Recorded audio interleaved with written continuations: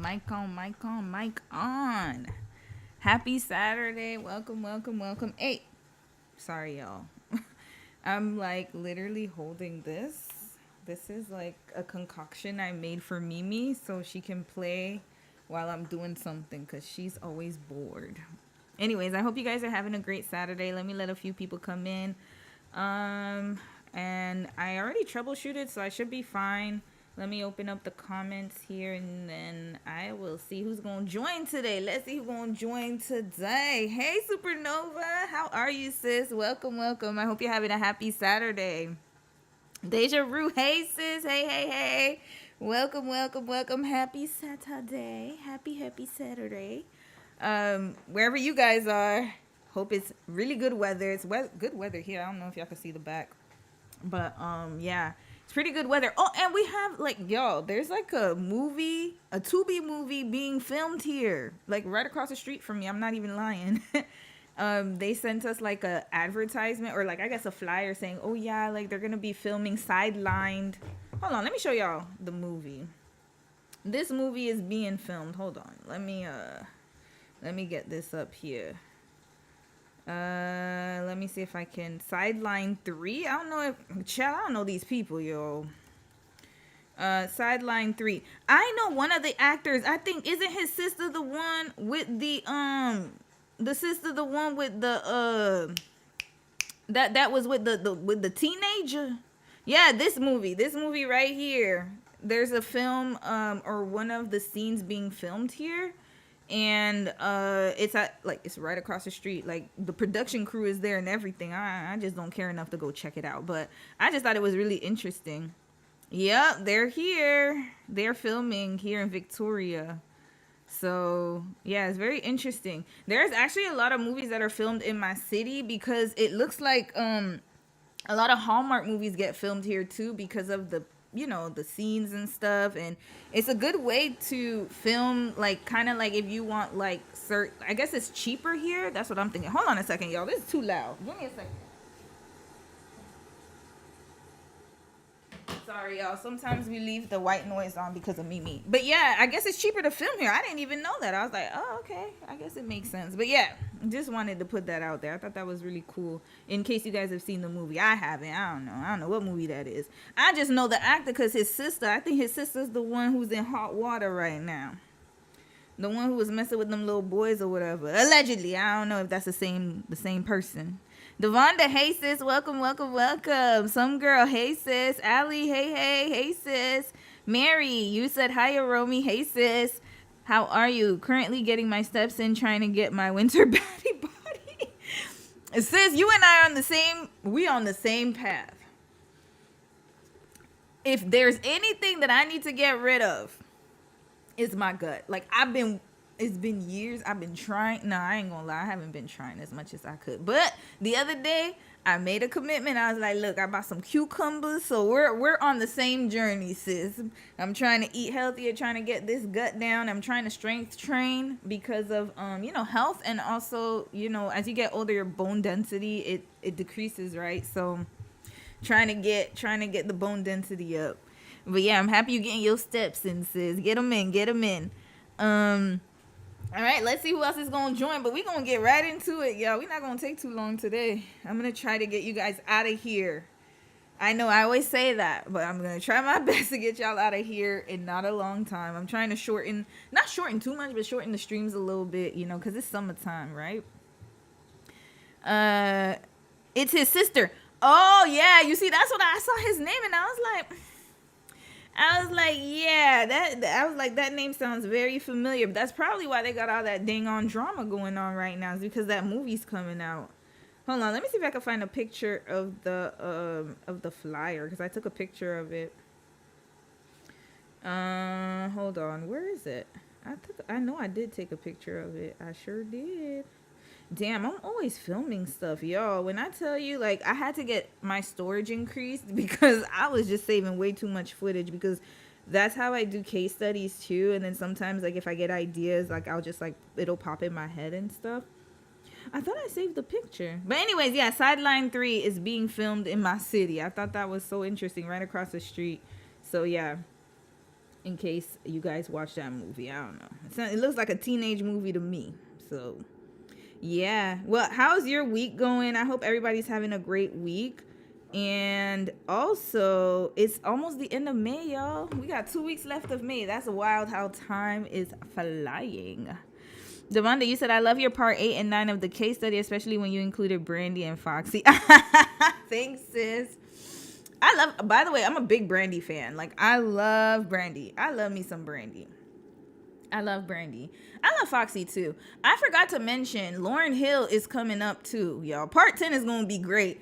I had somebody in the comments, and I don't think she meant it in a bad way. I just want to say that first, preface it. But somebody in the comments did ask me, they're like, oh, like, where's Beyonce in this title, like Drunken Crime? I don't know if it's a Beyonce stan or somebody, but I was like, oh, well, I mean, since you're here now, I'm going to start. Because I was like, look, like, it's hard doing case studies because there's too many new people and they don't understand the concept of my channel, or our channel, I should say, because y'all are invested in the channel too. They don't understand the concept of our channel. So it's like they don't get that there's a buildup of a story, because I'm a storyteller. If I'm going to tell you a story, I'm going to tell you everything. I'm not the type of person who's going to give you high level. I hate when people do that, when it's like, oh, you ask somebody for some information and then they'll just give you high level, like, oh yeah, I just did that. No. I need the details. Step 1, step 2. I'm that type of person. So this is hard. This has been hard to balance, only for the simple fact that, you know, that's why I stopped responding to a lot of comments, because it's like, it's always like, when are we going to get to this part? When are we going to get to that part? And I'm like, when I damn well get there. How about that? Because I know they're the type of kids who be like, are we there yet? Are we there yet? No. We got a lot of stops on the way to the destination. Okay, so we're gonna do rest stop 1, rest stop 2, rest stop 3, rest stop 4. We got a lot of stops. But yeah, thank you so much, sis, for appreciating that. Because sometimes it's hard to like balance it. Because I tried to do it like from now on, the parts are going to be a little shorter. So it'll be like, I think I'm going to devote the parts to certain topics, because there's just way too much to cover with Jay-Z and Beyonce. So next part, since we're here, I'll give y'all a sneak peek. And also the members only case study, it will be published this week too. I'm going to be finished soon. So I'm just going to start editing by Monday. I should have like 2 videos popping out this week for the members only, so we could finish the month with the memberships and finish the whole Diana and Korea and be done with it. But next part of Beyonce and Jay-Z, part 10, will be about Blue Cantrell, and then about all the people who have accused Beyonce of stealing their music. Lord, that one's going to be a crazy one. So it's going to be Blue Cantrell, Khalees. There's a whole bunch of other people I have never heard of. I put them in there. There's going to be a lot of music theft in the next part. So y'all get ready for that one. And then I'm going to see who I will add. Like, it's just so many. So Blue, I have to talk about Blue Cantrell. I got to talk about the music theft. Then I got to talk about Carrie Hilson. She's in there too. I'm going to add her in there. And then blackballing people. That's going to be in part 10. And then part 11 is when I'm going to start with Tierra Marie and Rihanna and other people that have signed to his label. Beanie Siegel is going to be the Rockefeller years. Aaliyah and Dame Dash, I have to save for part 12, probably 11 or 12, only because Aaliyah is part of the story of Dame Dash. And so I want to make sure that when I tell Aaliyah's story, that it aligns with her time with Dame Dash, because that all coincides with the label and also the demise of Rockefeller Records. So yeah, so from now on, Beyonce will be included. So, you know, we did the whole Jay-Z's life, we did Beyonce's life without each other, and now it's going to be the Bonnie and Clyde aspect of their whole relationship, y'all. It's going to be crazy.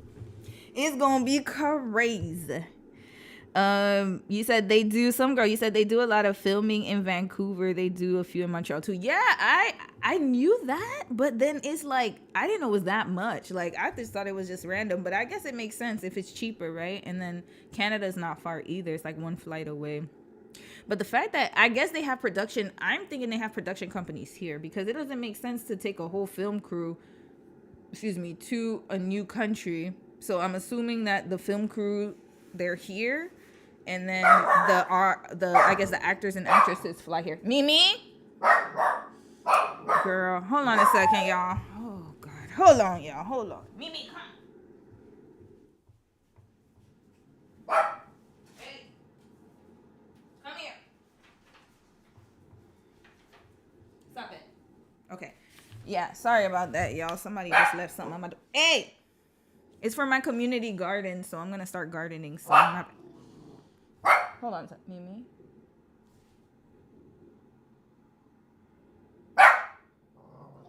Y'all, she barking at me. Hold on, y'all. We might have to discipline her a little bit. All right, so yeah, sorry about that. Hey! Sorry about that, y'all. Dom's not here today, so I'm like, I'm solo dolo. That's why she... Hold on a second. Mimi! Stop it. Come here. Hold on, y'all. She's very, very sensitive and reactive. We gotta get her to doggy school, y'all. Obedience school. I'm about to drop her off to, not Caesar Milan, because I heard he got controversy. I'm about to drop her off to Victoria Stillwell or something. My bad, y'all.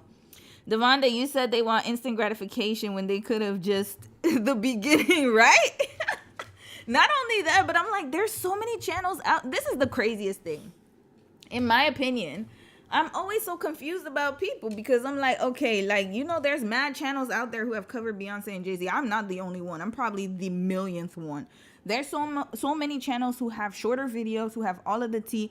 Why come to my channel? That's what I'm trying to figure out. Because I'm like, hey, if you think I'm taking too long, go and find somebody else.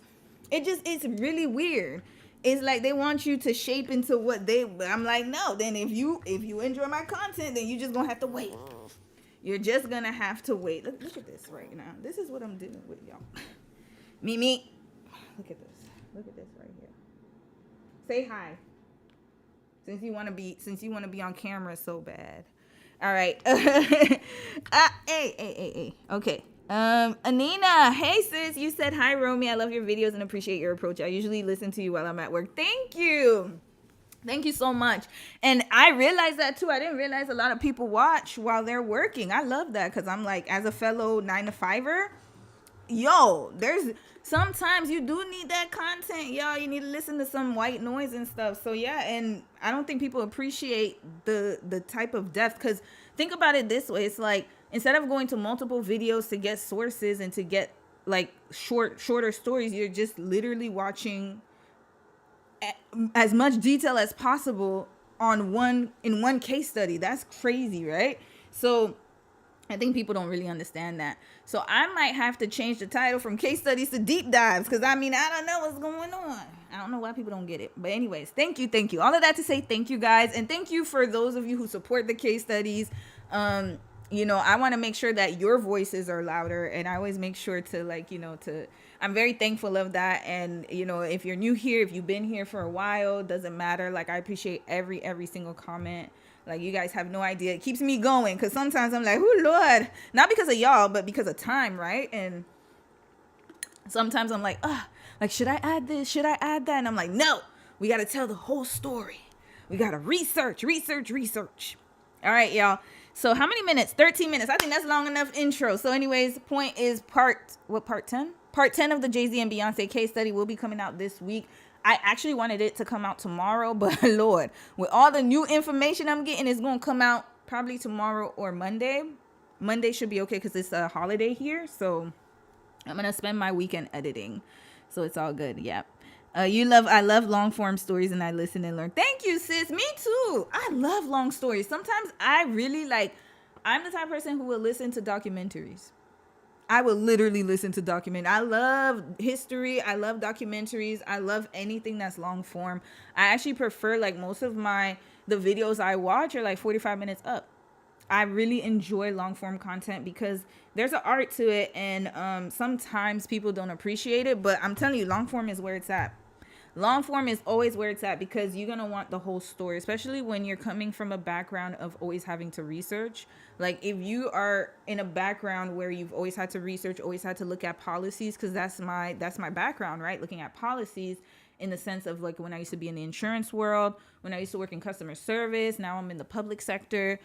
Every single job that I've had, or I would say, job that I've had in the past, or any single role, even in school, I've always had to do lengthy research, and that's what makes you a better, like you're better. It's better for you to know how to do that, because that's how you can learn, not only learn, but also it's a really good way for you to know what's going on.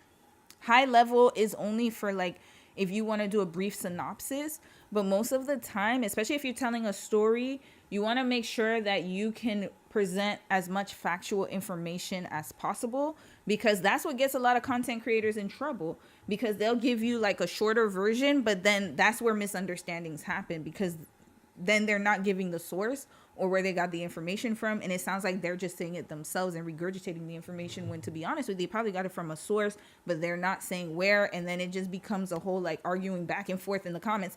That's why a lot of people cannot argue about the facts that I put in the video, because I give you where I got it from. So that's why a lot of people are not gonna say, oh, you lying. I never saw a comment like that. Oh, you're lying. You're lying. No, because I'm giving you the whole source. Like, I'm not just going to cut it up and clip it to make it sound good. I'm going to give you all the objective, the objective information, so you can make your own decision. And I just give my opinion, right? So that's what it is. All right, y'all. So let's get into today's topic. Who, Lord, is it? Who do I start with? Who did I put first? I don't even know. Who did I put first? Let's shorten this. Who did I put first? What did I say? Oh, the cost of being, I think I was the cost of building a man. All right, we'll start with that first. I'm going to say something real quick with that story that I'm about to put up. Oh, shoot, what happened here? Give me a second. Wait, what happened to what happened to it? Hold on a second, y'all. No, I don't want to do that. Okay, here we go. Hold up. What happened to my... Okay, there we go. All right. Sorry, y'all. I was looking for that. Now, I saw this story a while ago. I'm not going to lie to you. And I believe, shout out to Queen. So you, Devonda, L, Sophie. I saw Audrey in the chat too. And I saw Rhea in the chat too. And hopefully I'm not missing anyone. I know Miranda, she dropped stuff too as well. So thank you, sis, as well. I think Elle sent it to me before. I don't remember who sent it to me, but I didn't cover it because I just was like, oh, oops, is this the right? Oh, sorry, y'all. Wait, is this the right one? Yeah, it is. I didn't cover it because I don't know. I just was like, okay. I don't know why I didn't cover it. I ain't gonna lie to y'all. There's a reason I didn't cover it, but I just was like, I don't know if I want to cover it. Not sure if I should, because I don't want to seem like I'm like bashing stay-at-home moms, right? Because I want to make it very clear that I think that there should be an option for everyone, right? So you choose whatever you want to go, or wherever you want to go, you choose what lifestyle you want. If you feel like you want to be a stay-at-home mom, then you go ahead and do it. However, what I will say though is that I think that you should have a level of financial independence. That's always been my thing. Like, as long as you need to be financially independent, regardless of if you're a stay-at-home mom or you're a working mom. Now, I wanted to make sure that I kind of like, I don't want to present it as if being a stay-at-home is really a negative thing, because there's a lot of stories out there that are kind of leaning towards staying at home, and being a stay-at-home mom is not ideal for a lot of women. And so with that, I do have a responsibility to balance, right? So I'm trying my best not to steer people in the wrong direction, but also giving them the autonomy to make a decision, if that makes any sense, right? So that's why I decided, okay, some weeks I might cover this story. Like last week we covered health and all of that stuff. This week we're going to kind of, tone it down a little bit, talk about other general topics. However, this came back. So someone else put this back. I don't know if it was Audrey or someone else, because I saw this video twice in the Discord and I'm like, okay, you know what? If I'm seeing it twice, that means that it's something that needs to be talked about. So here we are today. All right. So I did watch a little bit of this video prior, like a while ago. I haven't watched the whole thing. So just saying, I'm going into this blind. Okay. Blind. It is a very blind story. So without further ado, let's get into this video. It's Chat with Jazz. Shout out to her. She has this video, and I think she has a whole bunch of them. It's 14 minutes, so it shouldn't be long. So we're going to hear what she has to say. Hey you guys, welcome back to my channel. If you have been here before, if you have not been here before, my name is Jasmine. Hold on. You see? It's not syncing properly. Give me a second, y'all. Give me a second. Let's go and restart this. I don't know what is going on with this whole streaming platform, OBS. Like sometimes it's so annoying because I try my best. Hold on, why isn't it reopening? Yeah, sometimes it's hard because I want to make sure that it's syncing properly. So my apologies if the lip movement is not synced and it bothers the hell out of your girl. So that's why I am doing this. So give me a second, y'all. Okay, now it should be fine. Oh Lord. All right, OBS, don't try me again. All right. Or maybe because I stretch it. I think it's because I stretch it too much and then it starts lagging. So let's just leave it like this and then maybe we'll have better results. Hey, friends. Whoa. Okay. Oh, Lord. Where did I put that dang on video? Hold on, y'all. Oh, now I got to find the video. My bad. It's coming. I'm so excited. It's coming. Give me a second, y'all. This is why I need to get tabs. Hold up. No, not this one. Okay. Hey, you guys. There we go. Okay. All right, here we go. I know I should use tabs, but I don't know. I don't like to sometimes because it gets kind of messed up. All right, let's do it. Back to my channel. If you have been here before, if you have not been here before, my name is Jasmine. It's still not syncing properly. Why is that? Hey, you guys. Welcome back to my channel. If you have been here before, if you have not been here before. No, it's not syncing properly. My bad, y'all. Hold up. Something ain't right. Something just ain't right. Give me a moment. Irie, hey sis, how are you? Welcome. Welcome to the chat. Okay, maybe now it's gonna work. Oh Lord. OBS, you count your days, y'all. Count your days. Okay, should work now. Let's try it. My name is Jasmine. Yay, and finally. I talk about a lot of different things. I talk about family dynamics. I talk about okay, here we go. the culture, just life, family. I talk about it all. But today we're going to be talking about single parent households. Also, wait, hold on a second. Now it's I'm sorry, y'all. Give me a second. Now it's bothering me because the space. Okay, 900. Okay, here we go. Now it's not bothering me anymore. That's just me being anal right now. All right, let's go. The failure of a lot of men when it comes to that. Also, we're going to use me as an example.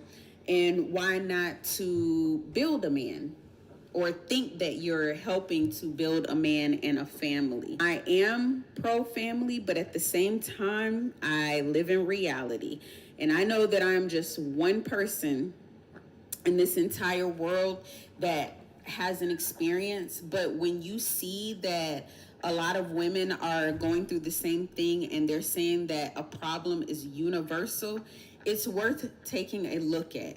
It's worth stepping back and saying that this is a problem. I used to think that it was just a generational curse or a curse on the Black community because I am Black, and I know that it is a major problem. It's a major issue. But now I'm starting to see that it's not just us. This is, it's going on in all races. It's going on in all different backgrounds, ages.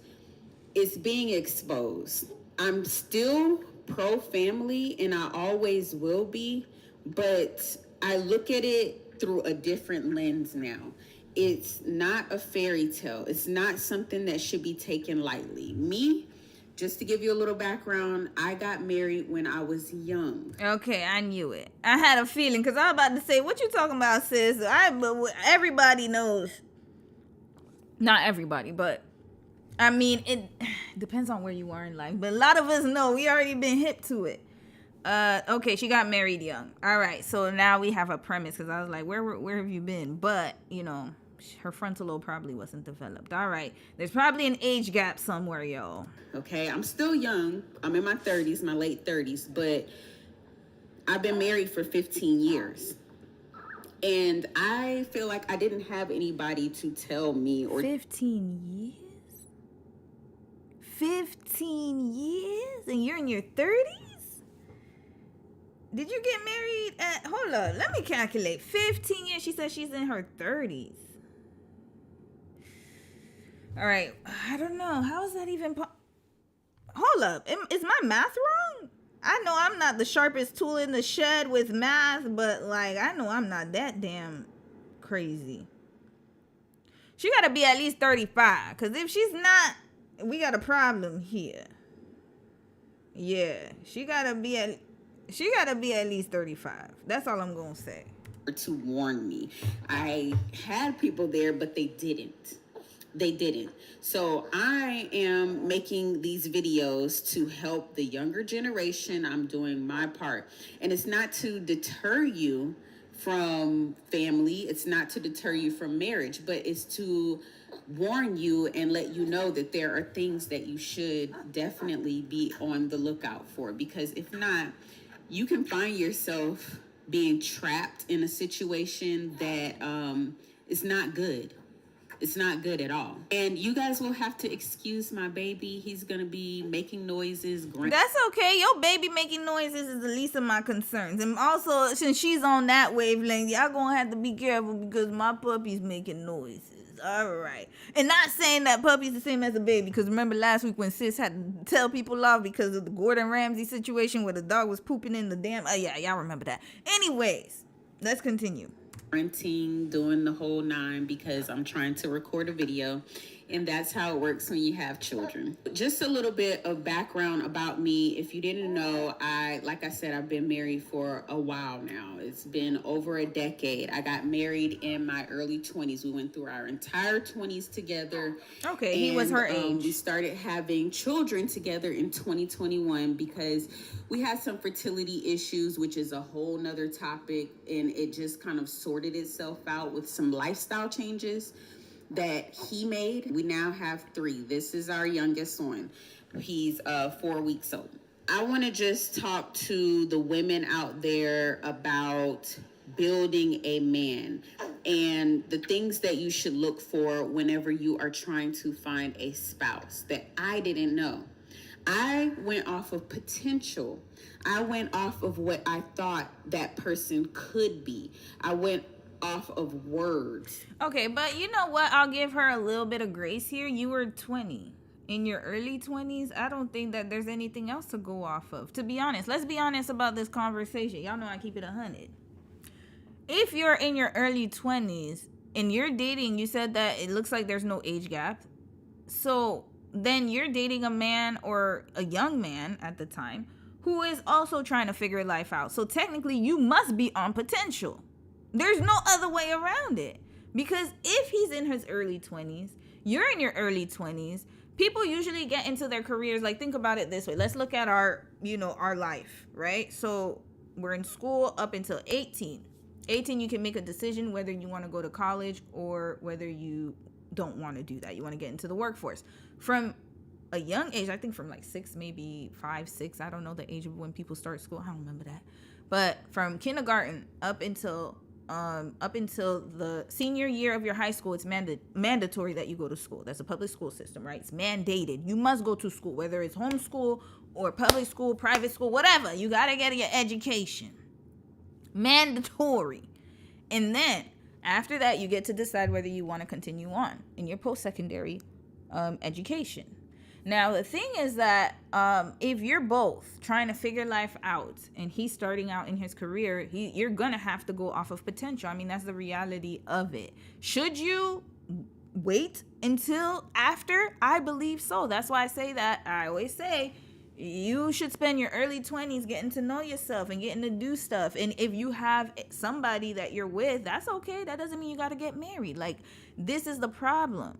The issue is that, again, if you're in a church culture, which I assume she is, and I believe she is, then they rush you to get married because of sin, right? And because sex is sin. But then at the same time, you're not prepared. You're really not prepared. So then you're going to have to make a decision. I honestly believe that you should not be getting married until your frontal lobe has developed. You need that time by yourself, and you need that time to grow into yourself. It is very difficult to do it with somebody at the same time. Is it something that people can't do? Absolutely not. I know so many stories of young people who've gotten married and are still together, but it is very difficult. Those stories are few far in between. Most of the time what happens is you will outgrow each other because you haven't figured life out yet. So, this is a really great starting point right now. I like the start of her video because she's right. Like, you know, she was going off of potential, but then at the same time, what else could she do? She's dating somebody her age group. Now, if he was older, I would highly say that there's no reason he should still be on some potential wavelength. Red flag. That would be a red flag. Because then he's seeking you because he can't match up to the women in his age group. Most likely. That's usually what ends up happening. Or has arrested development. Or he could be a deviant too. We don't know. So yeah, just wanted to put that out there. So, you know, she made that mistake. She was young. We'll pass it. Now, I need to see what other red flags were. And not action so much. When you're looking for a man, when you want to have a spouse, you need to get with a man that has ambition on his own. Whether you're there or not, he is ambitious. He knows how to keep a job. He stays on his job for years. He's not quitting a job before he has another one lined up, because that shows instability. If he's quitting before he has another job lined up, that is a major red flag. And she's right. But another thing I want to add to it is, you see the conversation that she's saying right now. Like I said, this means that you cannot get married when you're younger. Unless you're going to marry someone who's older.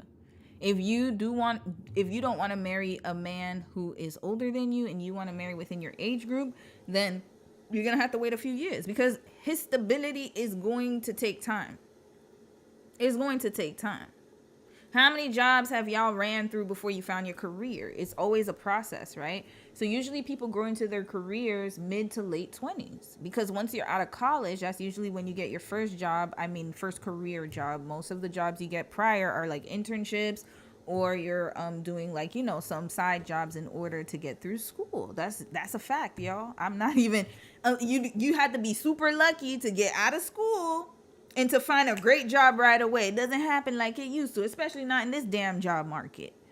And especially not when I graduated from college, or not college, but when I graduated from high school and I went to college. That's why I took a break from college, actually, to be quite honest with you, because I didn't want to live with my family no more. I'm talking about my extended family, because y'all know my story. If you know, I moved from the States back to Canada, and then I wanted to be independent. So I was like, okay, there's no way to do it while I'm in school. It was just almost nearly impossible. So I said, you know what? Then I'm just going to take time off to work full time, get my money up, and then I'll think about school later.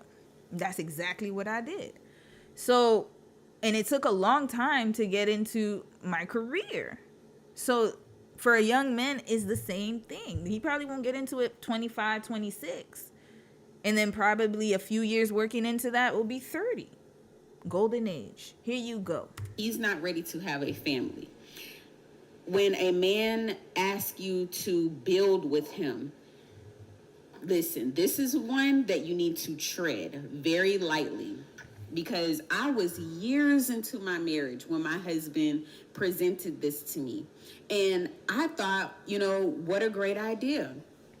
Turned out to be a total nightmare. It was good in the beginning, but it slowly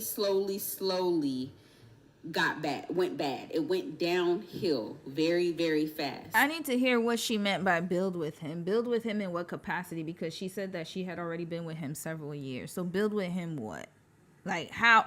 I'm trying to understand what that means and what that entails. Did y'all have a business together? That's what I'm trying to figure out. Especially when we started having kids, that's when things just went south, because we started a business at the same time. Oh, there we go. I knew it. It had to be. It had to be. Because there's no way. She's like, oh, like he asked me to build with him. And I'm like, okay, that cannot happen if you have separate jobs. Unless somebody's going to quit their job and to invest in somebody else's business ventures. Lord, red flag. You got to be careful with that. Just take you guys through there just very briefly. I'm not going to spend a lot of time talking about my situation, but it's very relevant to the why I look at things through a different lens when it comes to family. He's a blue collar man, so he was using his hands. He was working for another company, a business, and I was saying to him, I'm like, why don't you do this on your own? Why don't we just start a business? Oh, you see? Oh no. Oh. Okay, there we go. That'll do it. Okay, now we get the tea. See, she's talking about, I'm not gonna give too much details. You gave enough. What did you say? Family. He's a blue collar man, so he was using his hands. He was working for another company, a business. And I was saying to him, I'm like, why don't you do this on your own? Why don't? This is why. This is the thing.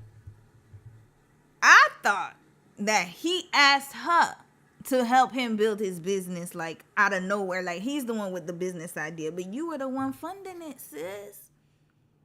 Red flag. You were being too proactive.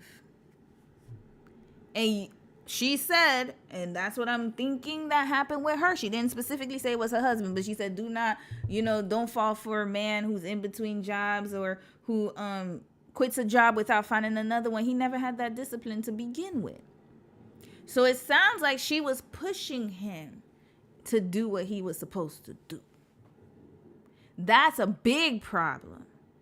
And again, I'm giving her grace because she was young. But at the same time, I need to know when this conversation happened, because getting married and having getting married young is one thing.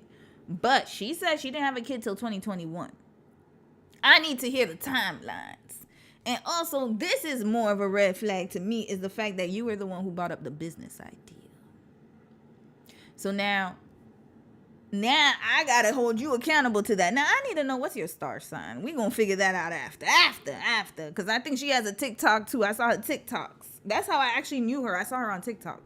And we just start a business. I knew that he had dreams of being an entrepreneur, and that was something that he really wanted to do. He wanted to go about it a different way through contracts, but I saw a vision that was beyond that. You were the one leading the charge, sis. You were the provider. You were the one doing all the provisioning. Oh, Lord. And you know what? Like I said before, if you are the type of woman to do that, then you're going to have to just take it to the chin and be that type of woman to be the provisioner. But then your man is going to always lean on you to do all the grunt work. This is very prevalent in our community. 100%. Why are you the one coming up with the business ideas? Why are you the one coming up with everything? That's an issue. See, there's one thing when your man brings you an idea and you support him. And you're like, oh, okay, you know what? You have a great idea. I think this is this. I think you should do this, that. My husband's YouTube channel, that has nothing to do with me. He came to me one day. He's like, hey, I think I could start a YouTube channel. What do you think about it? I said, yeah, I think that's great. I think da-da-da-da. He came up with all that every time we come to dinner. Y'all know he a Pisces, y'all. Lord. So sometimes I'm like, I promise y'all, I don't bring nothing up sometimes. Or if I do, it's about the day. What did Mimi do? Da-da-da-da. I'll talk about different like topics I have in mind or something for case studies. I'll ask him questions sometimes. Or we just talk about anything random. Talk about whatever it is that we talk about. Traveling, I don't know. But anytime it comes to his career, his job, everything that has to do with that, I don't touch that. That's none of my concern. That's not my business. You're going to have to learn how to make, you know how to fish, you're going to fish. That's it. I just need to see the bacon come home. That's it. You gonna go out there and fish. I ain't got nothing to do with that. When he came to Canada, he was the one who found his own jobs. The only thing I did was I was like, look, it works a little different here with the resumes and stuff. So He asked me, hey, can you help me with my resume? I said, yeah, no problem. Da-da-da-da. After that, it was all him. I ain't do nothing else after that. That's not my business and none of my concern. Because that's your thing. I have my own stuff. And then we come together. That's how it works. So supporting your husband is one thing. But to what capacity is the problem? You were pushing him. He wanted to start a business, then he had to be the one to come up with that idea. The contracts thing, that probably would have worked out better for him. That's what he wanted to do. Let him make his decisions. You will be there as a support. And if that decision is going to affect the family, then you're going to pipe up and be like, oh, I know you ain't going to you ain't about to sell this or go buy a Lamborghini or something like that. That's crazy. But at the same time, let him do his own thing. This is the problem, because now you've taken over the role. So that's why she's upset right now. You are upset that you helped him build, but you came up with the idea. So you kind of led your own self to your own trap. I knew that the two of us together, we were unstoppable. We could have so much more than that. And when he didn't believe in himself, because he told me, he's like, no, I don't think that's going to work. It's going to take too long. He didn't believe in himself. People around him didn't believe. I believed in him. I said, no, let's do it. Let's try it. And we did. You know why they didn't believe in him? Because they know who he is. They know who he is. That's why. That's why. It's one thing for people not to believe in your dreams, meaning like if you said that you want to be an NFL player or NBA player, because we're going to talk about athletes later on. And you know it's a very competitive sport to get into. So yes, the naysayers is true. That might happen where people be like, well, I mean, it's going to be hard for you. Even if you are the best of the best, you're the pick of the litter on your team. It's still difficult to get into the NFL. Go and check your high school and see how many star quarterbacks that made it to the NFL. I bet you zero. Zero. How many of the basketball players that you've seen in your high school or college campus that were really great athletes, how many of them have made it to the NBA? Very minimal. It's a small percentage. That's different. If you want to be a singer, you want to be in entertainment, you want to be a model, still encourage people, but at the same time, it is a hard field to get into. People didn't believe in him to start a business. Why? That is the question. And also, you see, that's another thing. You were the one who gave him the idea. That's the problem. He didn't come to you and say, hey, I'm ready to start the business now. What do you think about this? That's different. Then you can give as much support as you want to. But even then, I say, just let him take the lead on that. You just give your little ad-libs. You ad-lib it up. You're going to be just like those singers in the background. The main singer, and you up there like ad-libbing. That's his stuff. Ain't got nothing to do with you. He got to figure that out himself. Just like that. That'll tell you if somebody's able to start a business or not. They got to figure it out themselves. Or else you're going to have somebody dependent on somebody else. Ask any business owner, male or female, that started a business. They will tell you they had to learn all that stuff on their own first before they started hiring the workers. Because you need to know what the employees are going to do, or else you're going to get stuck and get your money taken from you.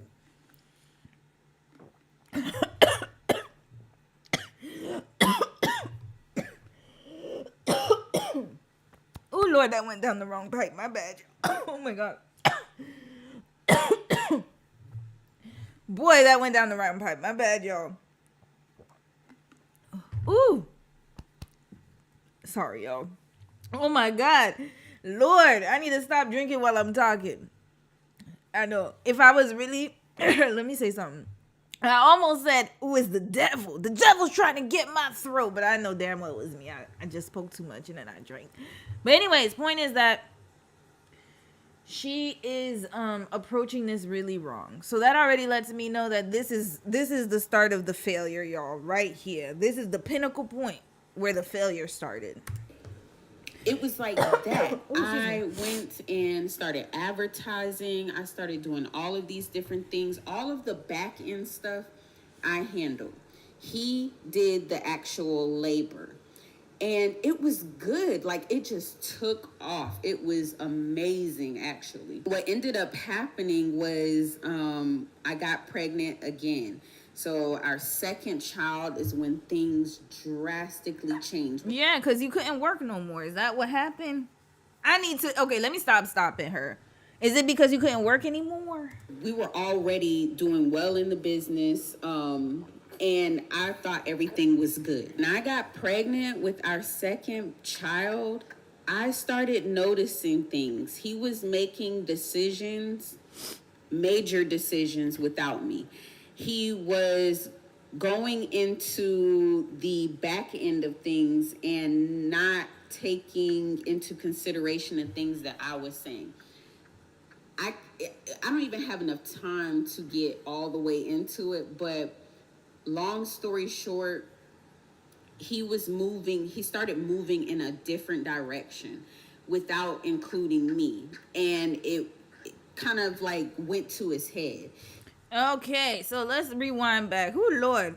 That windpipe, Lord. You know what I hate is when water gets stuck down your throat and then you're like coughing and stuff.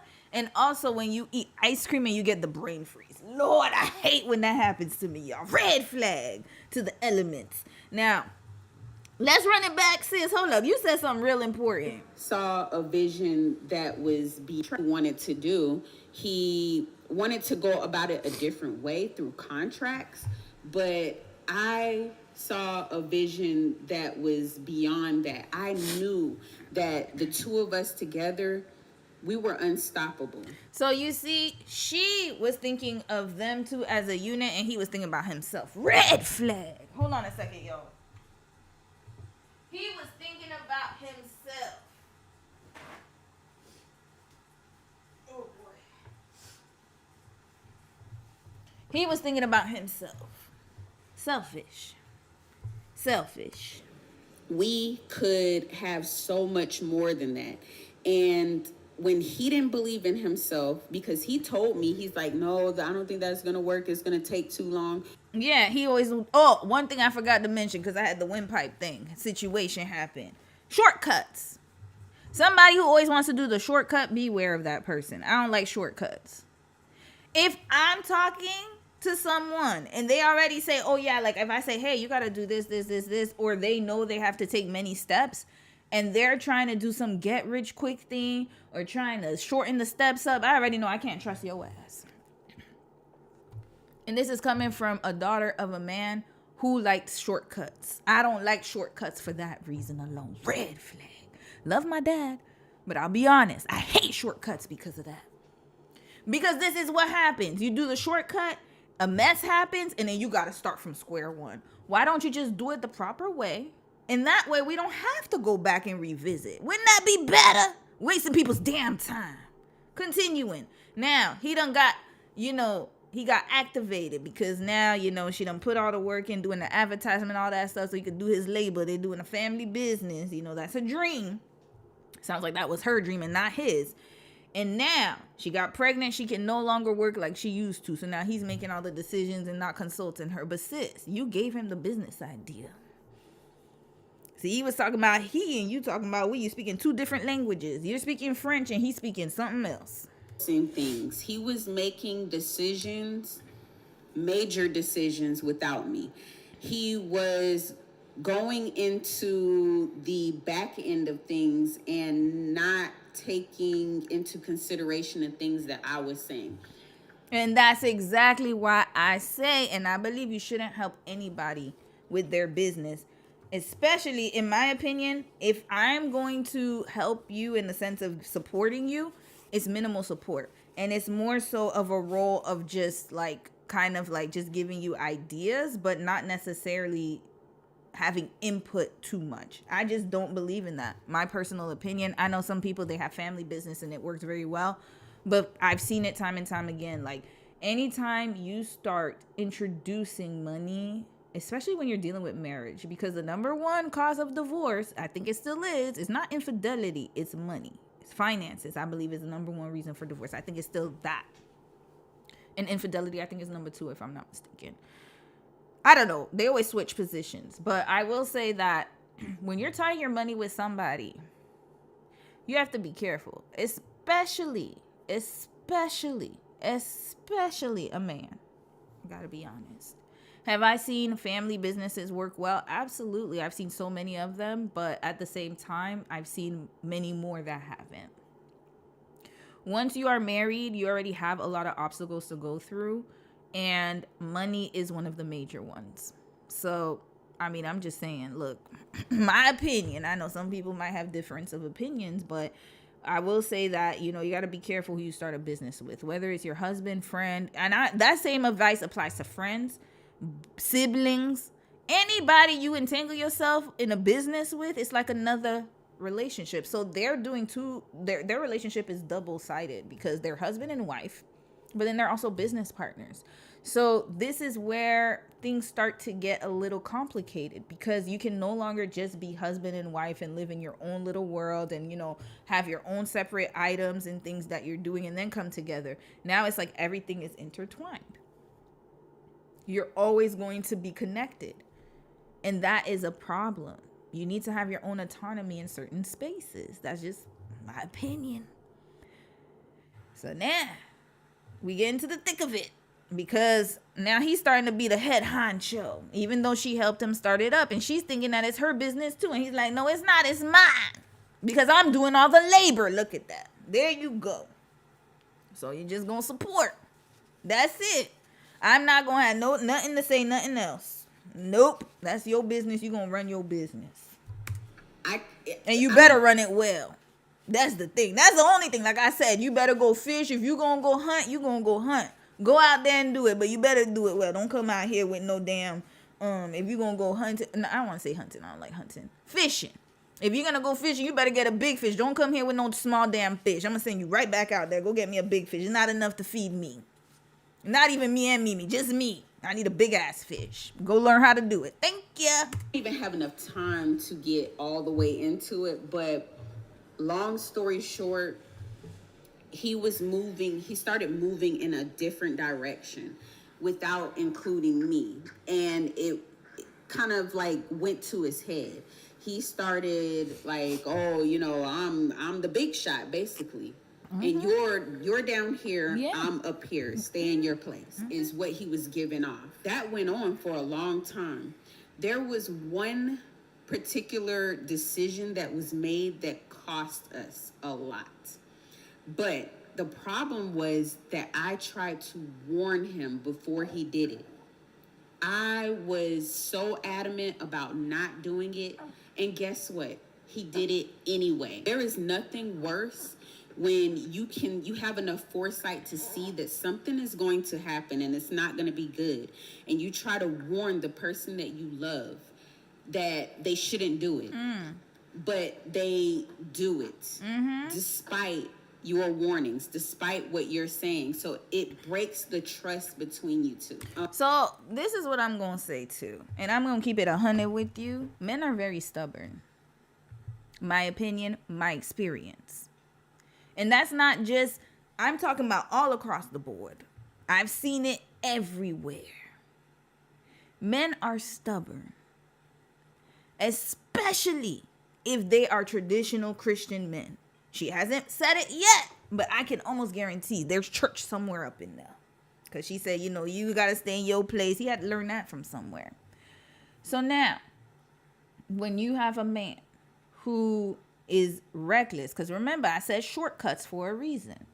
This is how you know if a man is going to be a good steward of the money and finances. You can already see it from the beginning. This is why I wanted to do the Jay-Z and Beyonce case study. Lord, even though it's taking me forever to get through the parts because there's so many damn parts and movements, it's to highlight something. If a man likes to take shortcuts, and I see that both with Matthew Knowles and Jay-Z, and they're not the only one. I'm just using as an example because they're the ones I can think of. They both love to take shortcuts. I'm just being honest. They like to get their hands dirty in order for something to be clean, but that doesn't make sense. In my opinion, a lot of what they're doing is shortcutting because they don't want to take the hard road. Shortcut, shortcut, shortcut. Red flag, red flag, red flag. So now, he probably made a decision because, again, she gave us his personality. She said in the beginning he was not ambitious. She said in the beginning that he would quit a job without finding another one, so irresponsible. She also said that he, what did she say? That he wanted to do contracts, and then she had this grand vision because she was thinking long-term. He was thinking short-term, contracts, temporary. Instability, unstable. A double-minded man is unstable in all his ways. Red flag. So now, you got this unstable ass man who couldn't even keep a good job. He couldn't even do whatever. You tried to give him a good idea to start a business thinking that you was going to be in on it because probably he was having problems with his job. It seems like he probably quit all the time. Like a revolving door, always into some mess. And then now, here we go. He made a decision that's going to financially impact you because guess what? Now you don't have a career. You spent your time building his. And now he has more leverage over you. So now him making that bad decision is definitely an incentive for you.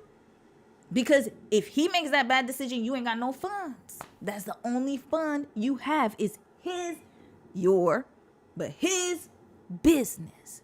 Red flag. That's why I say what I say.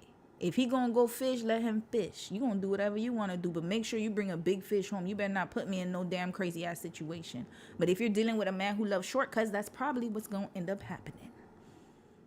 It's most likely going to happen that he will put you and your family in dire straits. This is what happens when you date a man who has short-term vision and shortcuts, who wants to get to his goal using the shorter way. I don't believe in getting a 4-year degree, and that's okay. Some people don't want to do it. But I don't believe in doing none of that. I'm going to go get a certificate from whatever university and then go into whatever field I want to get into. The veneer techs. Remember, we did that a few weeks ago. I don't want to pay $2,000 plus or $3,000, $4,000, $5,000 from a board certified dentist. I'd rather go to some rink-a-dink veneer tech who's going to install, I don't know what the hell, in my damn teeth for $200 and have a lifetime of dentist work that needs to be done. I'm spending more money now because I made a shortcut and I thought it was going to come out good. Red flag. It never does. Take the long way, damn it. Stop doing shortcuts. That's what it gets you. Come on now. It just went nosedive from there. It was like a domino effect. It took a toll on our marriage. It ruined our business relationship. That was the beginning of ruining our business relationship because there was so much stuff that happened after that as well. But when you are working with your spouse, you're married and you're doing business together. So you never get a break. That also took a toll on our marriage. I said it even before watching that part. By the way, y'all, like I said, I'm going into this blind. I only watched a few minutes last time. I didn't even get up to this part. Absolutely. That's why you need to live separate lives. But then people are going to gaslight you and tell you, oh, no, you need to do everything together. This is why family vloggers are having a problem. This is why the social media couples get divorced or they break up. Because there's too much intertwining going on. What is wrong with living separate lives but still being together? You need to have your own interests. He needs to have his own interests. You need to have your own business. He needs to have his own business. That's it. That's all. Why do we need to combine and do all that stuff? No. Separate, but equal is the best way, in my opinion. Because then I'm not going to sit here worried about what you're doing. Like I said, you're going to bring me the fish. Bring the fish home. And then if he has a business problem, hell, my stuff, I understand because you're married, right? So your stuff has to be together. Hopefully he doesn't have a business problem because you would marry a man who doesn't do shortcuts. There you go. But sometimes it does happen. Maybe, the business went down, not because of his own fault, but the economy. That does happen. But you need a buffer. He needs a buffer. He needs to have saved for a rainy day. If he made a bad business decision, bad business decisions happen every day. There are so many businesses out there that have spent billions of dollars making bad business decisions. The thing is that they have the leverage and the money somewhere stored somewhere. You got to save for a rainy day. So yes, if I made that decision, if I'm trying to make a risky decision, I better have some risky umbrella money in some type of savings account. But then you cannot sit there and expect that from a man who only does shortcuts. He's never going to have any provision for long term, which means he probably doesn't have a savings, which means he probably doesn't have money stored for a rainy day, which means that this is why you went under. He's living day by day, paycheck to paycheck, to paycheck to paycheck. And he's not considering the family that he decided to have. But then again, to each his own. If you want to start a business with your man, you can go ahead and do that. But use this as a cautionary tale. Make sure he's not a shortcut type of man. I'm pregnant again. Like I said, the kids would not stop coming in. If I was still with... Wait, the kids wouldn't stop. Wait. Hold up. What? That also took a toll on our marriage. Before you know it, I'm pregnant again.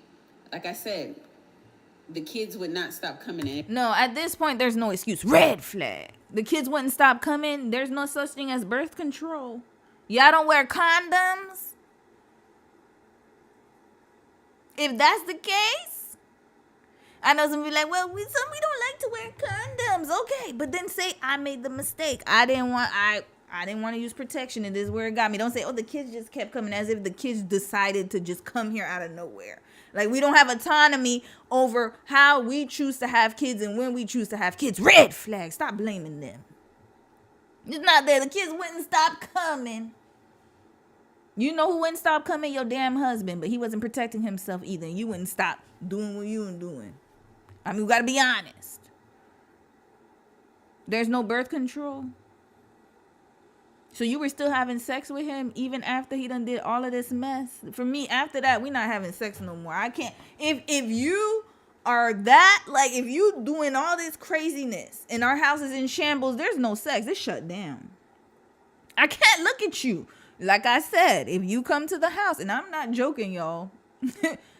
I wish he was here to corroborate this.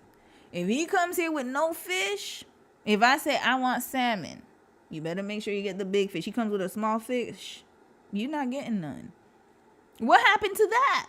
It's strict over here. I don't care if we're married or not. You don't have a right to this body. It's still mine. See, the problem is you done got it twisted. You still letting him have rewards when he's not doing anything that deserves any type of reward, in my opinion. Why are you having sex with him? To me, honestly, that's a turnoff. That's a big turnoff. That's a way to make me dry. Come home and do some craziness like that. Have our house in disarray.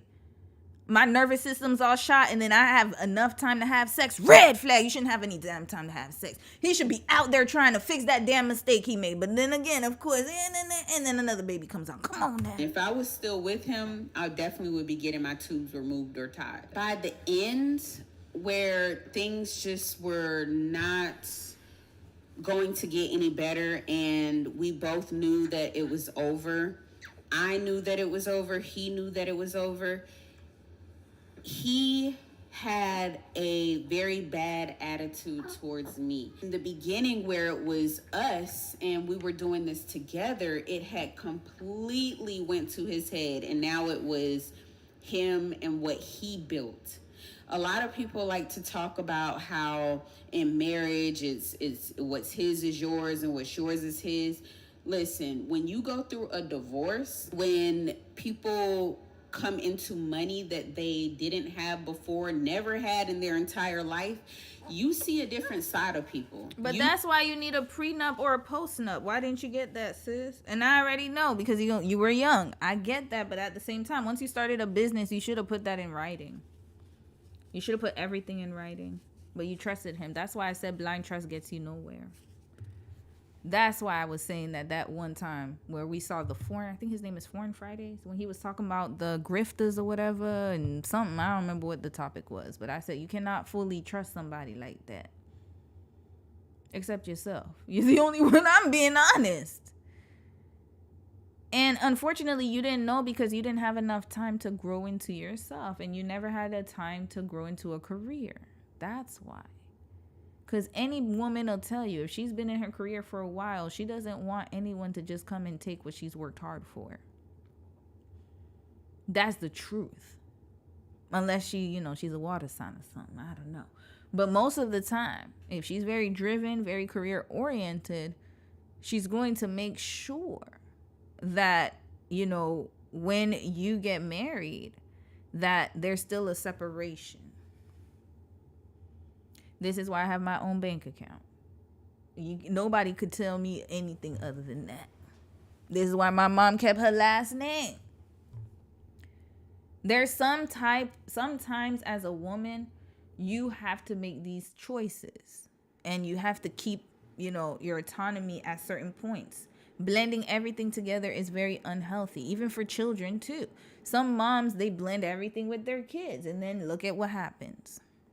As soon as the kid grows up, he's nowhere to be found or she's nowhere to be found. And that's true because they need to live their own lives. You cannot be dependent. This is codependency at its finest. You need to have some autonomy. That's whether you're a parent or in a relationship, friendship. Imagine your friend being all up on you 24/7. I had to drop so many friends for that. I'm like, look, I'm not going to be your therapist. Go get a damn therapist. I don't mind talking to you. I don't mind listening to you. But at a certain point, it's like if every time I talk to you, you telling me some crazy drama and you telling me about whatever, and I'm not talking about a few 30 minutes. I'm talking about hours. You need to go invest in a therapist. Because at this point, you're making me do free labor. Red flag. And you're not going to listen anyways. You just need a sounding board so you can go do whatever stupid decision you're about to make. I'm not that type of friend. Don't come to me with no nonsense. That's why people don't call me no more. I'm too real. Point is, though, that you need to have your own stuff. That's the motto of today. Separate your finances. Separate something. If you want to take your man's last name, that's on you. There's nothing wrong with that. If you want to have your own bank account, do that. There has to be some level of autonomy is what I'm saying. Whether it's, you have a separate job, whether it's you have a separate bank account, there has to be some autonomy here. Or else you're going to find yourself in her pickle. You are going to see that person's true colors. And yeah, that may be the case that, you have these different things that the court may see as joint, but who wants to go through all of that? Who wants to go through a nasty divorce? It's not going to be handed to you. You have to go to court and fight for those things. If you've been a stay-at-home mom where he's the only one with access to the money, what are you going to do? That's exactly why you should have autonomy. This is exactly why. And whatever that looks like to you is up to you if you're a stay-at-home mom. But you must separate yourself. Now she doesn't. Okay, so I'm assuming she didn't have access to the funds. Lord. You have to be able to afford an attorney, or you go in pro se and you have to do all of these things, navigate this on your own. So it's like there's so much to unpack. But with all of that being said, it has changed my entire view on marriage, relationships, family, and single parent households. I used to judge single women, that not necessarily the ones that were married and had their kids in wedlock and it just didn't work out, but women who chose to just go into it, never been married, and just having children. When things happen to you, you start to see that, hey, maybe it's not what I thought it was. I think that men have a big responsibility when it comes to family, and they are falling short. A lot of us women want family, and we want it beyond just because we're building something together in a legacy. This is in our nature. This is what we desire as women. We want our children to grow up with both parents. For the most part, I feel like that was used against me, and it kept me trapped for so long because my heart desired something so bad. I endured a lot of things. You speak for yourself, sis. Speak for yourself. There's some of us out there who just, we just live in life. You want to come along with the ride? Yeah, we gonna get together then. I'm not gonna lie to y'all. If I had a list of things I wanted to achieve in my life, family wasn't at the top. I'll be honest. It's on the list, but it was not top. It wasn't top of the line. And, I think that she just, again, she was indoctrinated. I can already tell just by how she's talking and judging single. Yeah, because that's what they want you to believe, that if you get married, then all is going to be rainbows and butterflies and chocolate strawberries or something. It's not true. What it is it depends on who you entangle yourself with. And that's within any area of life, whether you're married, unmarried, whether you're working, not working. At some point in time, you have to make decisions of who you let into your circle, into your orbit. That I shouldn't have. I stayed for much longer than I should have because I was trying to hold on to something that was not going to happen. And I prolonged the situation to the point that it hurt me more than it helped me. Men have a responsibility and a duty. It's biblical to be kind and be good to their wives. You're supposed to treat... Yeah, I knew she was Christian. I had a feeling. Your wife the way that Christ treated the church or looked at the church. And a lot of men are not godly enough to even do those things these days. A lot of people are not godly enough to carry out these, what it takes to manage, run, operate, and keep two individuals together and raise their children. But I have to be honest, and this is where we have to have an honest conversation. There are some ungodly men who do that, who are able to keep a family together and able to raise their kids. Let's keep it 100. It's not about godly or ungodly. To be honest with you, it's about principles. There are a lot of unbelievers out there right now, or people who do not believe in Christianity, or people who do not believe in your brand of Christianity, I should say. I know a lot of men from different walks of life who are still honoring their family and their children. So it's not something, and I gotta be honest, it's more so of a lifestyle. It's kind of like working out. If you're not disciplined enough, then it's gonna show in your body regardless. Yeah, there are some people who are naturally thin, but the percentage is small. Eventually, if you're eating McDonald's all day, if you're eating Chick-fil-A, if you're eating high fatty fried food, it's gonna show up and manifest in different ways. So I just gotta put that out there. She's like, a lot of men are not godly. At the end of the day, there are some men who are ungodly and they're still having the principles. So how can we explain that? Let's not do that.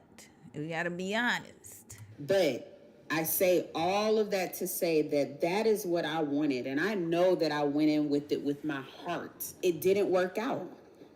No matter how hard I tried. And I know that he put forth some effort too. But this is why I believe and I say that it's almost like a curse.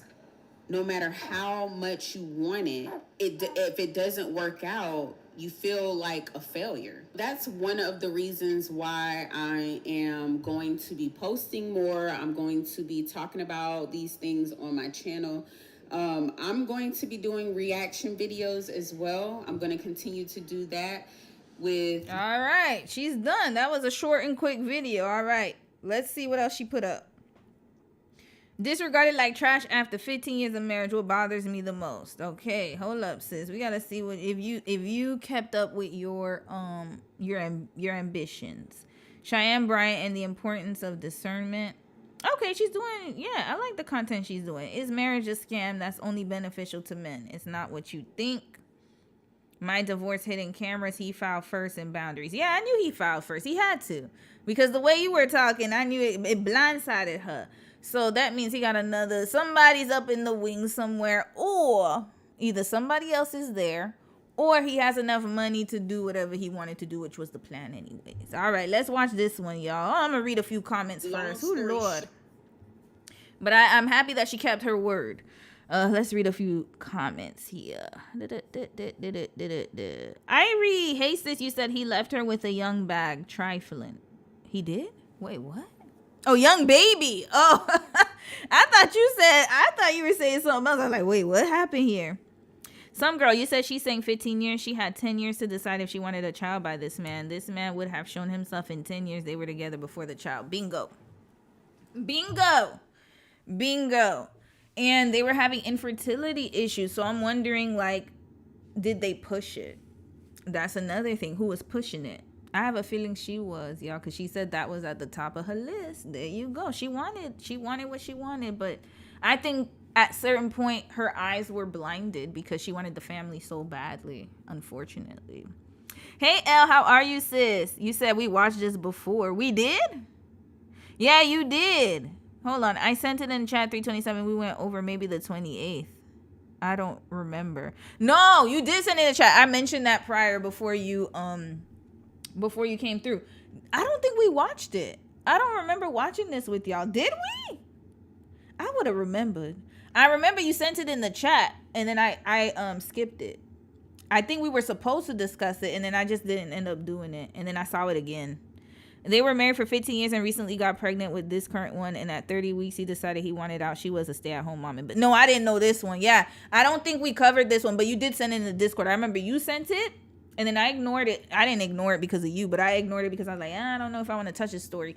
And then somebody else just sent it yesterday or the day before. And so that's why we're covering it right now. Read the chat. Oh, I'm reading now. Miri, hey Romy, hey Romas, hey sis. Yeah, I'm gonna need to get some moderators. I know I've been struggling with that, y'all. It's only because I just want to finish the case study, the members only one, because that takes up a lot of my time. And then after that, I'm gonna get into the moderation part of the channel. We need some moderators because hell, it's hard to read and talk at the same time. I'm definitely need a moderator. Purdy Bird, you said agree. Elle, you said, hey, Mary, you watched a video before, but Romy isn't reading here. We did? When was this? Hold on. Tell me when we watched the video. Hold up. You said March 28th. Did we watch this video? Hold up. No. Now y'all got me intrigued. Is my memory that bad? Hold up. I don't think we watched this video before. Did we? Hold up. Let me see the thumbnails, y'all. Because it would have had to been in one of these thumbnails. Sorry, y'all. We're going to take a walk down memory lane. Gather your cups. Gather your cups. Good thing I only do 2 live streams a week. Lord. I don't think my memory cannot be, no. If my memory's that bad, I need to go get checked. There's no way we did this one. I think I took it off. I don't remember doing it. Hold on. We're going to check the thumbnails because she would have been at the top of the thumbnail. You said it was March? No. Are you messing with me? Hold up. There's no way we did this one. I don't remember. Because then how come somebody just sent it again? I don't think we did, sis. I don't think we did. I would have remembered. I know I did. I think I did. Hold up. Let me check my thumbnails. I think I did like I wanted to, but then I didn't do it. I don't see her here. How many? 4 months ago. What was 4 months ago? Where are we? Made you? Okay. We'll go up until January. This one, yeah. I did this one, the Christian one here. I remember. Okay, I remember I did this one. And I really did this other one here too. The pastor's wife. And then the one who got engaged and then she had a baby and he kicked her out. I remember that. I don't remember doing this one. Hold on, I'm gonna read the chat really quickly. I'm just very intrigued. I know my memory is it cannot be that bad. That was Tim and Brene. I think it was on the thumbnail, but I don't think we actually covered it. I remember I did put it in a thumbnail though, because you're right about that. And then I think I removed it because we didn't have time to cover it. I don't remember watching it. Damn, the Danish deception. That was 5 months ago. Damn. Wait, when did she hold on, when did she post this video? Okay. Hold on. Sorry, y'all. It's not gonna take too long. I'm just checking. Tim and Brene again. Lord, how many times did I cover these folks? Kayla Nicole Robot. Shattered Illusions is members only. Oh yeah, I remember that one. Oh boy. I remember this one. JD fans. That was a funny one. Okay. Olandria. Oh, Gin and Juice. Lord. Oh, what happened to those folks?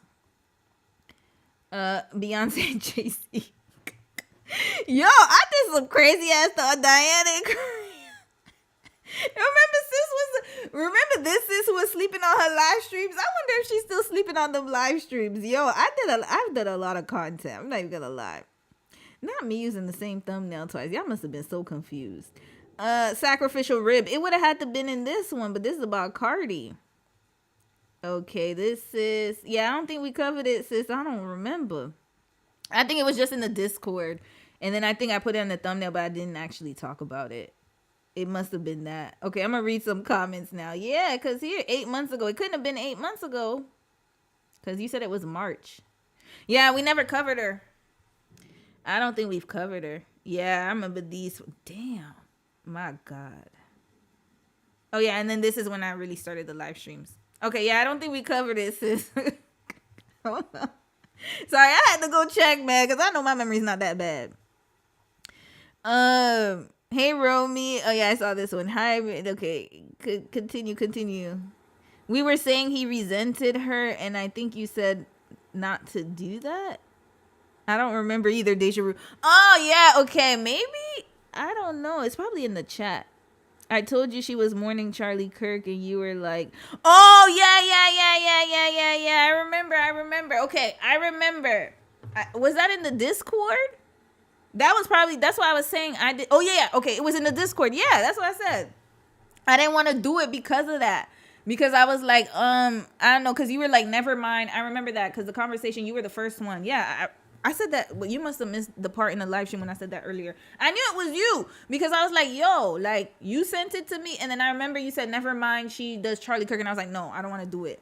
And then somebody else just put it again in the Discord. So that's why I decided, okay, I had to make sure, y'all. Oh, Lord, don't get me started. Because I was like, Lord, my memory can't be that bad or else I'm going to have to go get tested. All right, that art girl, you said, oh my God, didn't know you were in today. YouTube didn't notify me. Girl, they've been playing. Is it because of that case study? Have I been silenced? It's okay, guys. It's okay. Just know I'm coming. Unless, you know what? Maybe in the Discord, I'm going to put alerts in there too. I got to start doing that. It's a lot of work, y'all. It's a lot of work. But I'm going to do it. Yeah, I remember now. Now I see what you're talking about. No, you're not crazy. We talked about it in the Discord. No. It was in the Discord, but I didn't do the live stream on it. Yeah. No, you're right. You ain't crazy, sis. You ain't crazy. It was in both. What? What you mean it was in both? I'm going to have to figure this out. Okay, we're going to get to the bottom of it. Okay, y'all let me know. I don't remember covering her. Hold up. I really don't remember. Hold up. Let's get to her. Hold up. Whoa. My bad. Okay. Hold on. Let's get down this rabbit hole. Just give me 2 minutes, y'all. I'm going to figure it out. Chaz with Jazz. I know I'm not crazy. Hold on. Let me go through my Canva because that's where I keep all of my thumbnails. Let me see if I can find the picture of that girl. And then I'll tell you what date it was. And then we're going to see that live stream. Because no, ain't no way. Ain't no dang on way I could forget something like this. I would have remembered.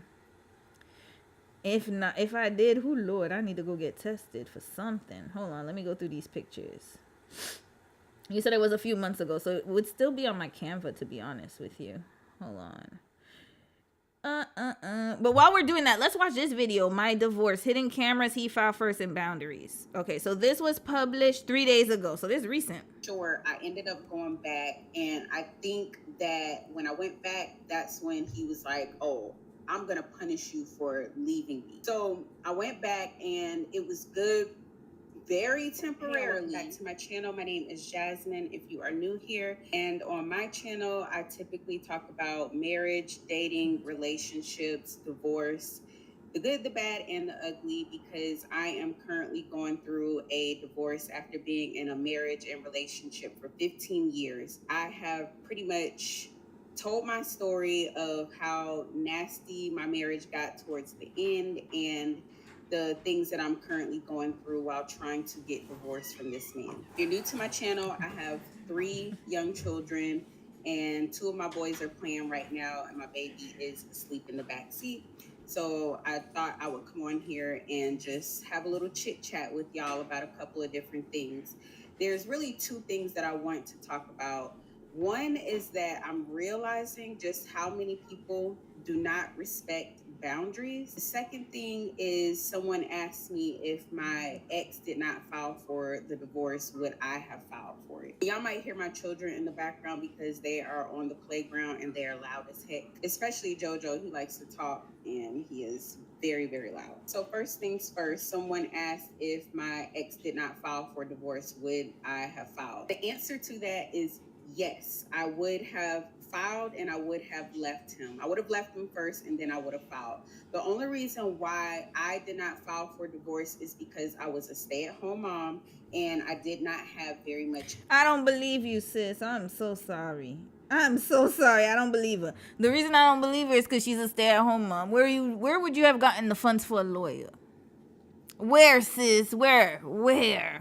Red flag. Stop lying to them folks. Just be honest. Just say, no, I didn't think so because I thought we could work through it. That's it. You ain't got to lie. I need to know what her star sign is. Continuing. And I'm still looking for the thumbnails. I'm looking for the pictures, sis, because now you got me down this rabbit hole of my memory. Very little income because at the time I was doing some social media, but I really was not getting paid like that. And also I was doing DoorDash and I was heavily pregnant. So the only time I was really doing DoorDash is if we did it together. Towards the end, he wanted me to put my DoorDash. Wait, he did what? Wait, I'm so sorry. Hold up, what? JoJo, he likes to talk and he is very, very loud. So first things first, someone asked if my ex did not file for divorce. Okay, we heard this one. I did not file for divorce is because little income, stay at home. The only reason why I did not file for divorce is because I was a stay-at-home mom and I did not have very much income. I had very little income because at the time I was doing some social media, but I really was not getting paid like that. And also I was doing DoorDash and I was heavily pregnant. So the only time I was really doing DoorDash is if we did it together. Where's the business? I thought y'all had a business together. You see, she's leaving a little bit too much holes. Hold up, we might need to run this back. You're doing DoorDash while pregnant? Red flag. What happened to the provider? What happened to the provider? DoorDash while pregnant?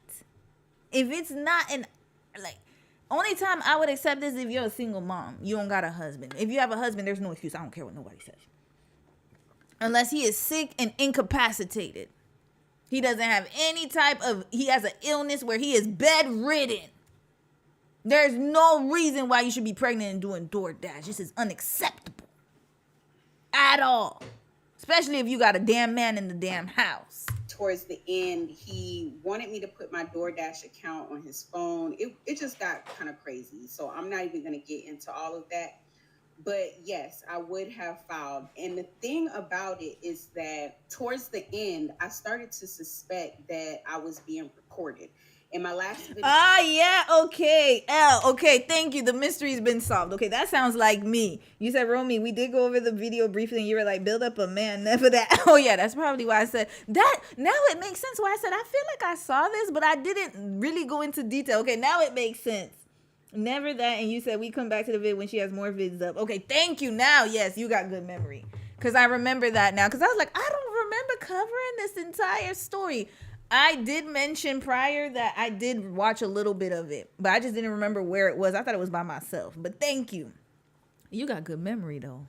Cause hell, even me, I was starting to get worried because I'm like, Lord, dementia runs in my family and whatnot. I got a little scared. I was like, oh Lord, I might need to go get tested. But thank God it was just, okay. We didn't cover it. Lord, I would have been, I'm not going to lie. Like I would have been real stressed. Okay, so let's get back to this, though.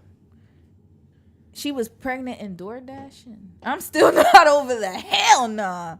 Video, I briefly touched on the fact that I was under surveillance by him because he was the only person who had access to the internet account, and he was the only person who had access to the Ring account. I know it was very, very foolish. I was so freaking delusional throughout the entire marriage, all the way up to almost the end. Okay, I'm not even gonna lie. I was in la la land. But what happened was I left to escape from him, and I left for like maybe, I think it was like 2 to 3 weeks. It was somewhere in between there. I was pregnant at the time.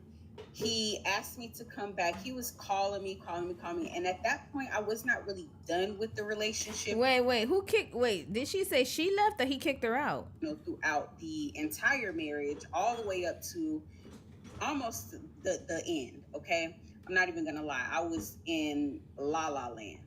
But what happened was I left to escape from him, and I left for like maybe, I think it was like 2 to 3 weeks. It was somewhere in between there. I was pregnant at the time.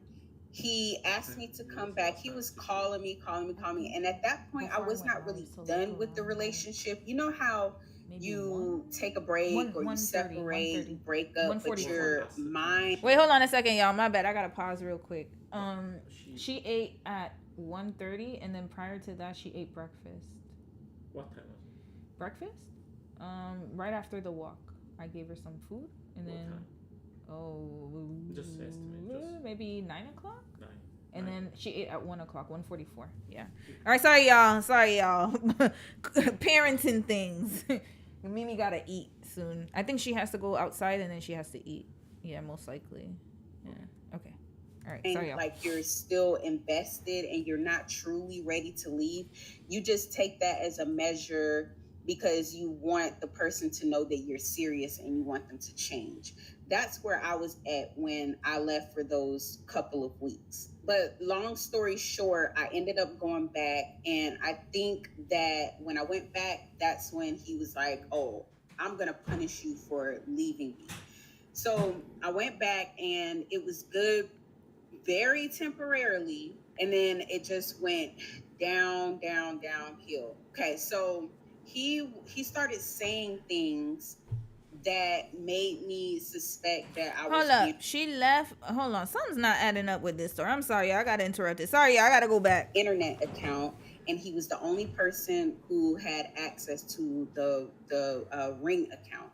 I know it was very, very foolish. I was so freaking delusional throughout the entire marriage, all the way up to almost the end. Okay, I'm not even gonna lie. I was in la la land. But what happened was I left to escape from him, and I left for like maybe, I think it was like 2 to 3 weeks. It was somewhere in between there. Where did you stay? You ain't had no money. That's what I'm trying to figure out. Were you staying with kinfolk? I was pregnant at the time. He asked me to come back. He was calling me, and at that point I was not really done with the relationship. Yeah, who was paying the phone bill? So, okay, I need to hear what's the reason she left. He must have done something for her to be scared to leave. I think, in my opinion, he must have been abusive. You know how you take a break or you separate, you break up, but your mind, like you're still invested and you're not truly ready to leave. You just take that as a measure because you want the person to know that you're serious and you want them to change. That's where I was at when I left for those couple of weeks. But long story short, I ended up going back, and I think that when I went back, that's when he was like, "Oh, I'm gonna punish you for leaving me."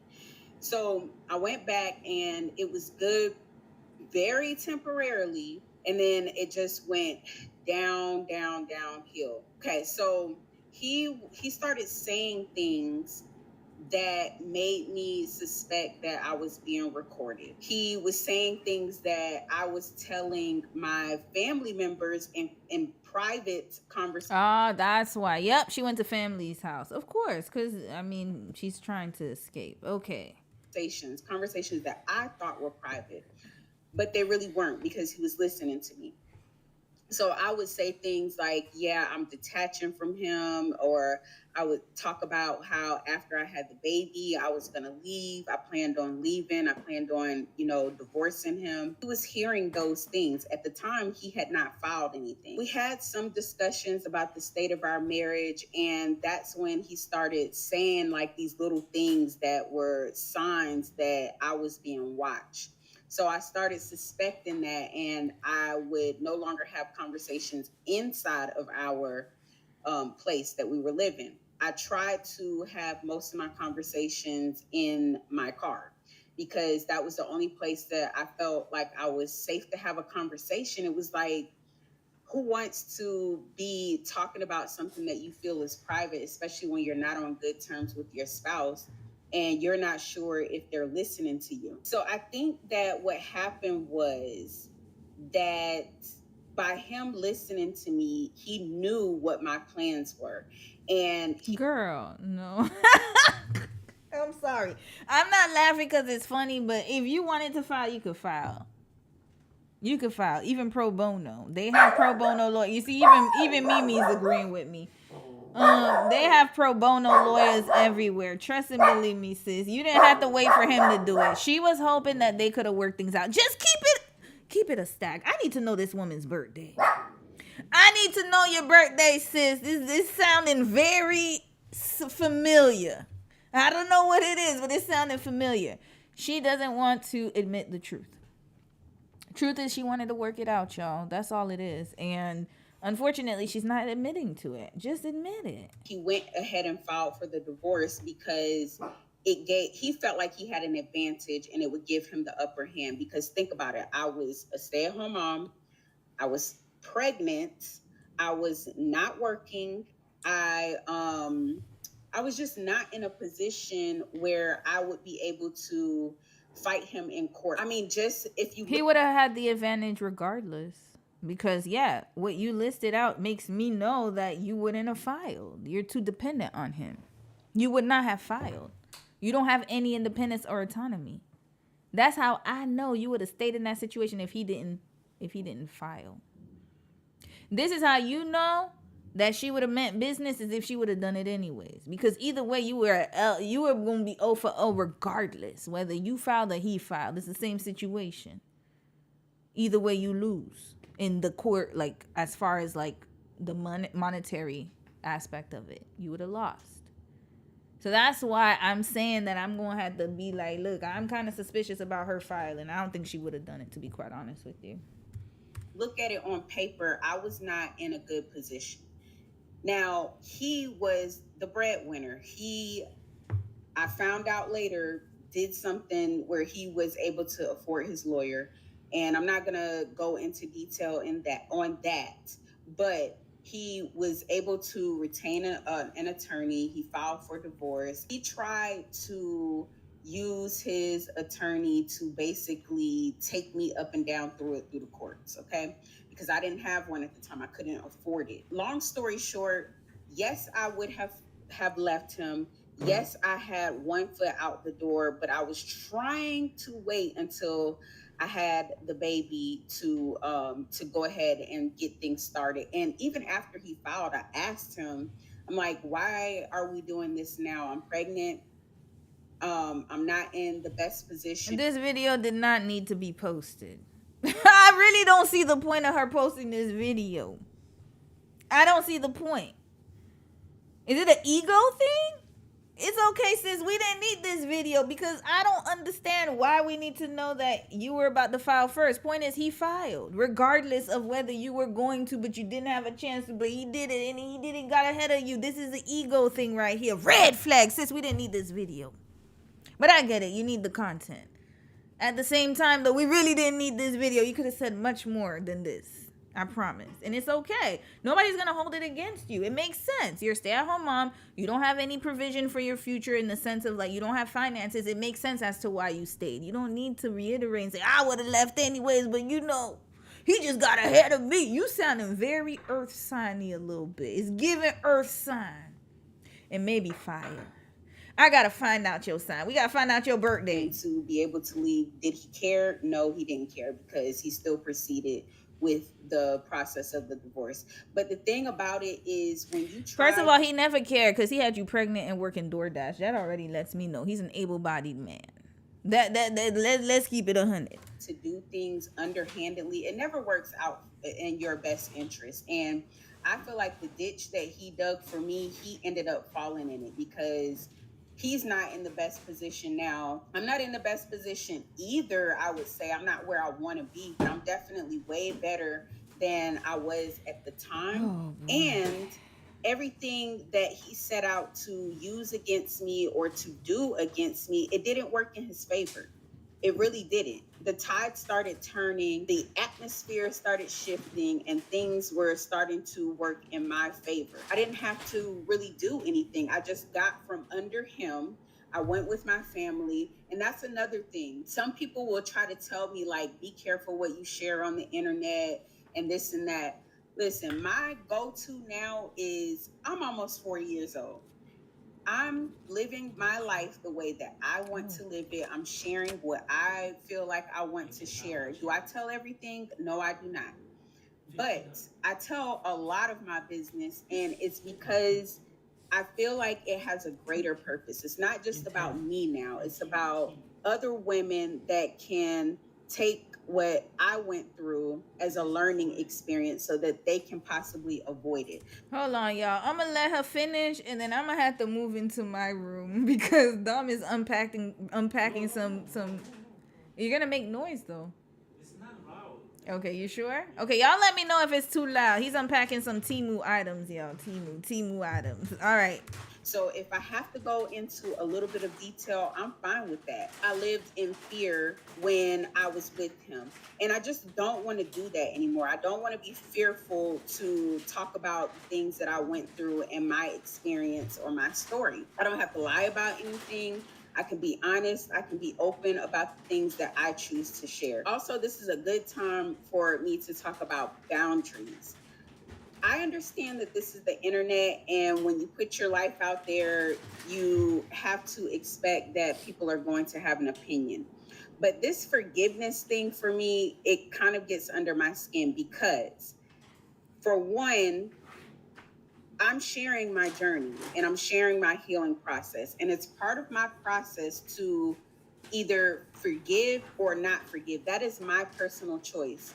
Just like it would be another person's personal choice whether or not they want to forgive their perpetrator. Remember, it's only been a couple of months. And people in her hold on a second.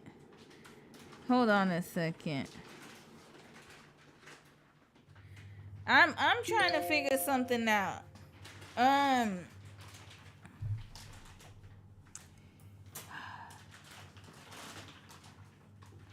Okay. What did she just say? I'm confused about this. So she hasn't forgiven him yet. Again, why do you care what people on the internet have to say? Oh, but you know what? Because she says she's Christian. That's why. And so now people are like, well, you believe in God, don't you have to forgive? That's what's going on. Okay, so she still hurt. Still going through it. I have not made it to the other side of this yet. And I have not told y'all everything that I went through and experienced. It's going to take time. It's not like this is 3, 4, 5 years later and I'm just holding a grudge. No, I'm not holding a grudge. That's why I specifically made a post on my YouTube channel. You can go to my post or the community tab and you will see, because most people who try to tell me to forgive, they're coming from a religious standpoint. Mm-hmm. God's forgiveness was conditional as well. And that's why I posted the scripture that I posted, because it says, if we confess. Girl, you know they don't read the Bible.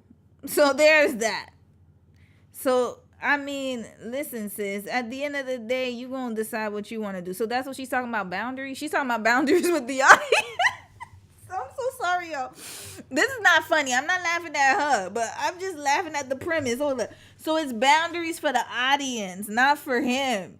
I thought she was going to say boundaries with him, like as far as like co-parenting, like he can't come to my house, he can't come to my spot. I thought we was going to talk about that. You talking about boundaries with the audience of when you could forgive him or not. Girl, like I said, she could have kept this video. This did not need to be published, sis. This really didn't need to be published. I got to be honest. It's making you look a bit unsettled is what I should say. So that means that there is a step that you have to take in order to receive forgiveness. That's why the word if is there. It's letting you know that his forgiveness is conditional. You don't just get forgiveness and you have not acknowledged what you did. It just does not work like that. Number two is I'm not going to let anybody, including society as a whole, try to push me into doing anything ever again. They were cutting the grass, so I had to take a break, but I'm back. So what I was saying is that when I try to live up to society's expectations of me and do what other people thought was best for my life, that's when I always ended up in a terrible situation, okay? I feel like I probably would have never gotten married at the time that I did if I didn't feel pressured from society. And that's not the only reason, but it definitely is. Okay, yeah, I'm going to the other room. Why are you being so nosy? Dom is distracting me. You know what? You're gonna just show them the Temu bag, okay? This is not no advertising. He's so happy to see this, y'all. Look at this. He got a travel bag for Mimi. Here we go. This is what he wanted to show me. We can set up this bag into the car. If you have a pet and you like to travel and you want to... Here, Mimi's in there. There you go. Here, you can get it on Temu. Let me see what brand is it. Play Bingo Paw. Okay, there you go. That's what he wanted to show me, y'all. My bad, y'all. I'm sorry.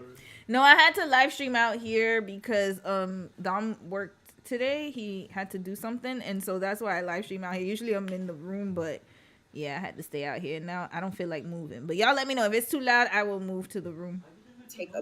No, not noise, but you interrupting the progress right here. All right. So exciting. I'll check it later. All right, let me hear what I'll keep missing what she's saying. Hold on, I'm just joking. Push me into doing anything ever again.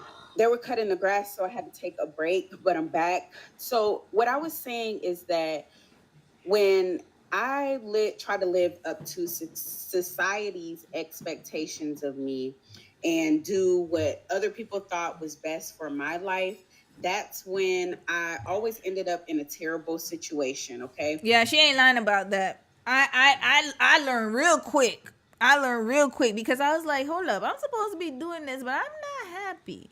And then that's when I just decided to live life on my own terms. Best decision I ever made. Just go with your intuition. That's it. That's all. Go. You trust me. Your intuition is super strong. It knows where to guide you. Trust and believe me. If you believe in the Lord, you go where the Lord tells you to go, and you go with your intuition. Don't give a damn about what everybody gotta say, because their life is not your life, and your life is not their life. I feel like I probably would have never gotten married at the time that I did if I didn't feel pressured from society. And that's not the only reason. From the church. Be very specific. Thank you. It definitely is a reason. So now that I'm older, I've lived, I've learned, I'm just not doing it anymore. I'm not. I'm going to go with what my gut feels. Yeah. I'm going to go with what's right in my spirit. And what I feel is best for me. As long as it's not harming anyone else, as long as I'm not breaking any laws, I'm not doing anything. Okay, how much longer is this video, sis? All right, I appreciate it. You should move on. Why are you still holding on to this? What I tried to explain is that you can't force forgiveness on somebody. All right, sis, I'm with you on that. Now, we got to continue on. I need to know when your birthday is. When is your birthday, sis? And y'all go support her. Whoa, my husband was cheating on me while pregnant. How long is this story time? Damn, she keeping me on this dang on channel. Okay, we'll give you one more view, sis. One more view. How many minutes? 19 minutes, Lord. I might have to speed this up, y'all. All right, 19 minutes. He cheated on you? I knew it. I had a feeling. That's why he wanted to go get a divorce real quick. He's still with the side chick? Started pouring in from God. It was like, no, I'm not going to give you peace. The things that have been going on are going to be. Hey everybody, welcome back to my channel. My name is Jasmine. If you are new here, and on this channel we discuss marriage, divorce, relationships, family dynamics, the good, the bad, and the ugly. If this is your first time seeing one of my videos, before you watch this video, I recommend that you go back and look at my previous ones, just so that you can get caught. Oh no. The thing is doing that thing again. Hold on, y'all. I don't like when it doesn't sync. Give me 1 second. It's only gonna take 1 second. And while she's going, while she goes and talks, I am going to find her channel because I'm very curious. I mean, her TikTok. I'm curious because I want to see her star sign. She might have mentioned it somewhere. But then again, you know, I don't know if she did because, you know, she's religious and whatnot. So she might not have. But I don't know. I'm going to try to check and see a birthday post or something. Up on my journey and what I've been going through. I'm a mom of 3 boys, and I'm currently going through a separation and divorce from my soon-to-be ex-husband. We were married for 15 years, and I've just been sharing things that I've gone through, my experience, and how I am dealing with this entire process. Go back and look at my previous videos before you watch this one. Someone asked in the comments on one of my videos if my ex-husband ever cheated on me and how I felt about it. Did it bother me? I will tell you that he was probably cheating the entire marriage. I had things that kind of made my antennas go up throughout the entire marriage. There were certain points where I felt like he may have been cheating on me. Red flag. Oh, no. Oh, no. Wait, when did this happen? Before or after the business? You gave him money, so you funded... girl, sis, come on, man. You funded the business so he could go and cheat in peace? I never really had any solid proof except for 2 times. It was a couple of years before we decided to go our separate ways. And then also while we were still living together and we decided that we were no longer going to stay married. I'm going to be talking about what while did she we were say? living. A couple? No. You need to, no. Asked in the comments on one of my videos if my ex-husband ever cheated on me and how I felt about it. Did it bother me? I will tell you that he was probably cheating the entire marriage. I had things that kind of made my antennas go up throughout the entire marriage. There were certain points where I felt like he may have been cheating on me. I never really had any solid proof except for 2 times. It was a couple of years before we decided to go our separate ways. And then also while we were still living together and we decided that we were no longer going to. I need to know about the couple of years before you decided to go your separate ways. Okay, I hope she talks about that. Stay married. I'm going to be talking about while we were living together and we decided that we were not going to be married to each other. That is the one that just put the nail in the coffin because we were already in a very bad place. I was pregnant. Yeah, I need to know what her sign is, y'all. The ego is strong. Why are we not going over the couple years before? You see, this is why I was talking about what I was talking about before I started the live stream. And I said people always want the short, condensed version, but they don't want to know and take time to research. I don't give a damn about the high level, whatever situation happened while I was on bad terms. I need to know when you thought you were in La La Land and he was out here cheating and you found out what happened. But no, she don't want to focus on that. What happened? I think something happened and she knows it's going to look bad, so she doesn't want to say it on her channel. Because then at that point, no, I need to know all the info. What happened? No, because the time he cheated now, irrelevant at this point. I need to know the first time, because the first time should have been the last time. That's the problem. Red flag. What is going on here? That's what we need to know. The first time should have been the last time. I don't think I was quite 30 weeks yet. It was somewhere around that time. I was heavily pregnant. And I found out that he was cheating, found out about the infidelity, and I'm going to tell y'all exactly how. Before I get into that, I do want to say that I don't like how society and men push this all men cheat narrative because it makes you feel like you have to be stuck in a situation because if you leave it, then you're just going to get with another cheater. Or at least that's how I felt. I felt that, okay, if he is cheating on me, then... I leave him, I'm going to get with another man who's just going to put me through the same thing. Wait. You see, this is why that logic is flawed. I think that logic is flawed because listen to what she's saying. If he cheated on me and I left him for another man, he would have done the same thing. Why can't you just leave him and leave him for yourself?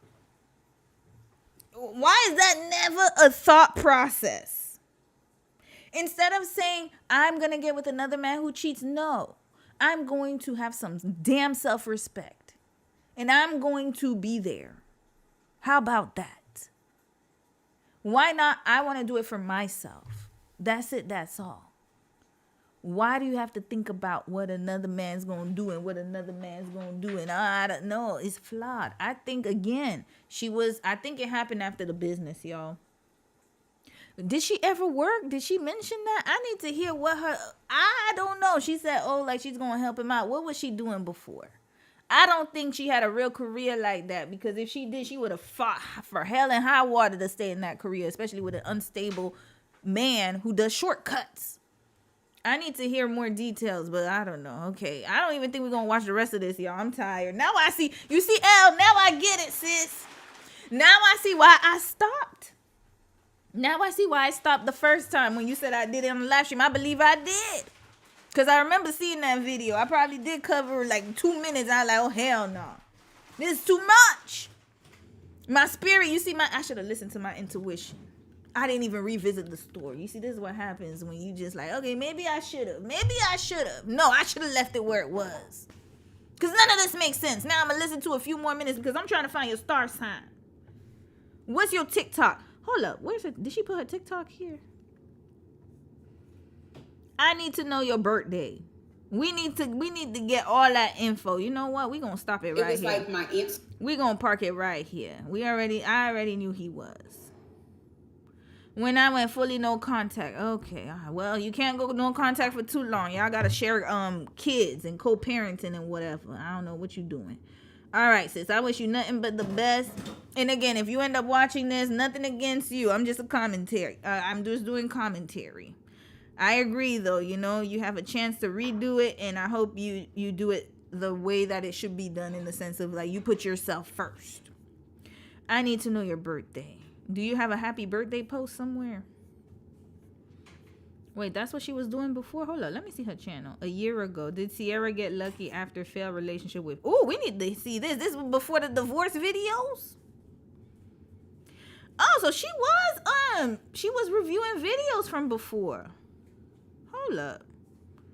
Did Sierra get lucky after failed relationship? Okay, we might need to watch this one. I'm more interested in this. Welcome to my These were her views before. Just remember that, before the divorce. Hello, my name is Jasmine, and here we discuss some of the latest trending topics, celebrity news, and just life. So today's video is about Sierra's prayer and her discernment and being able to pick better when it comes to men, because oftentimes people look at Sierra and Russell Wilson's relationship and they just say, oh, you know, Sierra's prayer, she just prayed and voila, she got a good relationship with the man. What people don't realize oftentimes is that it takes a lot of work in order to heal yourself when you're leaving a toxic relationship. Okay, she talking good. All right, good. You talking good so far. All right.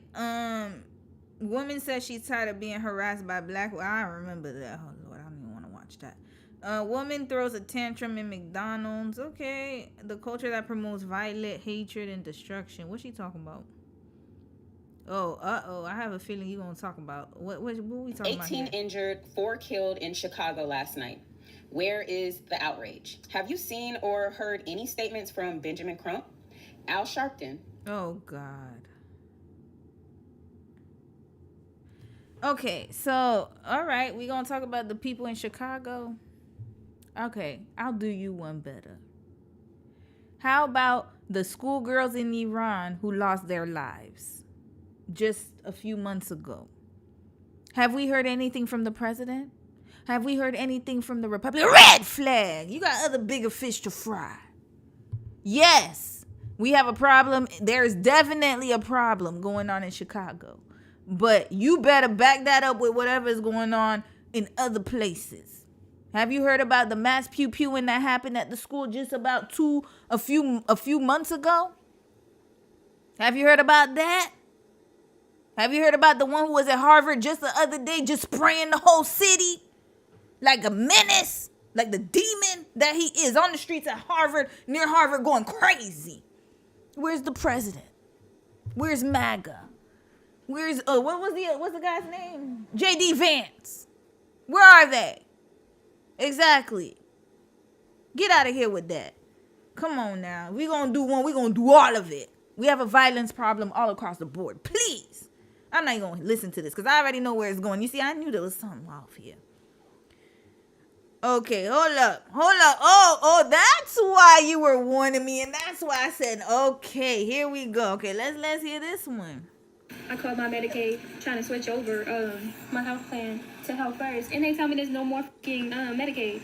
So I had to make a plan with them, and I have to, pay for that plan every month, $300. Trump doesn't give a fuck about the low-income families. He doesn't give a fuck if you have disabilities. He doesn't give a fuck nobody on SSI. He doesn't give a fuck about none of that. This is fucking sad. I wish we could have just, what's her name? Kamala, I don't know her name. We should have just voted for her. Her name is Kamala. Kamala. So get it right, ma'am. And you voted for this. So I don't even have any damn sympathy to give for your ass. Red flag. Voted for her because but I'm just trying to hear what she had to say. We have to go through this. I usually don't talk much about politics. I don't think I've really said anything about politics. You don't. You were just talking about that about Chicago. That's not political? Okay. Yes, it is political. You want to know why? Because Chicago. Chi-Town. What was it? I'm trying to remember the cities and the districts and whatever. South side. There we go. South side of Chicago. I think that's the part that has the activities going on. They don't get funded. This has been by design for years. What you're seeing now is a manifestation of redlining, zone districting, redistricting, lack of police enforcement, lack of social services, the elimination of a lot of school programs and after school programs where kids can actually do something for themselves. And also a lot of gangs, if people do not know, were started because of protection.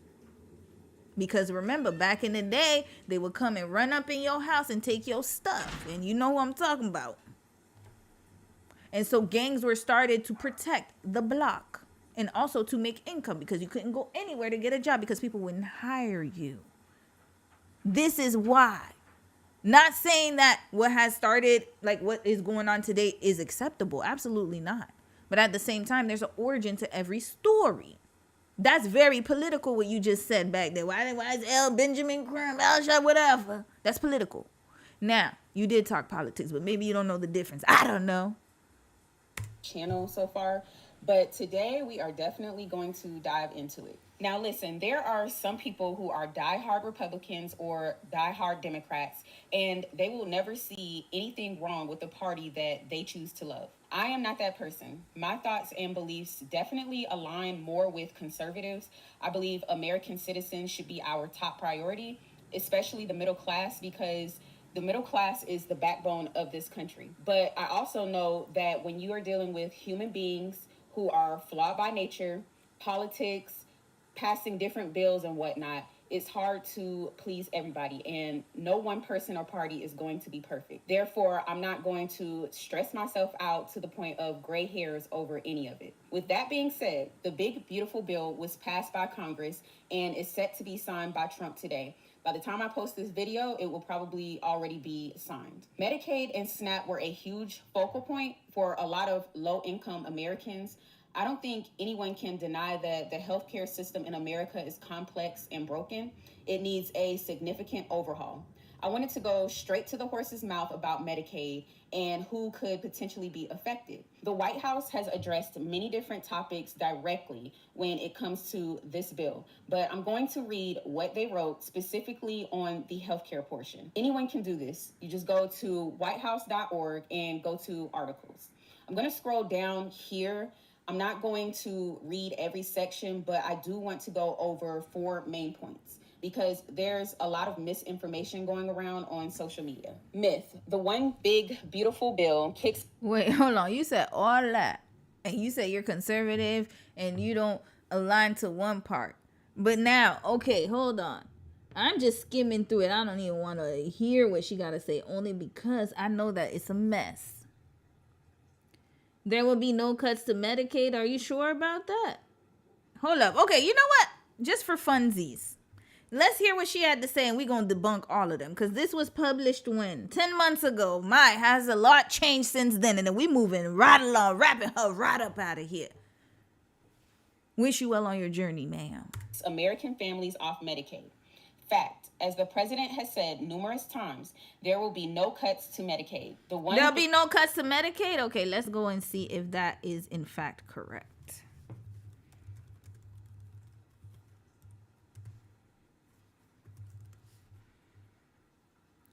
Look at this. What do looming cuts to Medicaid really mean? Red flag. He's already starting with a lie, myth and facts. This was the myth was the fact. Ain't that crazy? You live in an alternate universe when you're dealing with a cluster B. They came out with a whole White House, propaganda thing talking about, myth and fact. It's a myth. It's not a fact, but then the fact became the myth. What is going on here? Sorry, the myth became the fact. Here, UC Berkeley School of Public Health. American Medical Association, that was just in April of this year. Just last month. Changes to Medicaid, the ACA, and other key provisions. What's going on here? Didn't they tell us they're not going to change? Okay, then they talk about the big, beautiful bill. Listen. Here we go. Massive budget reconciliation. Bill implementing many of the administration's top legislative priorities was signed into law on July 4th, 2025. Medicaid. OBA creates new administrative requirements and conditions on eligibility, including work requirements for patients seeking to enroll or maintain Medicaid coverage, and restricts states' ability to use provider taxes to finance the Medicaid programs. Is that not a cut? See, this is what happened. You got to be careful what you defend. Anybody with eyes and ears could see that he was a liar. But then, you fell for the okie doke too. But hell, I can't even blame you. Because hell, you thought your husband was going to be you thought he was going to stay with you and do all that. You thought he was going to share with you and do all the businessy things. And then look at what happened. Both of the men that you trusted, they failed you. That's why I say you don't trust nobody but yourself, really. Next, the one big beautiful bill cuts Medicare. Yeah, we already know that. It'll close rural hospital. Child, I don't even need to go through all of this. Look, I wish her well, y'all. I'm going to read a few comments. We moving on. I ain't got time. I don't have time. Yeah, Elle, you knew. I think you knew. Once you said that she's a CK supporter, I already knew what time it was. I was like, yeah, my blood pressure is going to get too high doing this. Next. You read a few comments, y'all. Mary, wait, at Rome with Romy up. Hold on. She only had one video on her channel when it was bought up, but I do think you said, oh yeah, I remember. I read that one. Where the F did DoorDash come from? I don't even know, sis. I don't even know. You said these vids weren't there before. Well, they're there now. I'm glad I reviewed them. No. And no. But you know what? She's learned her lesson. So I'm just going to leave it at that. And that's why I said I wish her well. But nah. We're not going to do that. Mary, you said, oh, here the F we go. That's why she's going through what she's going through right now. Mary, you don't mince words. Chicago, what the hell that man is beating into you in the spirit boots down. I cannot. Allie, you said we need a palate cleanser. Yeah, I think you guys... Oh, I have a palate cleanser here. Michael Jackson video. Here, I got one for y'all before we continue. Oh, not this one.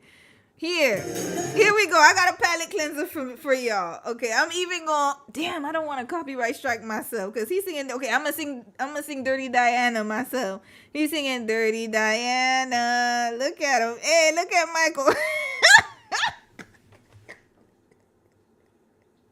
Red flag. Who the hell did they hire? Who is this impersonator? Oh, hell no. Look at the way he... No. Oh, hell no. Look at that. Why is he... That makeup, no. They didn't have to do it. I'm sorry. Okay, that it was funnier with the music. I swear it was funnier with the music.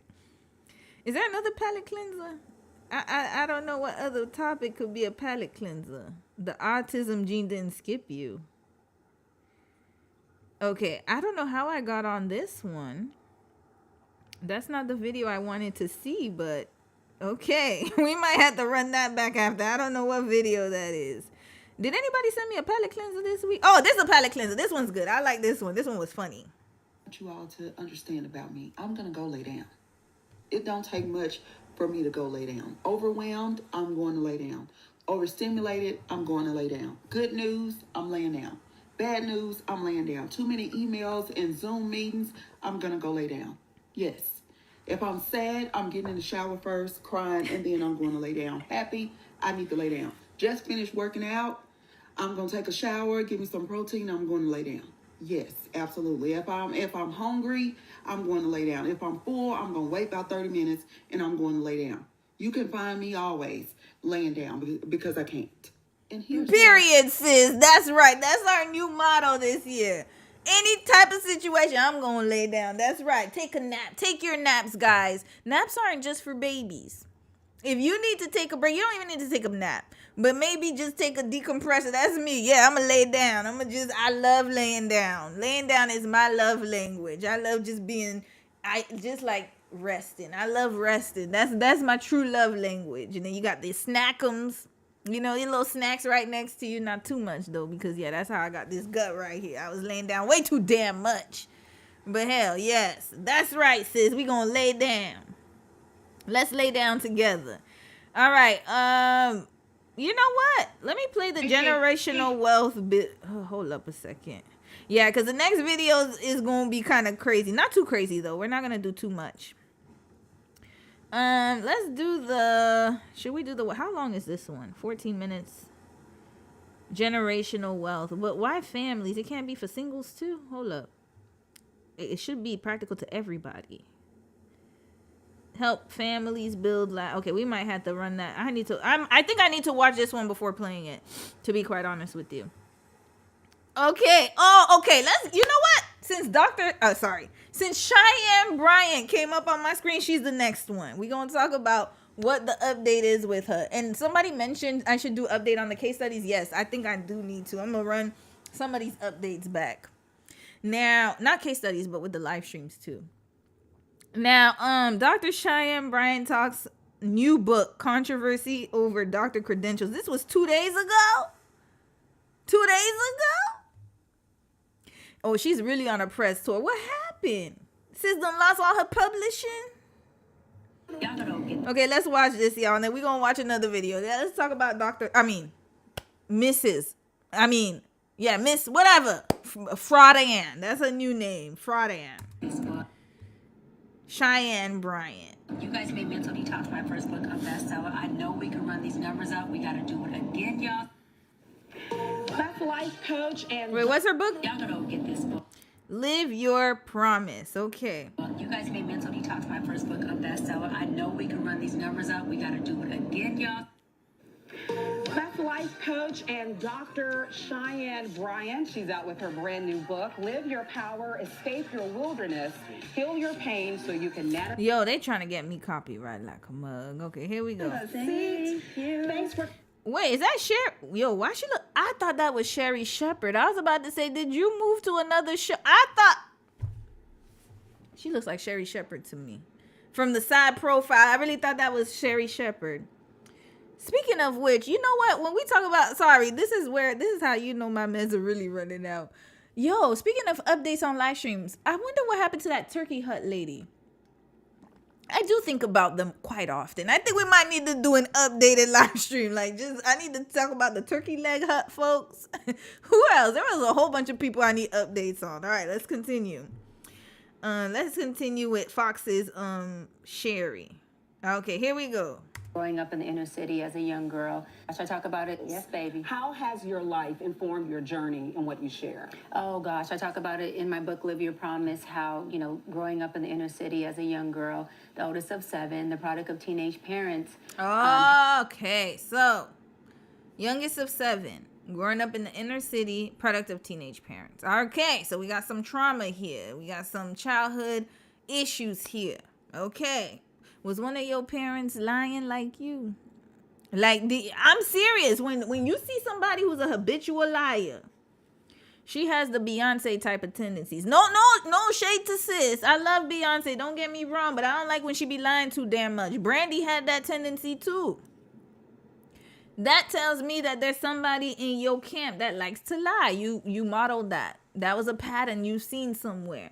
So which one of your parents was the liar? That's what I need to know. Had an extremely, extremely loving, tight-knit family, but their environment sometimes was dysfunctional and toxic. And so growing up in that, knowing that, look, I don't know where I want to go, but I know I got to get the heck up out of here. I always say sometimes it's not where you're going that gets you there. It's what you're. Wait, Cheyenne was the Virgo, right? Hold up, y'all. Wait. Let me look up. Okay, all right, hold on. I'm so sorry, guys.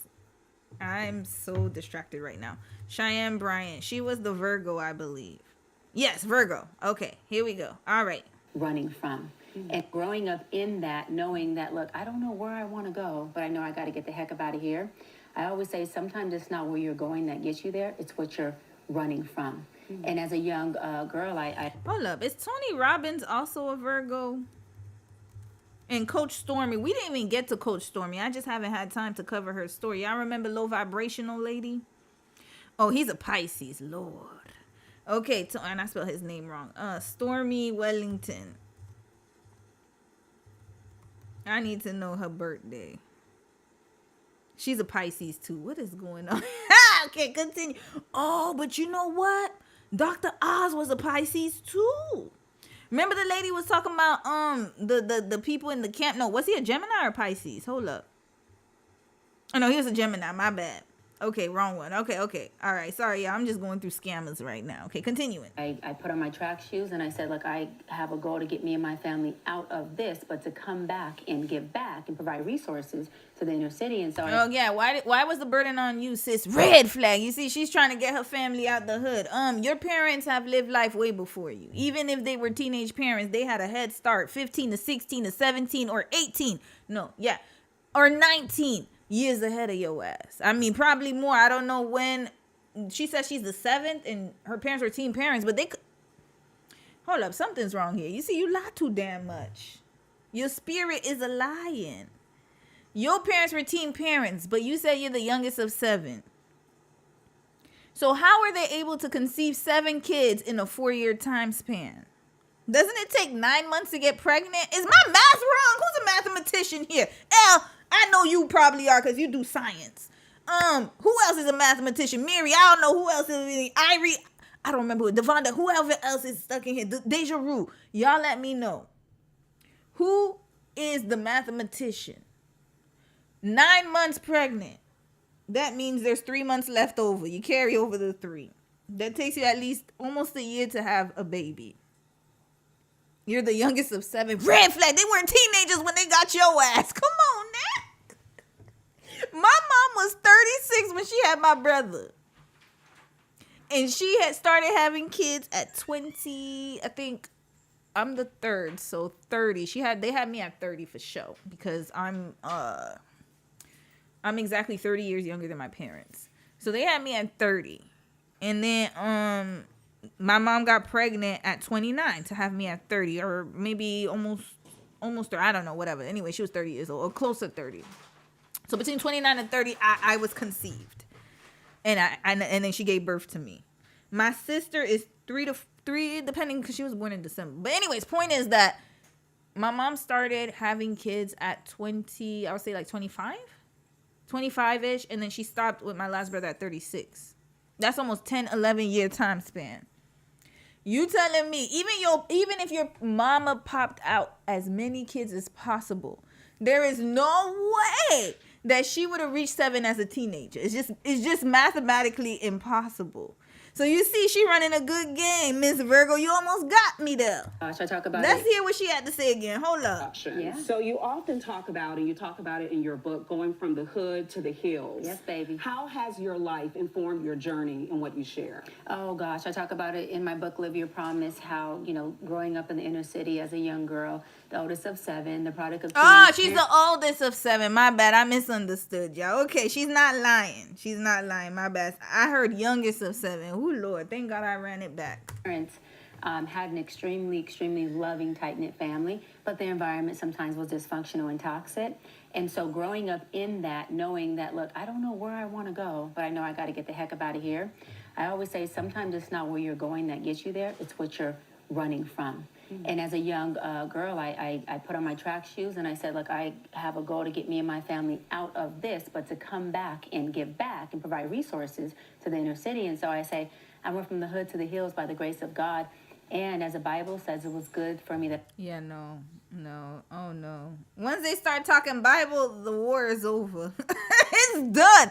Once they start bringing up verses, I already know you're about to peddle something to me. Something's being sold here. A dream. I don't know. Something is being sold. Young girl, I put on my track shoes and I said, look, I have a goal to get me and my family out of this, but to come back and give back and provide resources to the inner city. And so I say, I went from the hood to the hills by the grace of God.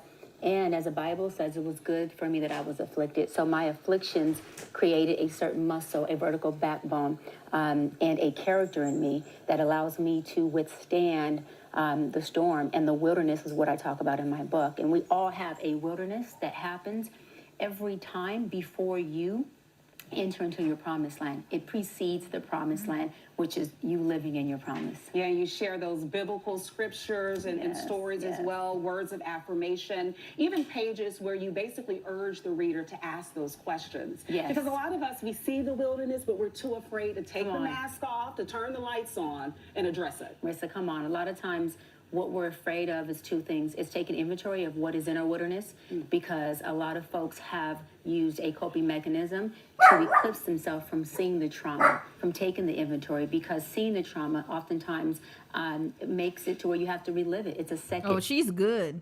She's good. Now I see how she was getting away, because I was trying to figure out how did people who kept buying her books and her products. She's good, y'all. I'm not gonna lie. But then remember, last week I told you one thing about Aquarius is we get swindled by Virgos every day. Every day, B. Every day. You ever watch the movie Paid in Full? We said somebody get pew-pewed every day, B. It's like that. You get swindled. There's a swindle. We're very good with getting swindled. I'll say that, y'all. You gotta have the blinders. If I didn't know any better, I would have listened to her hoodwink. I'll be like, ooh, how can I get an inventory of my wilderness? What wilderness you speak of, sis? Oh, let me go buy it. Let me go. I'm quick to buy books, too. Look at y'all. I don't even want to show y'all my damn book list. The books I've never even read. Red flag to me. I have way too many damn books. Dairy trauma experience. And who wants to relive trauma? Trauma is dismantling. It's broken. It's painful. And so that inventory piece you said is important. And the second piece is they're usually afraid of the bigness, what's in the promised land. Can they not only obtain, but can they sustain it when they get there? And it takes a different tool in the promised land than it does in the wilderness. And it's okay to be in the wilderness, because the wilderness is where you are identifying who you are. Hold on a second, y'all. Hold on. So you are building character. And that is what you need to be able to even enter into your promised land. The promised land takes a you that is vertical. It takes a you that can thrive. The wilderness is where you survive. You cannot take your tool of survival into your promised land, where you are there to actually thrive. Once you've identified that this for me is my wilderness and you see the thing as a thing, what are some practical steps that you can do to begin the healing process? I love that. I always say, you have to feel, deal before you can heal. It means you have to really let yourself. Damn, she's good. I don't know, y'all. Feel, deal, in order for you to heal. Here we go. Yeah. She got some good one-liners, though. I'm telling you. Nah, she run a good game, y'all. She runs it, feel, deal, in order for you to heal. I like the inventory in the wilderness. How can I take stock of my inventory, oh dear sis? Let me know. Feel what you are feeling. Honor your emotions. Honoring our emotions is an act of self-love, okay? And allowing yourself to feel what you feel. Hold on. Healing requires truth. Success doesn't erase trauma. Success often amplifies unresolved wounds. Must transform behaviors, emotions, and actions. Okay. You also have to remember. By the way, you can find this everywhere. This is just another way of saying things. There are like hundreds of books with these type of topics. But I could continue on, sis. You're trying to sell this book. Remember that, success does not erase your trauma. It doesn't erase your trauma. And so a lot of folks get into the position of success with accolades and they're performing well, but that is an overcompensation for the healing that they need to do. We want to be equally yoked. We want to be successful in our performance, but we really want to be very healed, happy, and at peace within our relational space within ourselves, because No relationship will be as healthy as the one you have with yourself, and every relationship outside of you will reflect the one you have with you. So it's important to start with you. That was a segue into my next question. There was one chapter in particular where you talked about the fairy tale ideology that we attach to romantic relationships. You're cooking, girl. You're cooking. You're cooking. And you give a lot of dating, relationship advice and words online, podcasts, and whatnot. Why do you think it's so hard for us to break through that ideology when we're looking to attract or pursue love? Yeah, because the fairy tale ideology comes from two places, either from what you've seen in the household, and you've seen your parents be married, and you've seen the success piece of it, but they maybe hid the arguing or hid the reality of the work that it takes to be married, or you've seen the opposite. You said, I don't want this. So because I don't want what I've seen in my household, I'm going to create a fairy tale that I do want. It's an ideology, and you go out into the world and you clothe people with your fairy tale ideology, and when they do not meet up to those expectations, you gaslight them and say, you're not good enough. You know, I'm just too much for you. You can't handle me. No, maybe they're human. Maybe your ideology is a fairy tale. Maybe we have to check what we are. What she said now? Hold up. Yo, she running a good game. She talking so fast. Reality of the work that it takes to be married, or you've seen the opposite. You said, I don't want this. So because I don't want what I've seen in my household, I'm going to create a fairy tale that I do want. It's an ideology, and you go out into the world and you clothe people with your fairy tale ideology, and when they do not meet up to those expectations, you gaslight them. Oh, she's trying to say y'all need to settle. Okay, all right. She said you need to lower your standards, y'all. That's exactly what that means, Lord. You see, I knew the game couldn't be ran for that damn long. Red flag, no. No. I don't think that listen, there are people in the Lulu land, but then there are also some people who just can see things for what they are. I need to hear what the examples are. I hope the other sis ask her. What are the examples, Mrs. Bryant, Miss Bryant? And say, you're not good enough. You know, I'm just too much for you. You can't handle me. No, maybe they're human. No, maybe they can't handle you, though. That's it. Case closed. I'm not going to sit here and argue about my worth. I'm just going to find somebody who's going to handle me, quote unquote, red flag. Maybe your ideology is a fairy tale. Maybe we have to check what we are. Oh, y'all, if you see me scrolling down, I'm still trying to find other sis's birthday. I'm just very curious. Thinking we want, right? And say, is it reality? Does this even exist? Because that's different than just having standards. And so a lot of times people are breaking their own heart with their fairy tale ideology. It's not the person you're in a relationship with. They're being human. They have the right to be who they are. We have one choice or one free will in life is to choose a person, not to change them. What do you... No, okay, I agree with her in the sense that you do have to choose. You cannot change a person. But at the same time, though, what she's saying is flawed. I can poke so many holes in this argument. No. I personally think that if somebody is requesting that you change something and that it is something that you need to work on, I don't see the problem with that. That's me personally speaking. I don't know what she's trying to peddle here, but I disagree with her on that. You say to people who say that sound advice that you're giving, but you've never been married, you know, you don't have any children. How can you give relationship advice, family advice, whatnot? What's your response? This is my favorite question, by the way, my absolutely favorite question. I say this, I don't teach people how to be married. That is a covenant and agreement that you two make together. Only you know how to marry and have your covenant with God. I teach people how to get out of their own way. I teach you how to get past your trauma, past your parental issues, so you don't come and bleed onto that relationship. See, look, happy, healthy people make happy, healthy relationships, and traumatized out people create trauma bonds. And so the goal for me is to say, if I can get you all to be in alignment with yourself, your three-part house is what I talk about in the book, how you think, how you feel, and how you behave. If that can align, then guess what? Y'all can align. But if you can't align with yourself, what makes you think you can align or even be at peace with somebody else? It doesn't work like that. Can you begin to learn more about yourself, though, in the process of forming that relationship? You don't have to stay single to get that. I knew this was going to be some mess. I knew this was going to be some mess. Hold on. Okay. It's only... Oh, let me not scream, y'all. I'm so sorry. I'm in the kitchen, y'all. My neighbors. I'm sorry, neighbors. Please don't know my name. I I already know there's gonna be some BS what they about to spout right here. Let's get the red flags ready. Or even be at peace with somebody else. It doesn't work like that. Can you begin to learn more about yourself, though, in the process of forming that relationship? You don't have to stay single to get that. Listen, girl, you cooking, girl. I love this. Because I always say there's a lot that you can get from books, a lot you can get from principle, from tools, but there's a whole lot you got to just learn on the job. There's a lot of things that you just have to learn by experiencing it and being. This is why the wilderness is so important, because the wilderness is giving you experience. You're learning on the job. Relationships, marriages also have a wilderness season. It's not kumbaya the entire relationship. So when you all are in the wilderness, that means you're learning yourself, you're learning the relationship, and you're learning how to love on each other. The Bible says love each other by knowledge. The knowledge piece is your recipe. It's not about giving them what you want them to have. It's let me give you what serves you.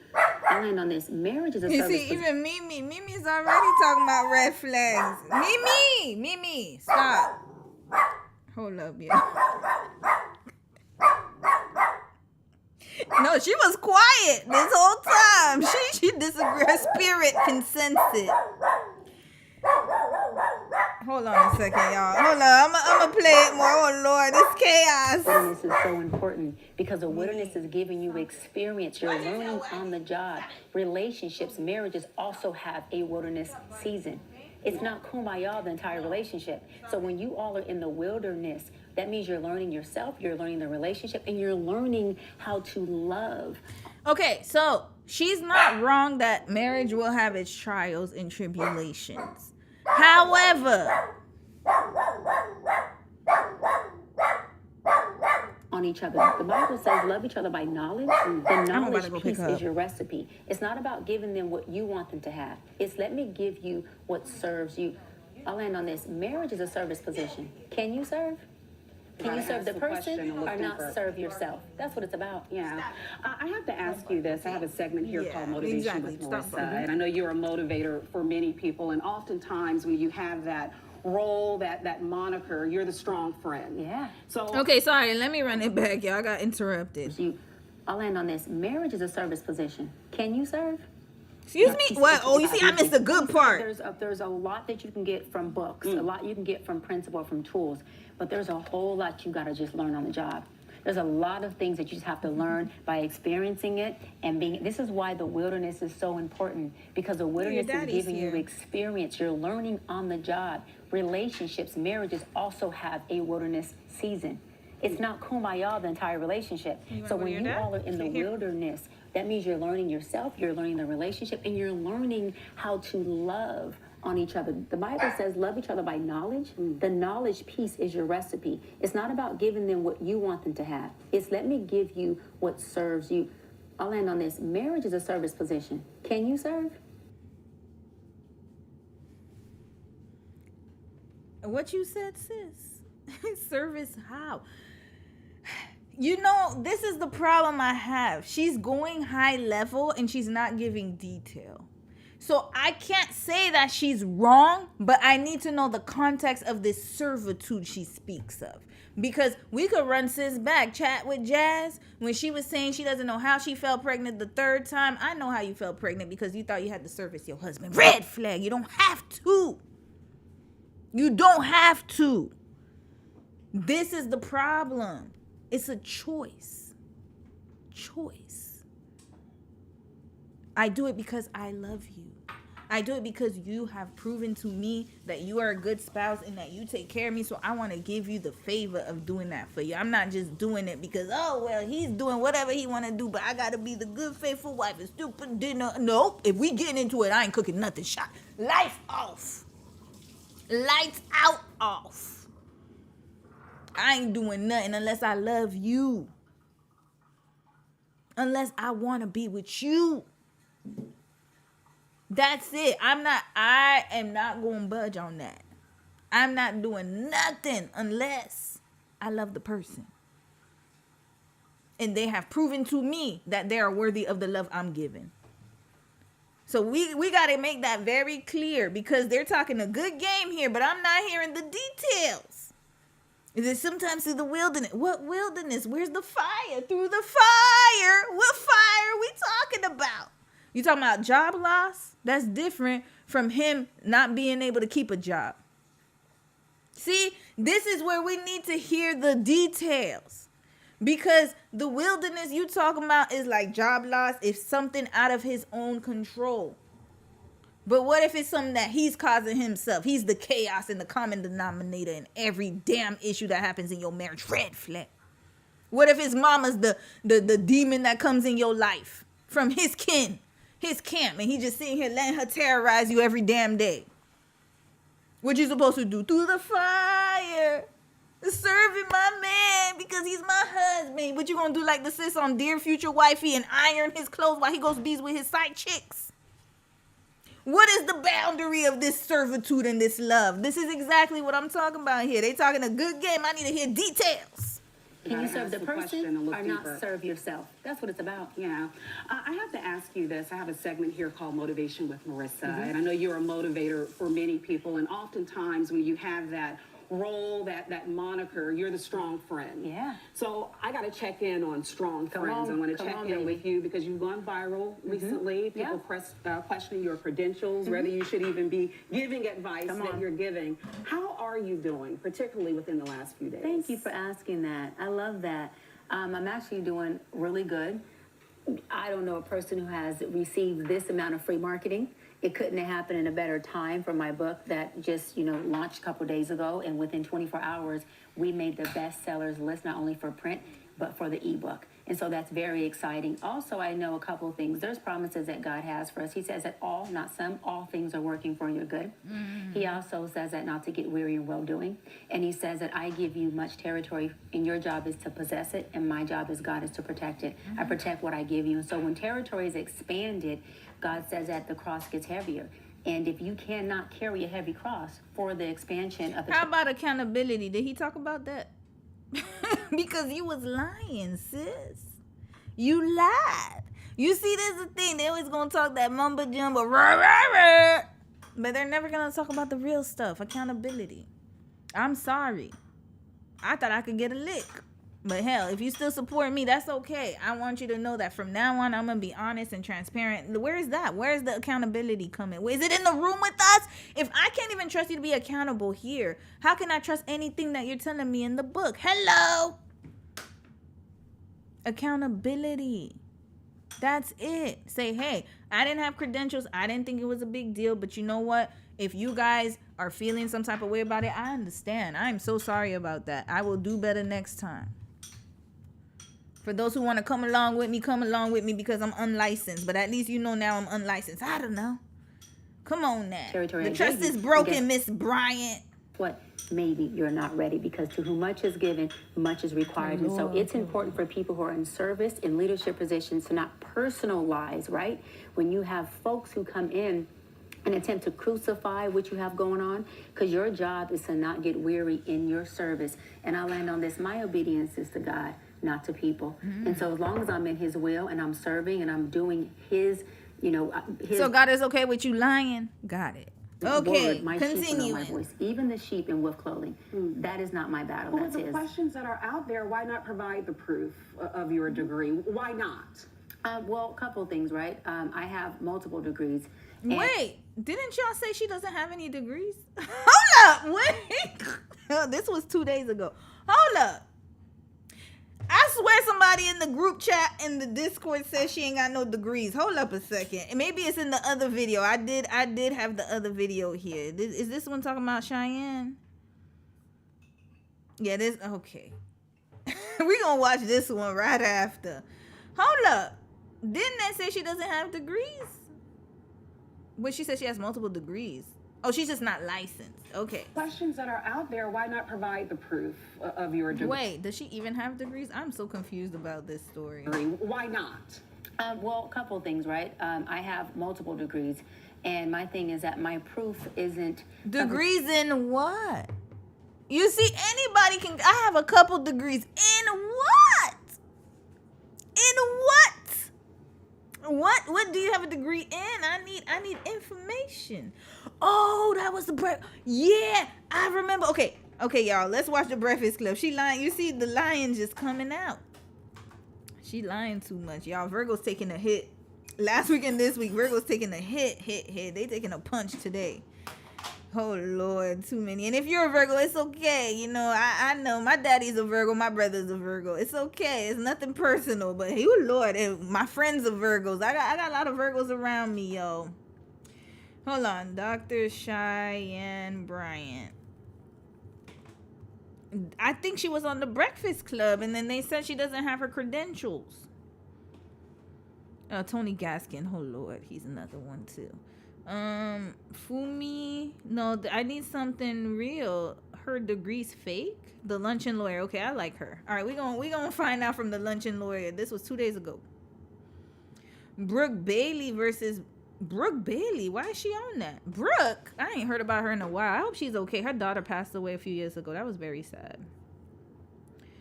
Hold on. Oh yeah, somebody sent me this one. Is that the one that I have? No, that was a day ago. Hold up. I need a shorter video.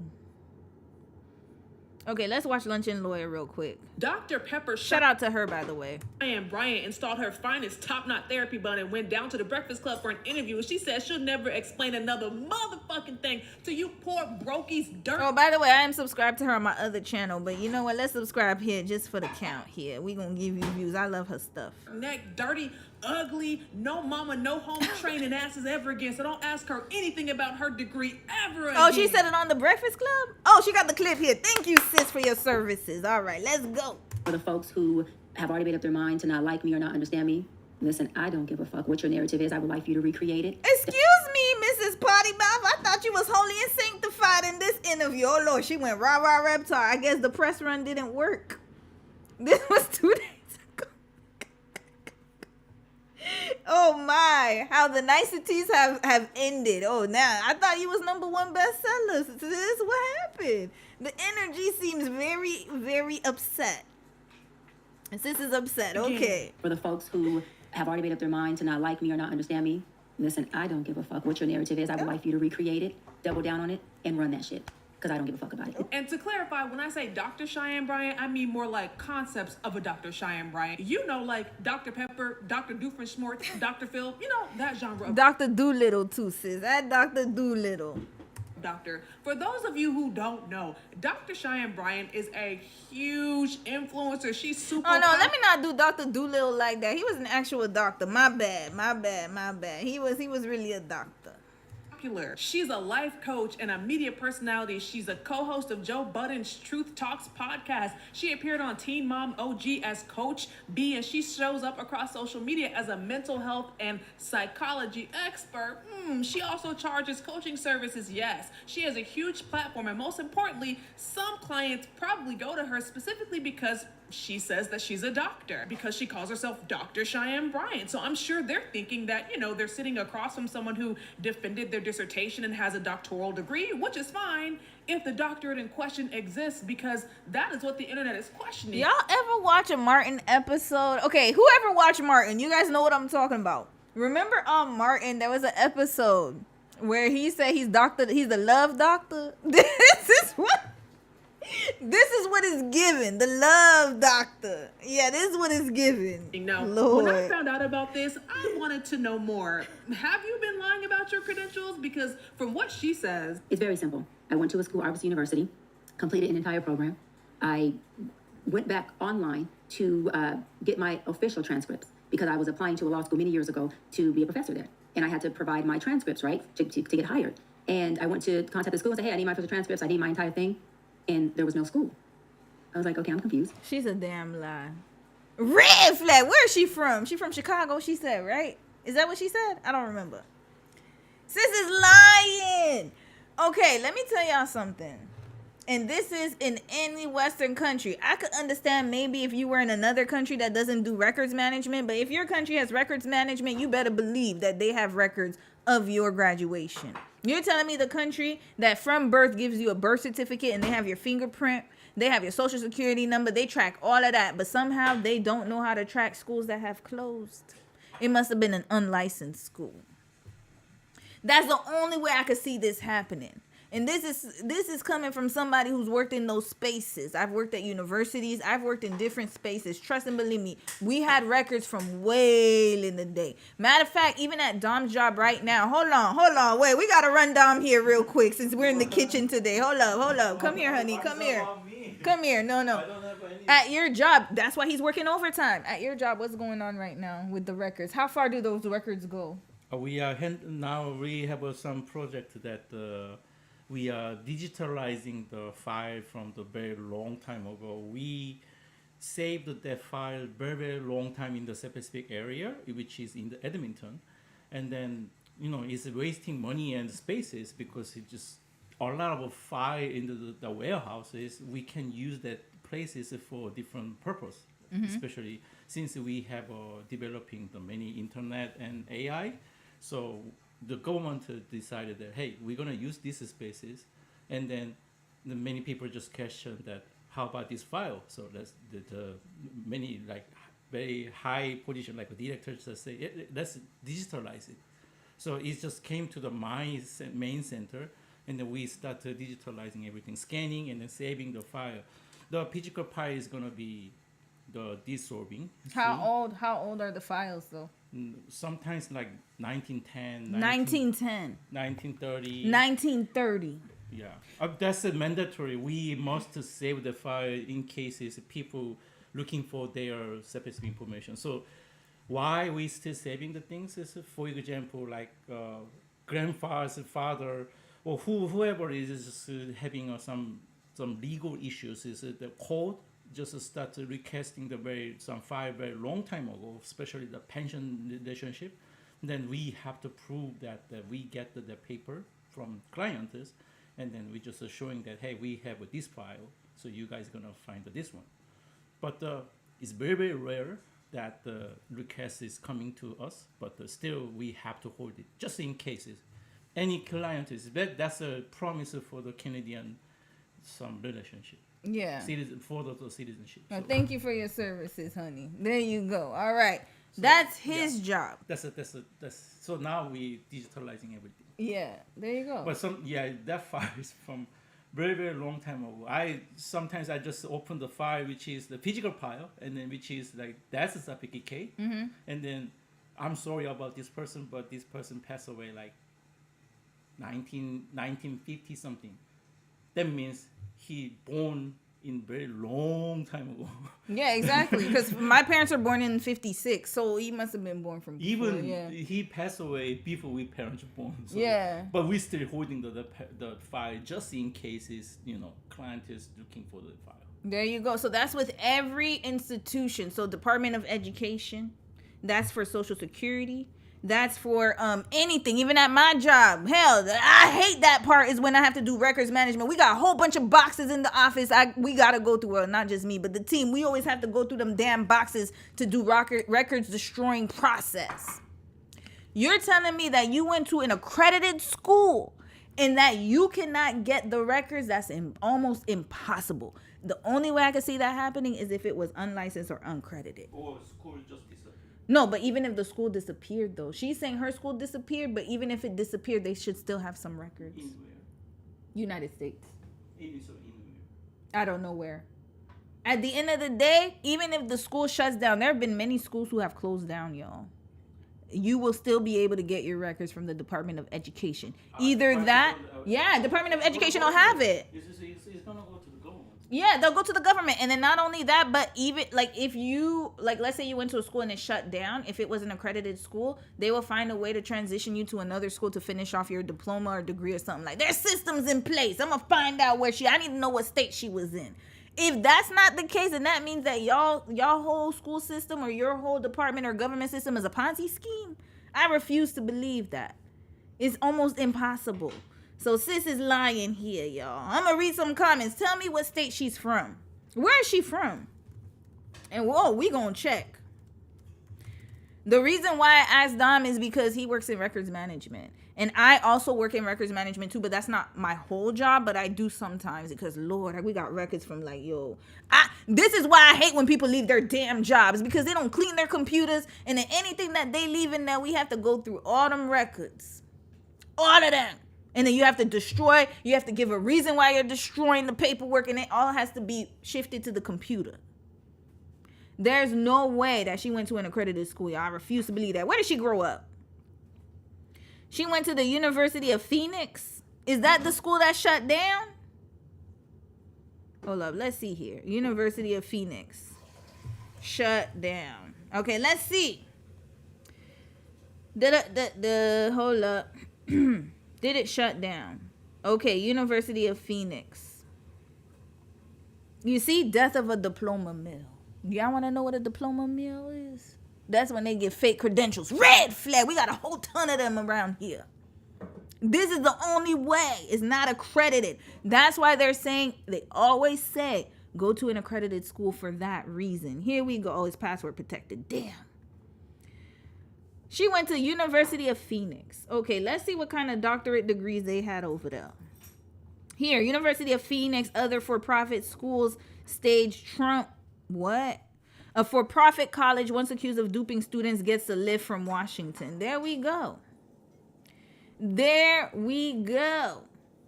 Here we go. Billionaire behind Trump pressure campaign on colleges. University of Phoenix settlement. So let's see if it was accredited. Is University of Phoenix accredited? Here we go. Regionally accredited. Regionally accredited. What about state or nationwide? Let's figure this out. Something's off here, y'all. Let me see here.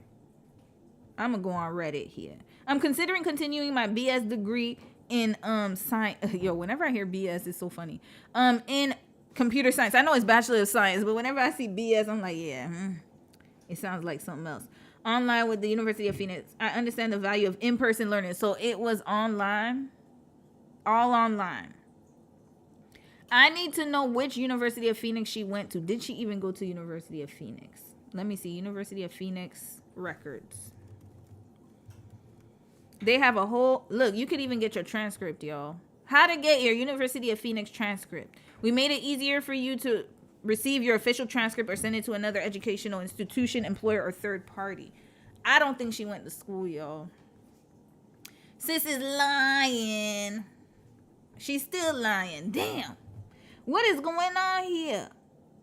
How do I collect my transcript from UOPX? Students can order transcripts 24/7 in 2 days. Here we go. So I'm seeing here that there's a structure in place. Even in the most chaotic systems, there must be a structure in the red flag. She's just sitting up here lying. She's still lying, even talking about the Bible and everything. And you didn't think to be accountable. This is what happens when you don't hold yourself accountable. You sound crazy. I Google. It says this school has been shut down. I said, oh, well, they gotta have records. I mean, they were accredited when I attended the school. They were accredited when I finished the program. I go, look, there is a third party that has the records. Why contact the third party? That third party only holds records for 2 years. I was past my 2 years. So that means that I had no access to records. It sounds like she went to Argosy University, which... Oh, so she didn't go to University of Phoenix? Wait, what school she went to? Because I was applying to a law school many years ago to be a professor there. And I had to provide my transcripts, right, to get hired. And I went to contact the school and say, hey, I need my official transcripts. I need my entire thing. And there was no school. I was like, okay, I'm confused. Okay, hold on, Doctor. Yo, this is crazy. This rabbit hole goes deep. Oh, Jane Fonda again, Lord. Cheyenne Bryant. Degree. Okay. Okay, here. Okay, no. Not them calling her a wellness doctor. She earned her doctorate title. Okay. What school she went to? Oh, Argosy. There are many individuals with these fake degrees from, it must be there's no, that's where she went. Why is that not on her Wikipedia? Red flag, just lying.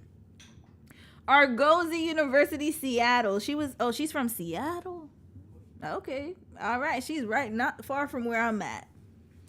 Grozy University was a private for-profit university with campuses. This is like DeVry, y'all. And this is just like, there's another school. Oh my God, what's the other school's name? DeVry.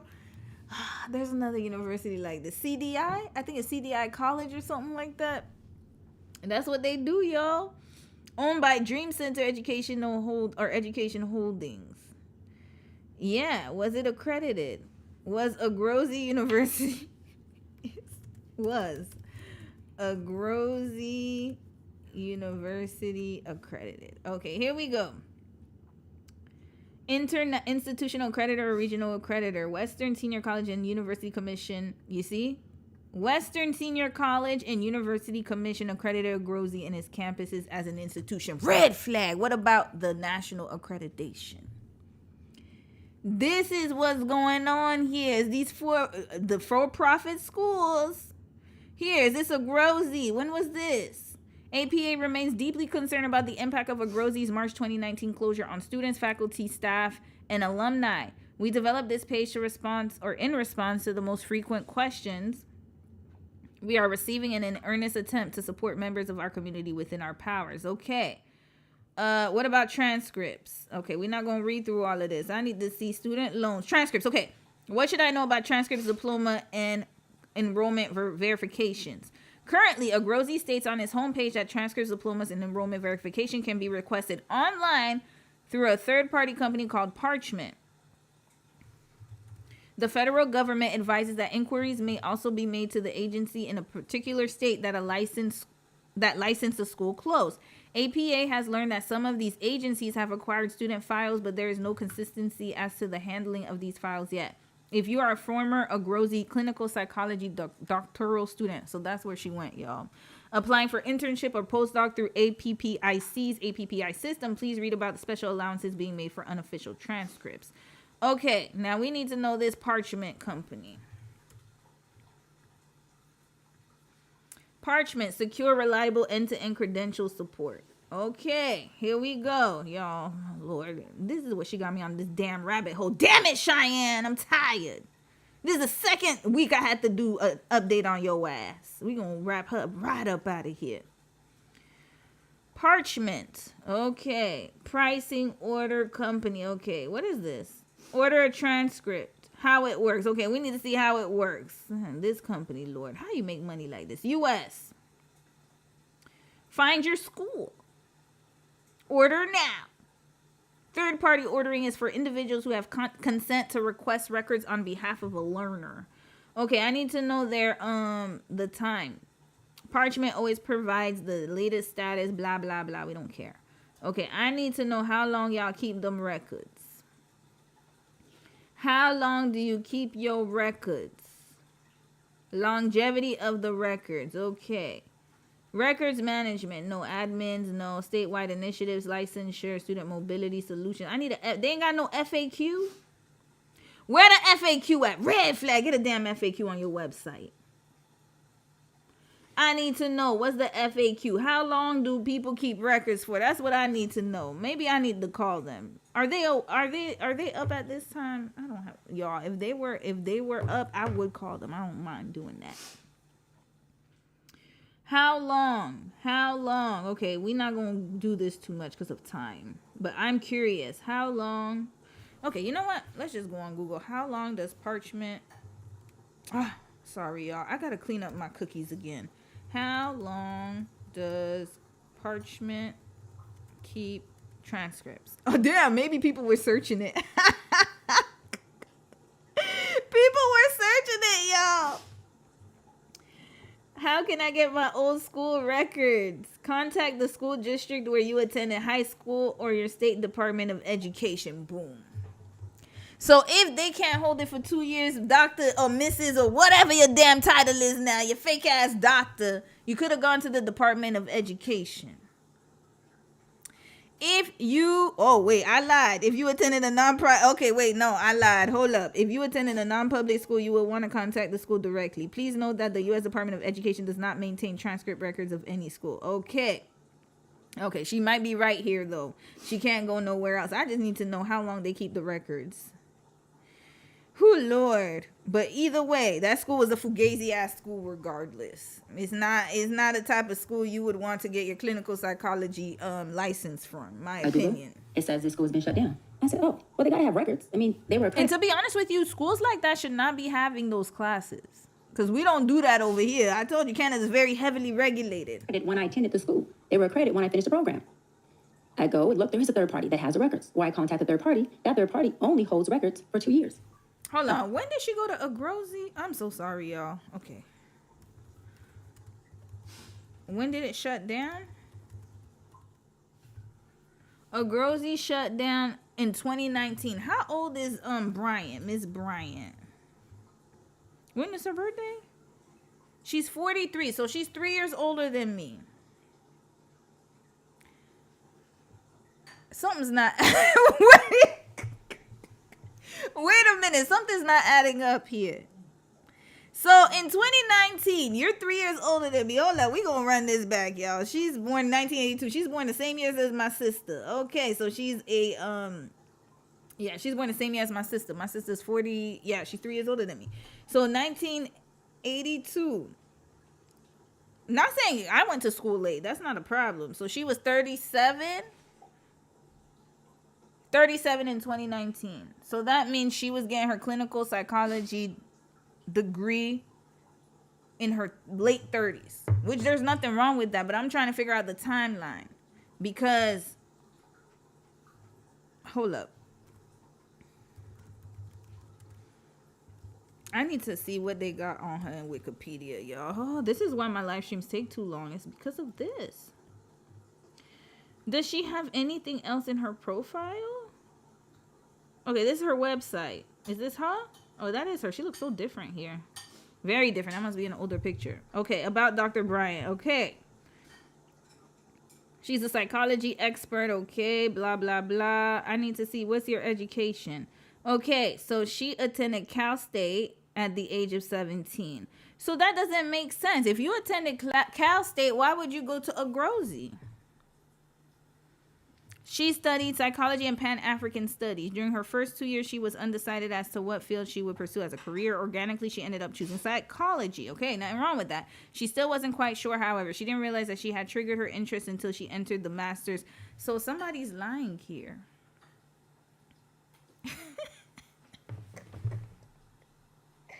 Yo, what is going on? Wait a minute. Hold on. This is her website, y'all. I'm not even faking. This is her website, drbryant.co, biography. This is her website.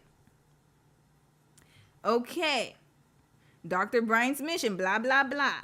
She attended Cal State at the age of 17. She obtained a double degree in psych and Pan-African studies. Then, eventually, she entered the master's program at University of Phoenix. So when did she go to Agrozi? She was halfway through the program and boom, it hit her. She had a lot of healing within herself that needed to be done. Okay, so yeah. So somehow, every time she's about to get a degree, she has a freak out moment and then she somehow is unable to finish her program. Okay, so then she decided to pursue her doctorate degree in counseling. So hold up. That doesn't make sense. You try to get a master's at University of Phoenix. And then she had a lot of healing within herself that needed to be done.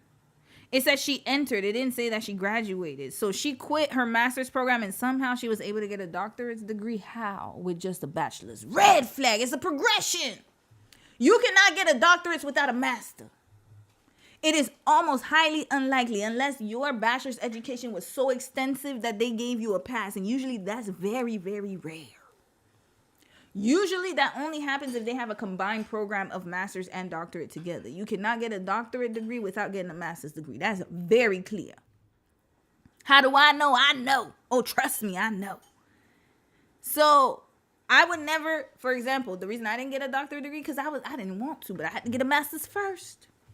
Everybody who gets a doctorate degree, you must have a master's, just like a bachelor's. You can't get into the master's program without completing a what? Bachelor's degree. Come on now. She didn't finish.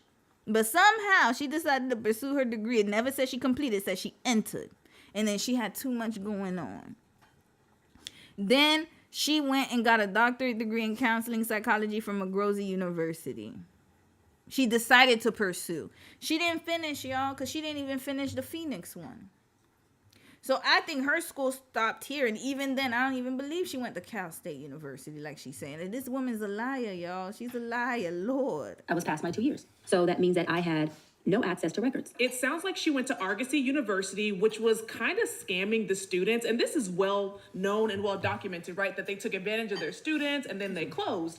That happens, right? You're not the only one who attended a university that was playing in the faces of their students and then shut down. So Argosy University was an institution that was basically playing with the student funds. Like they were supposed to shell out over $13 million of student financial aid funds, and they just simply did not do that. And so, yeah, they were allegedly sitting on the student refund checks, not sending them, things like that. The school collapsed shortly after that. The Department of Education, wow, do we even still have that anymore? A thing of the past. But the Department of Education stepped in, shut them down. Yeah, ain't got that no more. Damn it. In 2019, they closed. Okay, fine. But the problem is that she says she has zero documentation of her completed coursework from Argosy, which is conveniently exactly the documentation we would need to know if she's lying about her education. And I want to slow down here because the claim that she made, let's go through step by step, is the school closing made her documentation impossible to get. She says that she called somebody at Parchment. They were accredited when I finished the program. I go, look, there is a third party that has the records. Why contact the third party? That third party only holds records for 2 years. And that sounds normal at first because Parchment is this third-party company that processes transcripts, whatever. So, you go there and she says she talked to somebody and they were like, well, you can only get them, after 2 years, it's gone. After 2 years, this is nuts. Parchment has my records from over 20 years ago, so there's that. There you go. I already knew that. There's no way. If you're doing records management, y'all heard Dom, there's records from 1950, 1909, 1910. Come on now. As long as it was on paper, it's somewhere. They'll keep it. It's somewhere in the ether. Now, we gonna wrap. Bryant, you know what, Miss Bryant? You need to go see a real clinical psychologist. There's something wrong. What do you call somebody who's lying all the time? A habitual liar. Hold up. A cluster personality that lies a lot. Because there's definitely that. Borderline, okay. Intense fear of abandonment. They may exhibit chronic lying behavior and manipulative ways in order to try to control the person. I don't know if this is it, but it might be something else. Oh, it falls on the MPD too?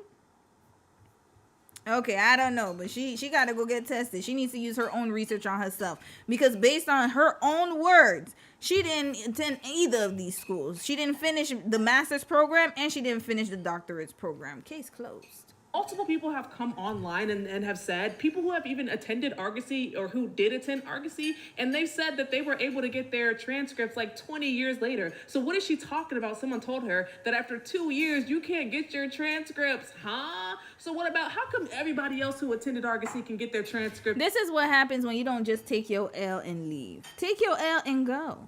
Why did you have to come back? Just say, you know what? I'm just going to let the internet have it. You're right. I did. But if you want to come along on the ride and you still think I give good information, just come on. It's okay. I'm sorry to the rest of y'all if I fooled you and I deceived you. I'll do better next time. Nope. Wants to keep lying and literally putting herself out to dry. Ego. Except for you, girl, the saxophones are getting louder and louder. So basically what she said sounds good on the surface level.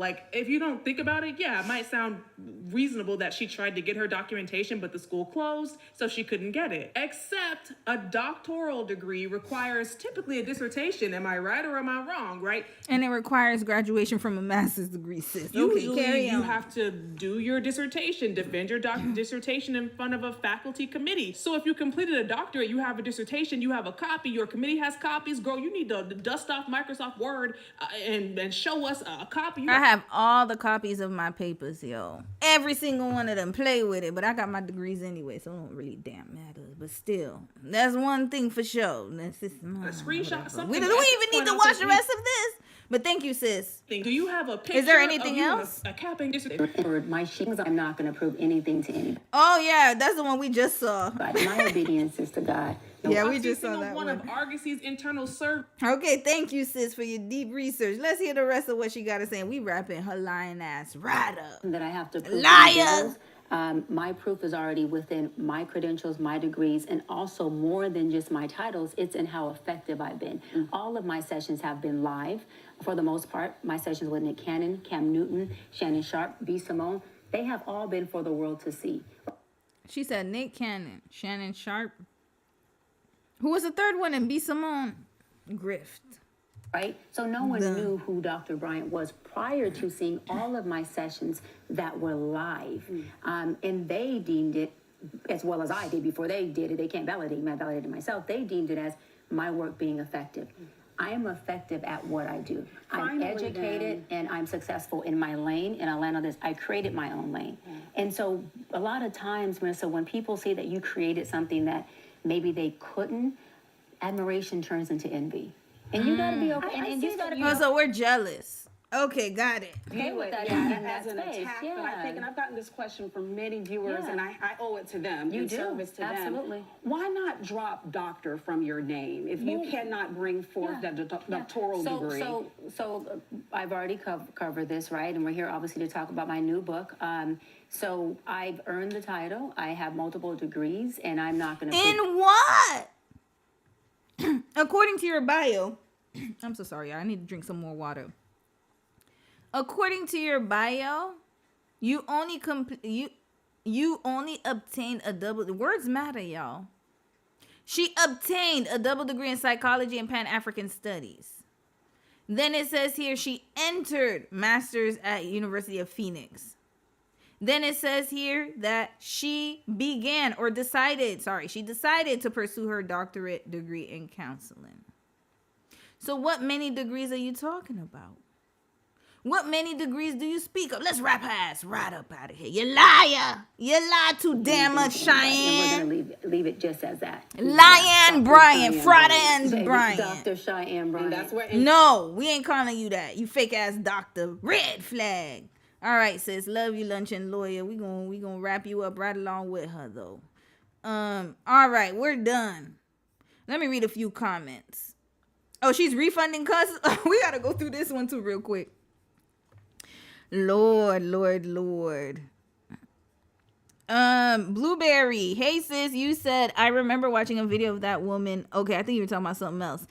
Deja Rue, you said legally when a college shuts down, they have to make arrangements to transfer student records. They either have third-party vendor or each state has a designated department to get them. She's lying. Exactly. Even I know she's lying. Unless you come from a country where they do not store records, then I can understand. But you're in the U.S. of A, baby. Trust and believe me, they save them records. Because how they going to get you back for them student loans? Because hell, if they can't find your transcripts, how can they prove that you went to a school if you are she's did for private. But either way, they still have to track it. Best Beauty Fitness. Hey, how are you? If she's not lying, I sure as fuck don't want to go to her. She's supposed to be a doctor. Hell no, and can't find her credentials. Don't think so. Exactly. That's the sad part about it is like, you know, on one hand, I kind of was like, okay, you know what? Like, I still can't defend it. Like, any way you slice it, it's like you need to be licensed if you're giving this type of service to people. Unless you're not a doctor, why do you put doctor in front of your name? You didn't earn it. And actually, that's title protection. She gonna get in trouble with the regulatory department in the U.S. because doctors are going to go after her. This is the reason why we have reserved title protection. Somebody could come after her for that. Just letting you know. That's what they do at my job all day. Get letters from people saying, this person is not a licensed, blah, blah, blah. And they're practicing and saying such and da, da, da, da, da. That's my department, yo. Sylvie, hey, sis. You said ITT Tech. I forgot about that one. Yo, ITT Tech was so popular, like, when I was growing up. Yo, we used to have Job Corps. Yo, they had a whole bunch of them. L, you said people have gone to Grozy and can get their transcript. It's likely accredited but shut down. There you go. There you go. Hold on, y'all. That's something else here. Miri, you said at first they didn't let her. Oh, yeah. You said Interborough Institute is another one That's where my mom went because they said she could finish her associates in 1.5 years. They closed down before she could get her diploma. I'm just now able to request. At first, they didn't let her pick it up with everyone at the other location. But at least you still have access to do that. That's crazy, y'all. We wrapping her right up. But let's hear a few minutes of this one because it looks like they are getting her. People are asking for refunds. So I'm going to hear just a few minutes of this one.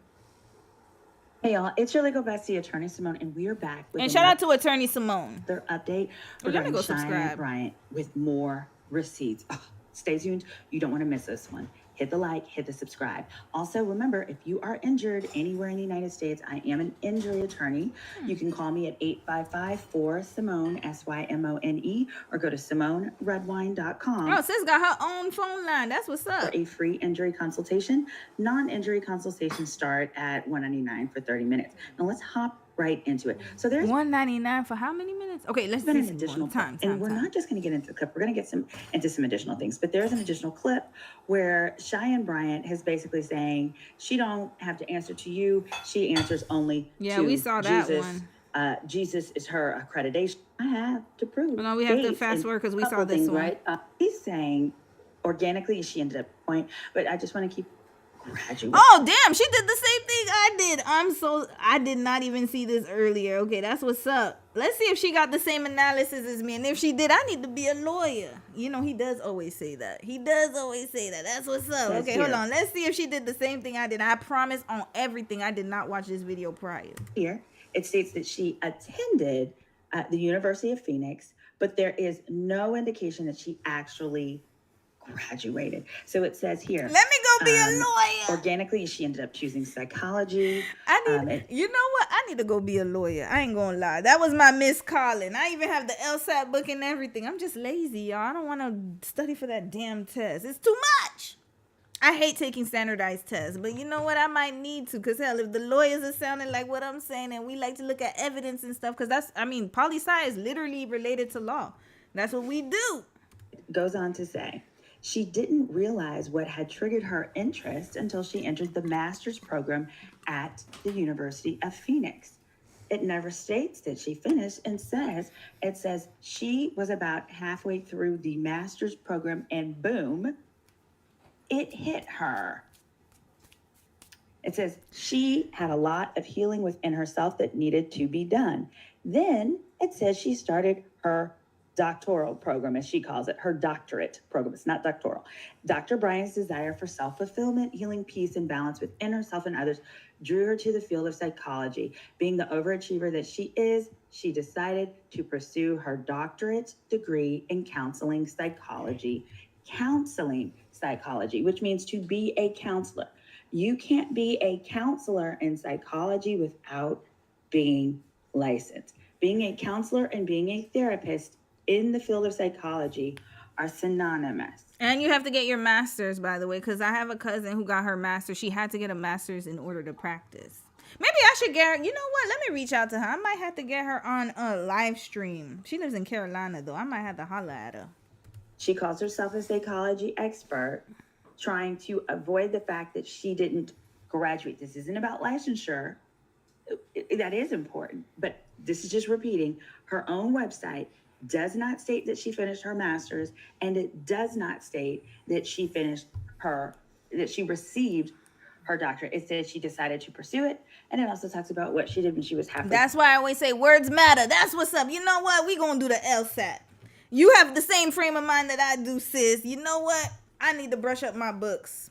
I need to brush up my LSAT book. That's what's up. I think I'm gonna get my law degree, but hell no, not with them damn fees. The law school is expensive. As well as the doctorate from this university. It's my understanding you have to complete some hours where you're working as a student therapist. Mm-hmm. And if you do that, there's a certain number that you would receive. That too would be documented, and there's no documentation of that either. So going back to her clip, the video clip. Here we are, where she's saying she doesn't have to prove nothing, nobody but Jesus. The interviewer here, watch the interviewer's face. Something that I have to prove to individuals. My proof is already within my credentials, my degrees. Oh, we saw this already, y'all. We gonna fast forward a little bit. I just want to see what else she had to say after. Okay, I didn't see Ray this. J. Now, this is not a HIPAA this violation video. because Ray J has already publicly prided this psychology expert. Watch this clip. And now in this clip, she's referring to Ray J. Now, this is not a HIPAA violation because Ray J has already publicly, prior to this, come out and said that he has gone to her for therapy. Oh, he had Further. Red flag. This is why Ray J's running amok, y'all. This is what, well, I mean, there's a lot of multiple reasons. Remember, I talked about Sonia. Didn't I just do a live stream on Brandy's book about her and Wanye? Oh, my goodness. All right, yeah, you know what? I think these are the signs that I need to do Brandy and Ray J after Beyonce and Jay-Z. Or maybe concurrently, because Beyonce and Jay-Z going to take forever and ever. I might have to start the Brandy. I'm going to start doing the research for the Brandy case study once I finish and wrap up Diana and Korea, y'all. This is craziness. So he went to go see Dr. Cheyenne Bryant. That's why he's in... This I was wondering. So this is the therapy he's getting? Proving she has been Mimi knows how to do red flags at the right time. Yes, Mimi, that's right. Lawfully and illegally practicing as a therapist without a license, without having even graduated. And watch her refer to herself in this clip. She slips up and instead of a life coach, refers to herself, the later part of this, as a therapist or as providing therapy to him. Here we are. You know what? Before we start with that clip, what is title protection in the U.S.? Title protection, USA. I need to know. No, not from your house. Reserved title.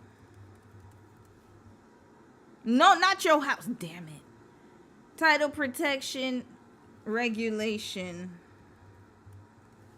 Or professional. It should be professional title regulation. Health regulated. Oh, no, it's not health regulated, but reserved title protection. There we go. We need to know. Okay, you know what? Where's your regulatory? Regulation body. I need to know what state she's from. Okay, she might be from Seattle because that's where. No, but she went to Caltech. I don't know where the hell she's from. Where does she live? Maybe California? Okay, let's just do California. Where does Dr. Cheyenne... We might not know where she lives, though. Where does she live? Oh, she lives in California. Okay, I figured. All right. Regulatory body in California for psychologists. Clinical.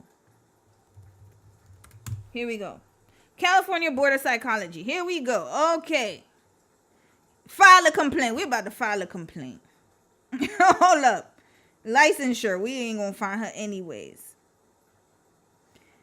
Cheyenne Bryant. I'm gonna file a complaint for y'all, man. She can't be doing this. Is this her? Cosmetologist. Was she doing hair? I hope it's not the... Oh, my bad. If you're Cheyenne Bryant, my bad in California. My bad. I don't mean to be putting your stuff there. You know what? Let me go back. I'm not supposed... Oh, I don't want to look for private information or something. Okay. But I mean, it's public. It's on the board. Did she do hair? Did she do hair?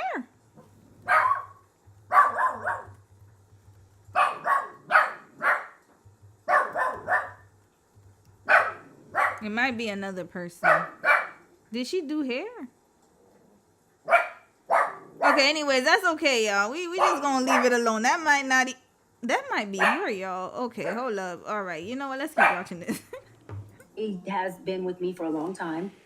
This live stream is so chaotic. Ray is just a person who is who he is, yes. Right? And that comes with a lot of misunderstanding. Yes. But I always say this, and I've said it to, just people and even my assistant and best friend here, that when you build a relationship... That was her, y'all. Hold up. Oh, shoot. That was her. Hold up. I just Googled it. Okay. Doctor... It was her, y'all. Oh, my God. I am so sorry. I didn't mean to put your name and all your information out there. Y'all, she was a cosmetologist. She was. That's what it says on my Google. Right here. Let me see if I could bring it up here. Was Dr. Cheyenne Bryant She was a psych. Damn, why is it coming up on my phone, but it's not coming up on my website? Okay, I'm gonna try to see if I can link the Google search, y'all. Let me link the Google search. Let me link the Google search. It says here she was a cosmetologist. Okay, I'm gonna read it from. Look, the proof is right here, y'all. I'm not even lying. Right here. It says Dr. Cheyenne Bryant is a prominent media personality, life coach, and author who uses the title of doctor, quote unquote. Recently, her credentials have sparked widespread online debate with users questioning her academic background, clinical licensure, and a past cosmetology license. She obtained this license from Vader-Rock College, a vocational and career college that has since been shut down. Red flag! How many damn shut down colleges has she gone through, y'all? Here. Oh, it's right here, y'all. Hold up. Y'all. Okay, you know what? This is what happens when I go down the rabbit hole. I'm going to get in trouble here. Oh, no. I don't like to put people's, government stuff up. But hell, I mean, it's on the California border. I kind of feel bad for that. I didn't want to see all her damn information. But okay, whatever. Y'all should have never made it public. Hold up. Where's the volume, y'all? Breakfast Club. Where's the volume at? What is going on here? Hold on. Okay, volume is up. Why is it down now? Hold on. Why can't I hear anything? What is up with Facebook? Red flag. Why is the volume not going up? Okay, here we go. It again, and I'm clearing it up for my doc squad, for my... Hold on. Because people can't find your dissertation online. Mm-hmm. How are you responding to that in this new era of your life? I'm going to clear it up once on here. I'm not doing it again. And I'm clearing it up for my doc squad, for my fan base, for my audience who deserve to hear me address it. For the folks who have already made up their mind to not like me or not understand me, listen, I don't give a fuck what your narrative is. I would like for you to recreate it, double down on it, and run that shit. Because I don't give a fuck about it. Now, to my doc squad, my fan base, my folks, my village, it's very simple. I went to a school, Argosy University, completed an entire program. I went back online to... Okay, we heard that. Is there anything else? Okay, I need to go back. Okay, fast forward, because we heard that already. I need to hear new info. Accredited when I attended the school. They were accredited when I finished the program. I go and look, there is a third party that has the records. I contact a third party. That third party only holds records for 2 years. We already know that. Next. I was past my 2 years. Okay. So that means that I had no access to records. And then I contacted, financial aid. You can't make up financial aid. It shows that I paid for a doctoral program alongside my master's program and my undergrad program. And they said, we can fully refund you your money under one circumstance. We give you your money back. You don't get credit for not a class, a course, a program you took in this university, at this institute. Financial aid?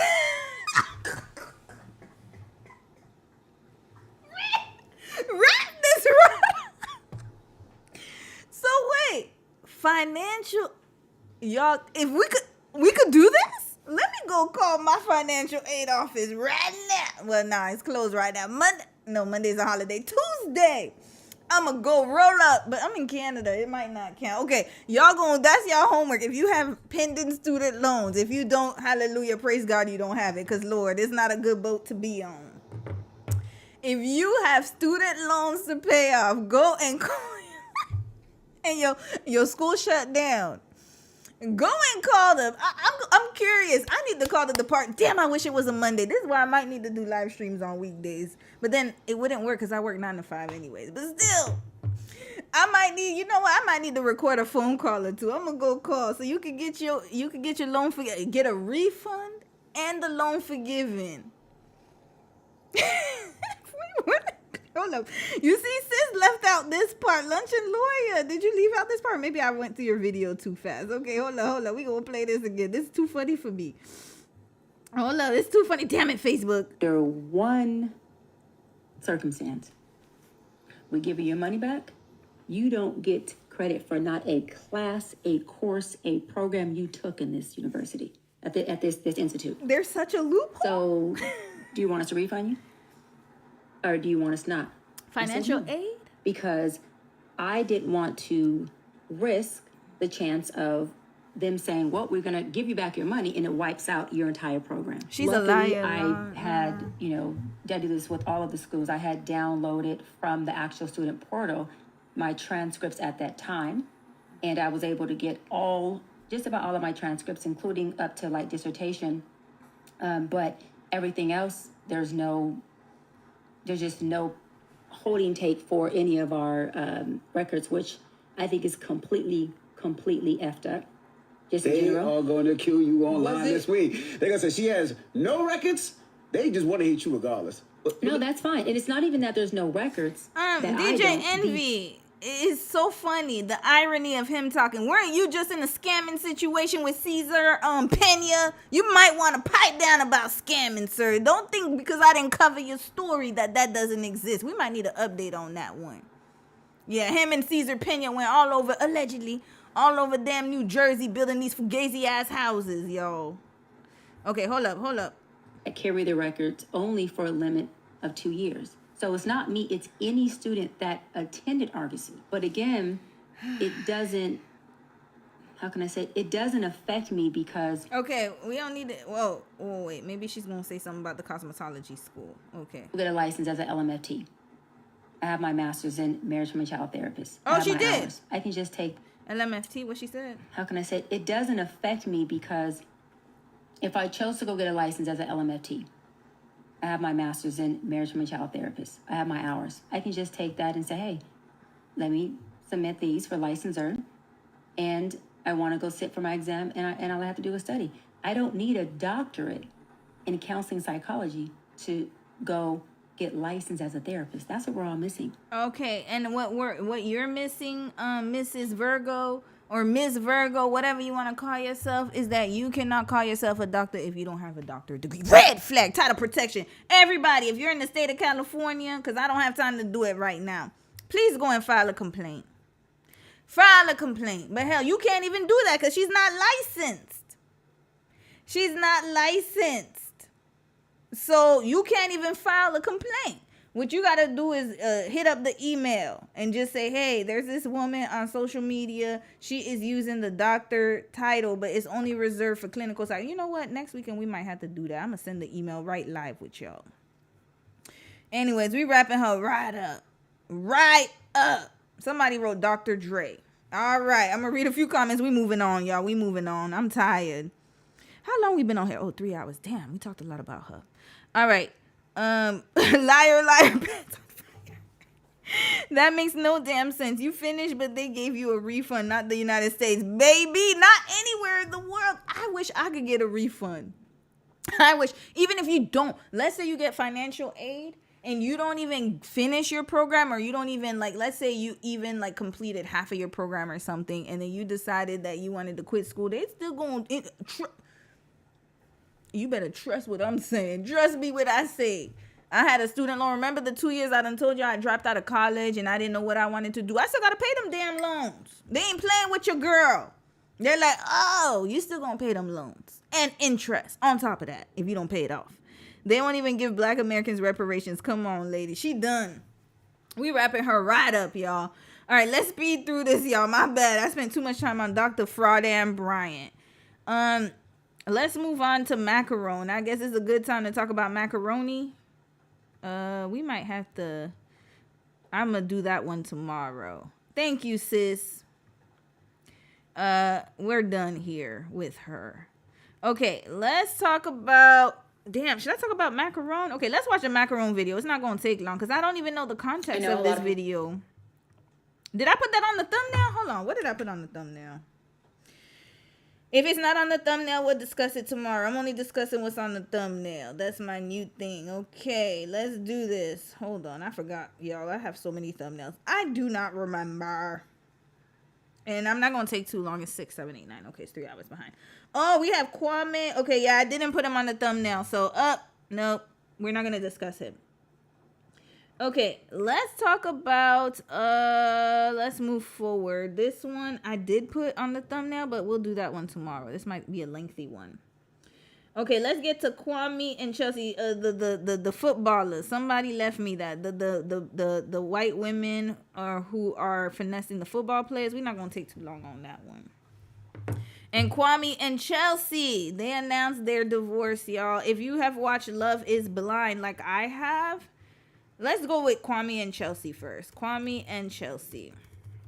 We're going to talk about them first.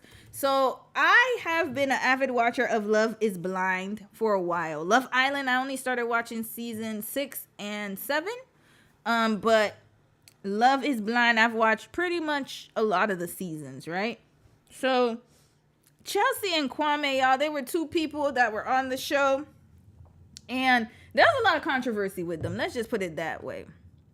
And he always seemed like he was not interested in her, y'all, in the slightest. I don't even know how they got married, but somehow it happened. You already know how that goes. That woman was chasing that man down, my opinion. I think that she looked like she really wanted to marry him. And she looked like she really wanted that. And so that's what she went for. But unfortunately, things didn't work out with them. So let's read what happened. And then we're going to go through his TikTok, y'all. Just real quick. We ain't going to spend too much time on him. He's never been at the pick of the litter. To be quite honest with you, she spent a lot of more time chasing him than anything. I don't even know how it's lasted this long. Love Is Blind alums Chelsea Griffin and Kwame Appiah. Oh, I know I butchered it. I'm so sorry, y'all. Announced in separate statements that they are breaking up after marrying 4 years ago on season 4 of the Netflix experiment set in Seattle. All right, let's see what happened. After getting married on Love Is Blind 4 years ago, the couple who met... Okay, we already read that. It's heartbreaking to share that our marriage has come or is coming to an end, Chelsea wrote on May 15, alongside a black and white portrait of the pair hugging on Instagram. This is not the outcome I hoped for, and I entered this relationship with deep love, commitment, and the intention of building a lasting life together. Okay, Chelsea, you done said your piece. I need to hear or see I need to know what your star sign is, sis. Let's get to it. What's her name again? Chelsea Griffin? I'm assuming that's her name. Yes. Okay, when's your birthday, sis? She's a Taurus. Okay, all right. When is his? Kwame, Kwame Appiah. Here we go. When's your birthday? Aries. Oh, I haven't done an Aries man yet. But I know.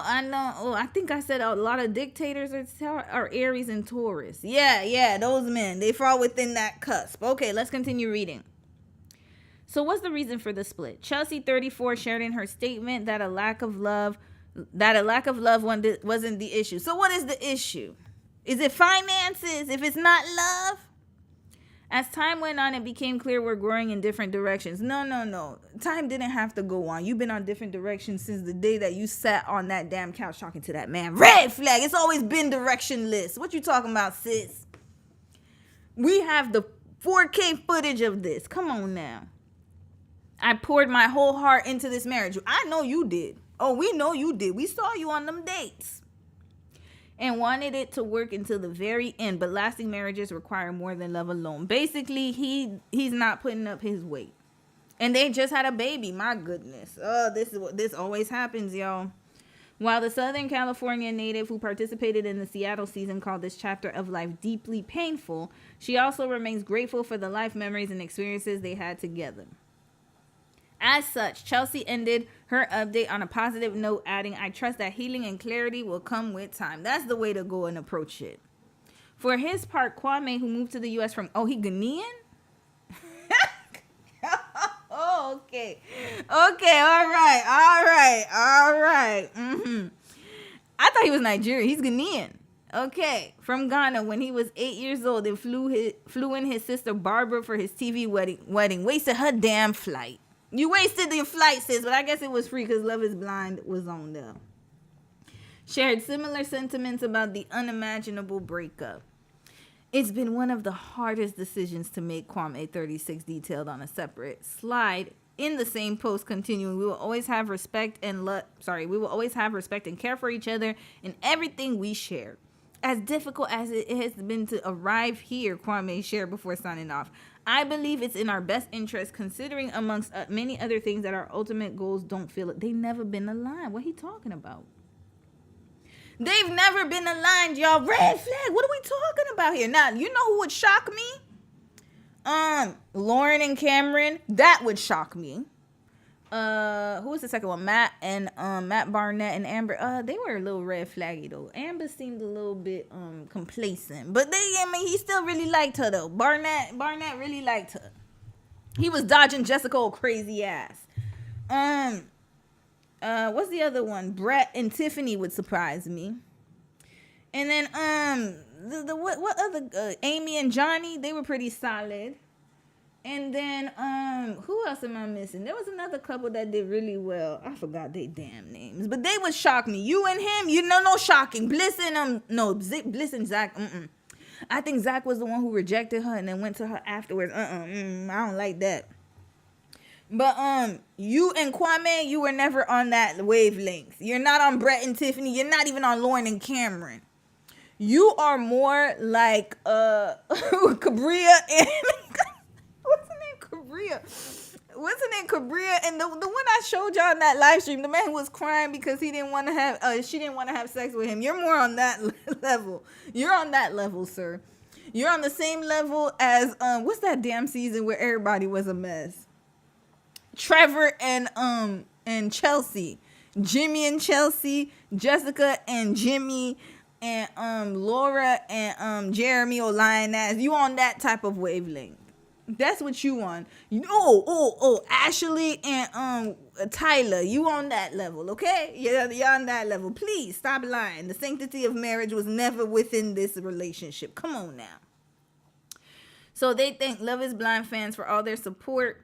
Okay, and it was made by Nick and Vanessa. Oh Lord, I have my theory about them, but I'll talk about the Jessica Simpson case study in another one. And by the way, Nick Lachey and Vanessa Lachey, they're both Scorpios. They were born on the same damn day. Lord, it must be a lot of crying and fussing and fighting. Okay, I don't know.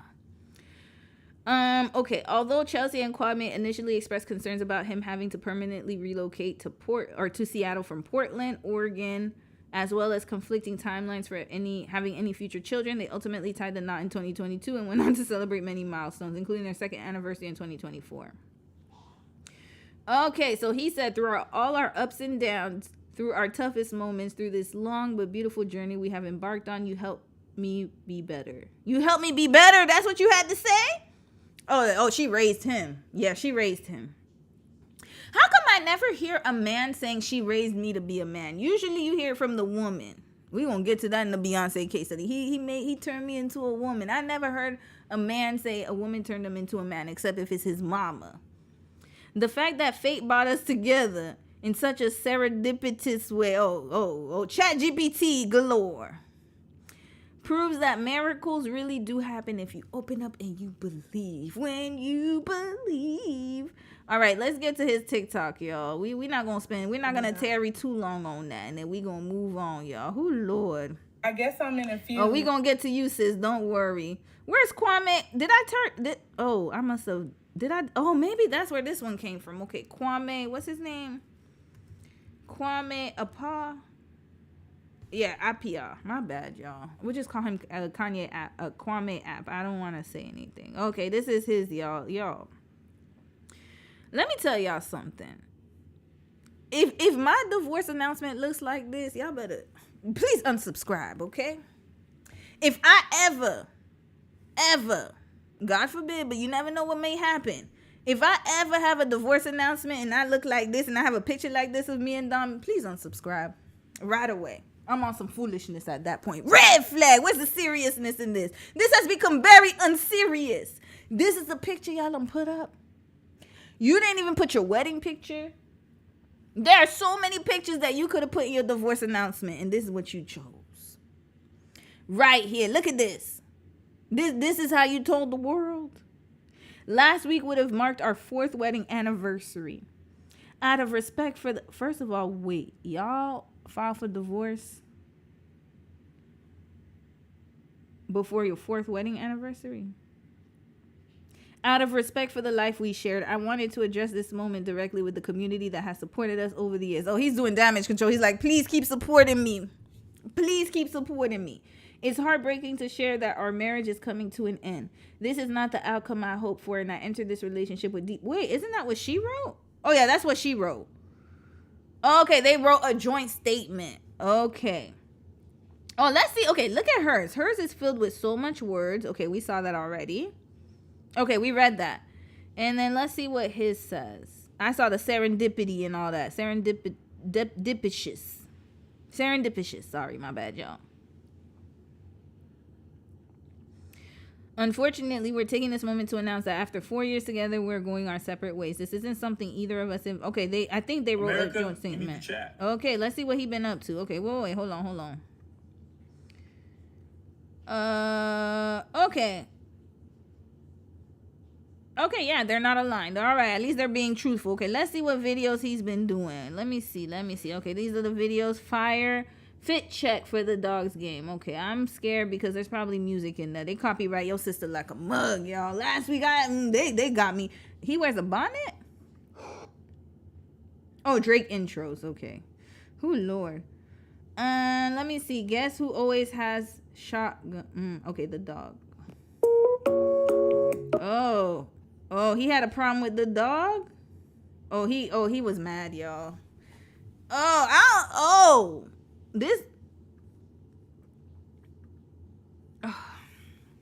Guess who always has shotgun? So he can't have the dog on his lap?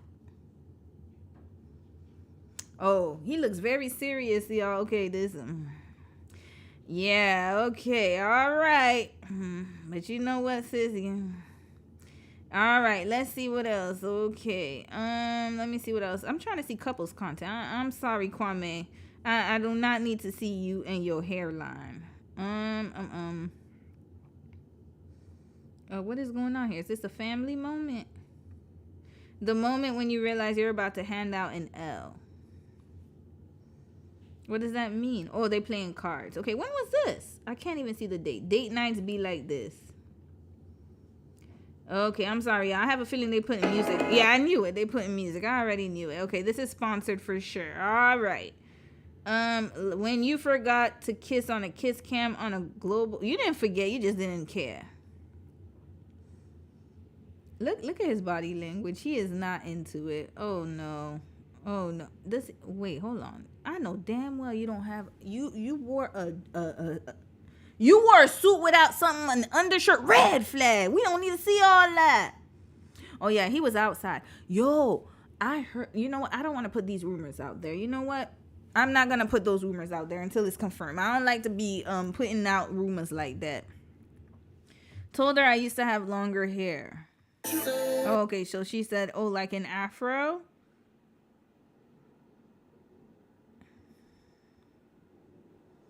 Okay, all right. 2.5 seconds into every Mom Talk episode. Okay, all right. Then I don't know. I don't see this. Oh Lord. Yeah, you see this is. You see this is why you cannot be believing this stuff, because look at this. Once you see, when you see the you know it's a wrap. It's wraps. It's a wrap. I already knew what time it was with these folks. Yeah, it's a wrap, y'all. I like his necklace, though. It's beautiful. It's a wrap. What was this? Anniversary pictures? When was this? Hold on, y'all. I need to see the dates. When was this? Yeah, it's a wrap. Once you see this, so how much is it?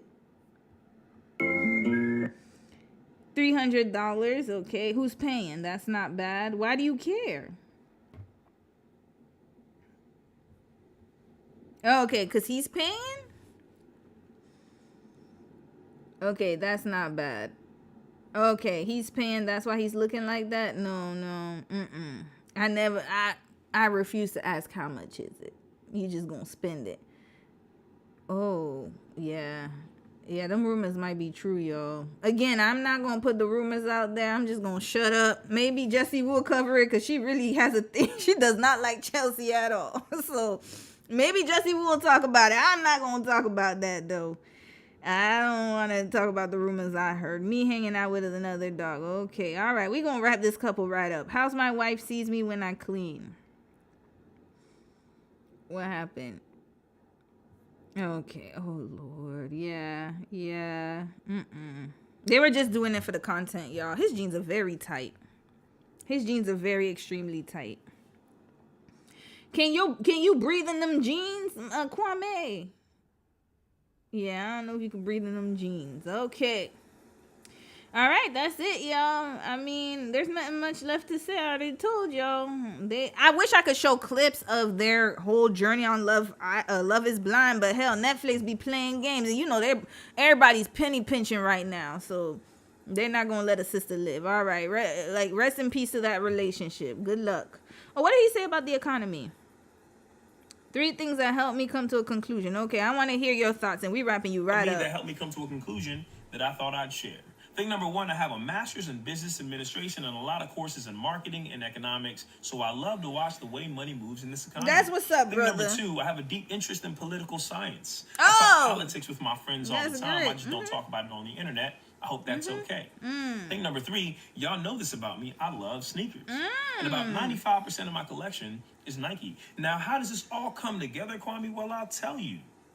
On December 22nd, CEO of Apple / on the board of directors of Nike, Tim Cook, buys up $3 million worth of Nike stock.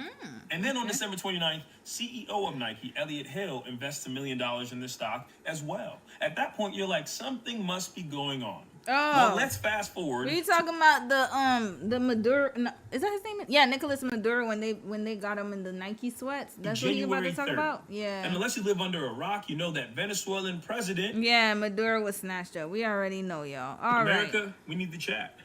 There's never been a time in the history of man where the wealth gap between the top 1% and everybody else has been greater, which means right now the top 1% are getting richer faster than ever. You may come across a lot of people who will look at this situation and also the war in Iran and say, oh, I didn't vote for this. But in actuality, you did.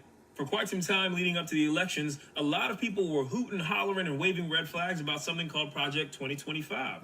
Project 2025 was a 900-page document put out by the Heritage Foundation that described what it would look like if we were to put a Republican in office. Lays and details out... Wait, is Chelsea MAGA? Oh, okay, hold up. I didn't even put 2 and 2 together. She might be. Hold up. What's her name again? Chelsea Griffin. Political affiliation. Does she talk about it? Is she MAGA? Oh, that's why. Are they politically aligned? Because he sounds like he's not aligned with her politically. Yeah, because if you're going to be talking politics, okay, that's, for example, that's a lot of people on the motherland. I mean, even in the Caribbean, too, like, it's just, you talk about politics. That's just what it is, right? Love is Blind brought plenty of conflicts on screen. Okay, March 3rd. Hold up. I don't need to know all the other stuff. We already know they had a racist ass season one time. And was it Minnesota? I don't remember. Jessica Barrett. Okay, blah, blah, blah. I need to see about Chelsea. Voting for Trump. Okay, here we go. Voting for Trump became a major part of Love is Blind family meeting. Yeah, but where's Chelsea's name? Hold on, let's do control. Oh, shoot. Sorry, y'all. Uh-oh. How did I get here? Hold on a second, y'all. Yeah, I'm about to wrap this right up. How did I get here? Ah, damn it. Okay, Google. Let's go on Google again. Hold on a second, y'all. What's... Lord, I don't know. Yeah, don't ask me about Jane Fonda. I have no idea why she keeps showing up. I have to clear my cookies. Conservatives lash at Love is Blind. Okay, but is she MAGA? Okay. Let's just put MAGA. I need to know. Did you vote for him, sis? Who did you vote for? Maybe we'll never know. Okay, I don't know. I feel like some... Yeah. Oh, no, that's Chelsea Handler. Wrong one. Yeah, okay. I'll find out, y'all. I have a feeling. I don't know. I don't want to put that on her, but How this will be that the may be largest it. transfer of wealth from everybody to the top 1%. Who That did is you vote accomplished for? by cutting corporate tax and reducing regulations. Who did you vote for? That's what I need to know. Hold up. Wait a minute. No. You don't get to say all that and not tell us who you voted for, mister. Who did you vote for? That's that. You see, when somebody talks like that, I need to know who you voted for. Who did you vote for? Okay, all right. Anyways, I don't care to know right now. Y'all let me know in the comments. Next. We gonna wrap you right up. I gotta speed through this. All right, next one. And then I'll read some comments after. The reality of being single that no one actually talks about. Okay, I wanted to do this video because it coincides and ties into the first video of the wife builder, the build a man one. All right, let's listen to what she got to say. Lalani Bell. Lalani. Oh, my goodness. Okay, I think it's Lonnie Bell. We're going to call you Lonnie Bell. Okay, let's hear this. And the reason I'm playing this is because there was another creator that had a take about what she said. And I thought it was very interesting what she says. So that's why. Okay. To my literal dream apartment. And instead of being excited and over the moon about it, I'm actually just stressed because I'm just so sick of having to make these massive life decisions by myself. And I have such an amazing support network that give me their advice and tell me what they think I should do. But at the end of the day, like, it all just sits on me and I'm always just scared of making the wrong decision. And I'm just so sick of having to guide my own self through all of life. It should be so exciting, and instead I'm just stressed that I'm making the wrong choice. When does this feeling stop? I just wish I could share the responsibility of life and all of the decisions with someone. You gotta be a water sign. I think you got to be a water sign. You got to be. Let's get to her. No. I need to know, when is your birthday? You know that she looks like the type that celebrates her birthday online. You gotta be a water sign, sis. There's no. This one we really have to investigate. No, there's no way. What's her name? Lalani Bell. You gotta be a water sign. Is there any my love language? Hold up. You got to be a water sign. That I refuse to believe you're anything but. Hold up. Hold up here. So you don't like to, you're about to move into a new apartment and you're crying because you want to share the responsibilities. What is going on here? You're a content creator. Why do people get online and just start crying? Can somebody tell me? It just seems very weird to me. I just never, like, the last thing I want to do is people see me crying when I'm like, I don't like that. But I get it, people need to share their emotions and whatnot. But I just find it very disingenuous and very performative. But that's just me. Okay, where is, she got, and you have a puppy. Why are you, girl, you got a puppy. You got more than enough things to take care of you right now. There you go. Mimi heard that. She barking for all them dogs out there. Hold on a second. She always barks at the right time. I must give her that. Hold on. Where your birthday at? Okay, no birthday. Damn it. Yeah, I don't know. I'm going to W a water sign until further notice. You giving Pisces right now. Maybe Cancer. Oh, what's the popular ones? You got a birthday? Diaries of a Confident Girly. You don't seem very confident with that video you just made, sis. I don't see the confidence right here. Okay, all right. Let's get to the response video that I thought was quite interesting. And I wanted to hear your takes on it, but I'll give my take as well. Yeah, we're going to find out your birthday. This is just way too much going on here. Okay, so let's hear this one.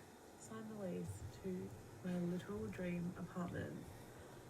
And instead of being excited... Oh, by the way, I do not like all of her takes. I'll say that right now. Just saying that. But she does have some good videos that I'll be watching her here and there. But she does have some good takes. Because I'm just so sick of having to make these massive life decisions by myself. And I have such an amazing support network that...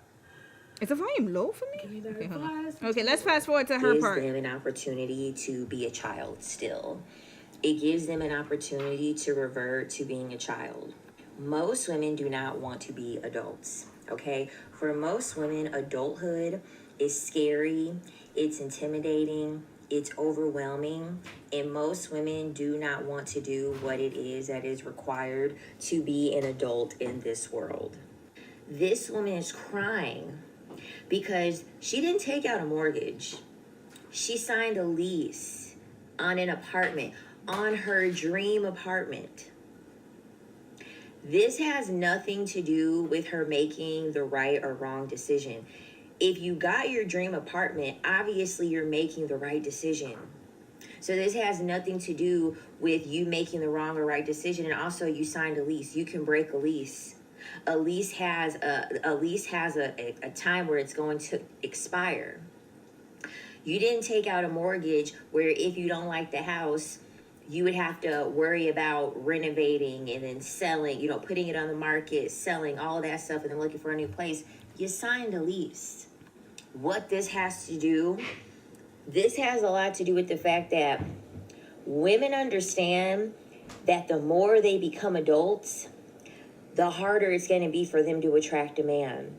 And so therefore, they won't be able to have the fallback plan of regressing into a child. That's what this really is about. And the thing about it is that women will make these decisions despite them simultaneously making adult decisions.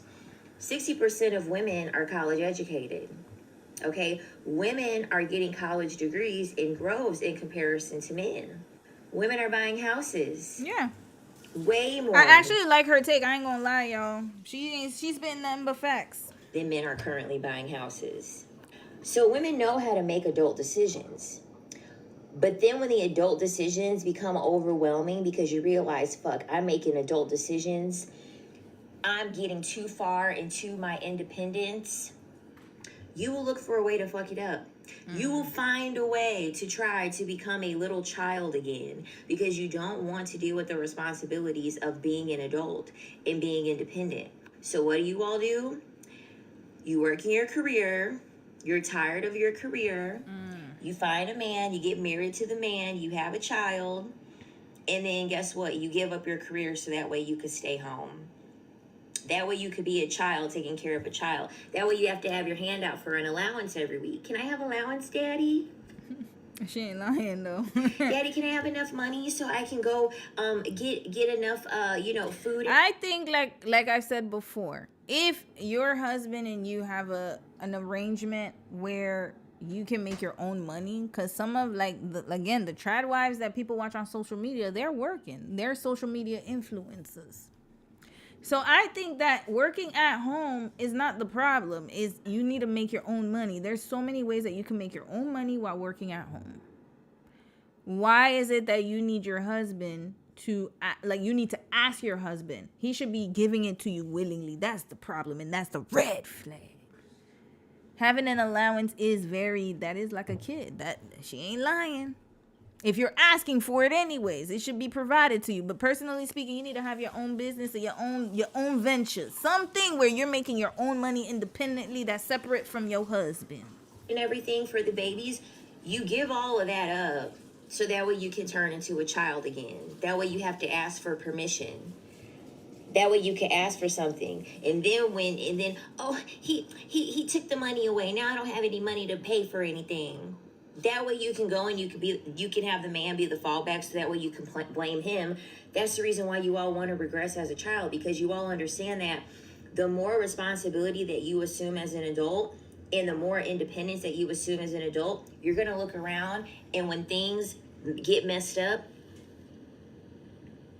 it's only you left. Or you guys will get the degree, you'll get the house, and then what do? You move some dusty ass man in.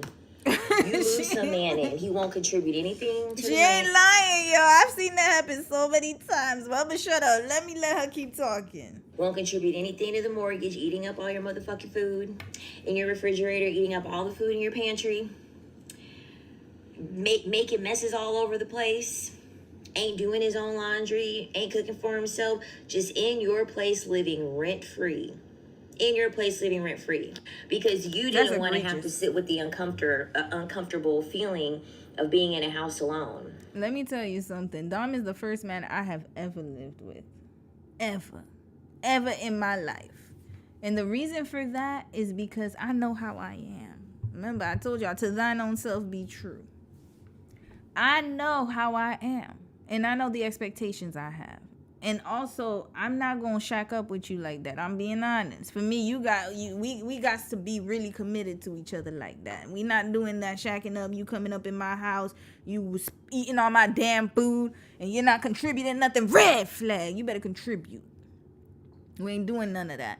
So I had very high expectations, and also I don't like people up in my space like that. I'm just naturally like that. So you gotta be real special for me to want to combine and live with you. It's not an easy decision. I like living alone, but there are some people who do not like living alone. But in that case, just get a roommate. But nope, they want to get dick. That's what it is. That's all it comes down to. Because every other circumstance I can think of, like the sis in the beginning who said, oh, they just had a baby and they just couldn't control it, or the way it sounded was like that. And I'm like, there's condoms available and there are birth control. There's birth control out there. There's no excuse at this point in time. Maybe for our grandmothers and stuff, because it was an expectation. And also, like, you know, if society didn't allow it, then I can understand. But you're living in a different time, baby. So now you're able. Before, you were not able to get a lease, especially if you're black. You had to get your husband to get it for you. And then now you're able as a woman to get all of that. And you still choose to be up under a man. I just don't get it.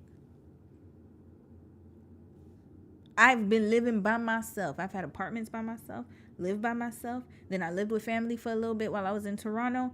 And then while I was in Korea, all by myself the whole time until I got married. Not the whole time, until I got married in 2021. That's the first time I ever moved in with a man.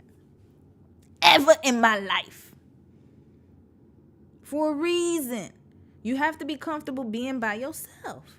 Because how are you going to live with somebody else if you can't even be comfortable being by yourself? Because you don't know if that person's going to be there forever. You don't know. He doesn't know if I'm going to be here forever too. Ask him how many times he's lived by. He's lived on his own for a long time. So it's the same thing. If you're lonely and you live by yourself and you like to be a chatterbox, get a roommate. Get somebody you trust to be your roommate. Get a dang on pet. Get a dog. Trust me, they will keep you occupied. But the solution's not always a man. Like, I just never understood that. It's like, that's the first go-to. Like sis said, oh yeah, you know, he made me believe that, well, what if I got single? Or I thought, what if I got single? Then the next man's gonna cheat too. And I'm like, why we gotta think about the next man? You should be thinking about yourself. Why are we thinking about that? I don't get it. And feeling unsafe in your home. You don't want to go get a firearm. You don't want to learn how to operate a firearm. She's right. You don't want to go get a dog. You don't want to take self-defense classes.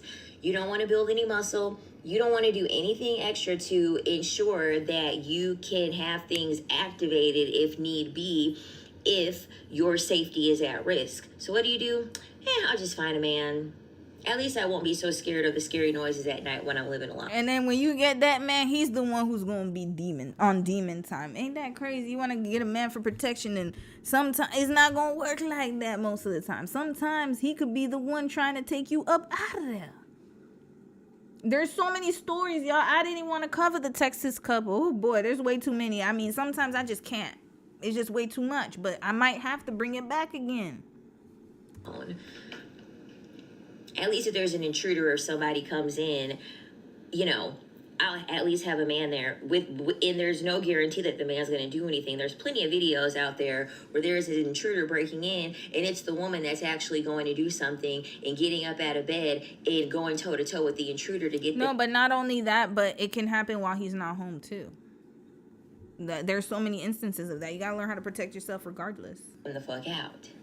A lot of you all just only want to be in these relationships and partnerships with men because you want to be able to have a fallback option of having someone to blame and having someone to delegate responsibilities that you no longer want to be able to do.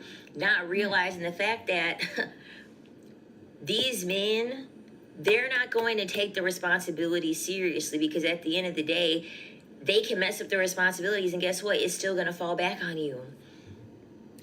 I'm here to tell you, a man is not going to help you fuck up your life and then help you put it back together. They're not going to do that. They're not going to do that. No one's going to do that. And no woman wants to be saved by a man more than a woman that has the option to just walk away. This is why older women always say, have your own money. Why do you think older women say, have your own money, have your own education, have your own bank account? Because they lived in a time where they didn't have the option. They lived in a time where they did not have the option to walk freely away from a situation. They had no choice but to stay in the situation. And yet you have women that are here with the option, and you still want to revert back to the very same thing that women have lived that life already, repeatedly keep telling you to do. Be an adult. Grow up. There is no such thing as a right decision. A man existing with a dick and balls is not going to ensure that there are perfect decisions made. Haven't you looked around? Right. Haven't you looked around? When are men living these grand lives where they're making these perfect decisions every single time? That means every man would be a millionaire. Every man would be successful. Every man would be good looking. They would be making all the perfect decisions and their life would reflect it. Makes literally no sense. All that it is just women get lazy.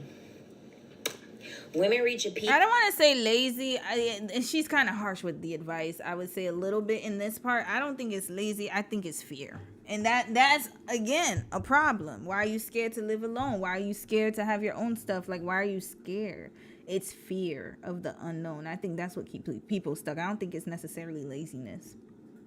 Of laziness, and they don't want to work hard anymore. And when they don't want to work hard anymore, they want to go find a man. No, it's fear. And then once they decide, okay, I'm going to go find this man, then I get to be lazy. I get to shut my brain off. That's what you all are saying. When I'm with my man, I get to shut my brain off. And then before you know it, your house is in foreclosure. Shut your brain off. I never shut my brain. Those women, oh no, I wish I could live a life where I'm in the Lululand like that. Then no, I could never be that delusional. My brain is always on. It's gotta be. Cause you're like I said, you have to get to the point where you just I think it's just autopilot, right? And also, like I said, your man might not be there. You have to always be aware of your surroundings. Even when I'm outside, even when I'm walking, even when I'm looking around for her and for me. I can't just shut my brain off at any time, except for when I go to bed. And even then, I'm thinking about case studies. I'm thinking about what I'm working, what I'm going to eat, mostly what I'm going to eat tomorrow. That's usually, I like to plan ahead. I'm like, oh, I got to go to the grocery store. Maybe, can Don pick me this up? Maybe we should eat pizza tonight. Maybe we should, that's what I think about. It never shuts off. Except when I'm sleeping and getting my REM sleep. But regardless of that, I think she spoke a lot of facts, yo. You're getting evicted from your house because you delegated everything to a man for him to pay on the mortgage, for him to pay taxes. He ain't paid taxes. He hasn't paid the mortgage. He's using his money for other things. Lord. Yeah, you need to know where everything... I think she stopped because she got tired of talking. I agree with her. I think that, while the message is strong and it can be harsh to some, I think that she said some really real things in there. And also, I will add to it and say you need to learn how to do things by yourself. Regardless of if you're single or if you're married or whatever situation you're in, you need to learn how to do everything. You need to learn what's going on in your house. You need to learn how to have your own bank account. You need to learn all that stuff. You can't be a child. You're past that, especially if you got somebody to take care of. Now, I'm going to read some more comments. We got to speed through this, y'all. Speed through it. That Argo, you said Romy is the African way of dancing. What dancing? I don't remember. I have a light, Heather East, right here. Look. There's like a whole light right here. I have two lights, actually. The problem is, I don't know what it is. The lighting is horrible in the kitchen. And unfortunately, I had to be in the kitchen because of Mimi.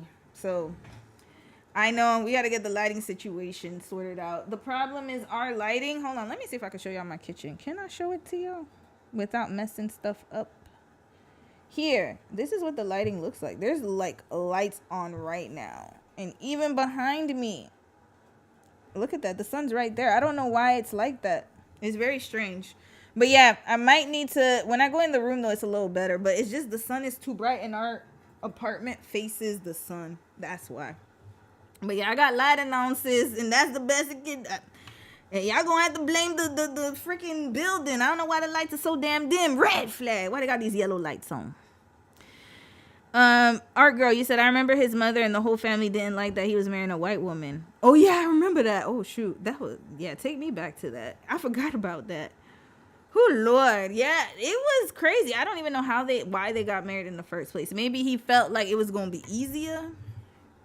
Maybe he didn't want to go traditional. Yep. I wondered, Sylvia, you said I wonder if she was MAGA too. I think she might be. I don't know. I don't want to put that on her, so I'm gonna just shut up. But I think she might be because he's talking political stuff. Blueberry, you said attention seeking. Mimi, just like mama, red flag. Yeah, she always says red flags, yo, when she's birth. You notice she's quiet right now, right? Whose birthday's around 3/16? Oh, so she is a Pisces. I had a feeling. Thank you, Elle, our resident astrologer right here. I might need to talk to you about something in the future though, because I want a special video or book about that. We gonna have to talk. We gonna chop it up, sis. And I gotta get the funds up for that because I like to pay people. So yeah, Pisces. It's giving. I knew it was Pisces. Like now, I'm starting to recognize the pattern. My pattern recognition is strong. Pisces be the ones talking like that, yo. This reminds me of the first woman, Jazzy, I think. Yeah, that's exactly what she was talking about. I was supposed to play this right after that, but I forgot. Jewel, hey sis, welcome. You said I met a woman who didn't have a career at all and was just a stay-at-home mom. Her husband divorced her after 25 years. Kids all grown for a younger woman. She was left unhoused with no job skills. This happens more often than people think. Just like the woman just the first story we did. It's you cannot afford to be helpless, a damsel in distress. Not in this current economy. And even in the past, you could never afford it. I think people just trick themselves into believing it. And also prior to that, there were no laws out there to protect women like that. And we're still fighting for laws, y'all.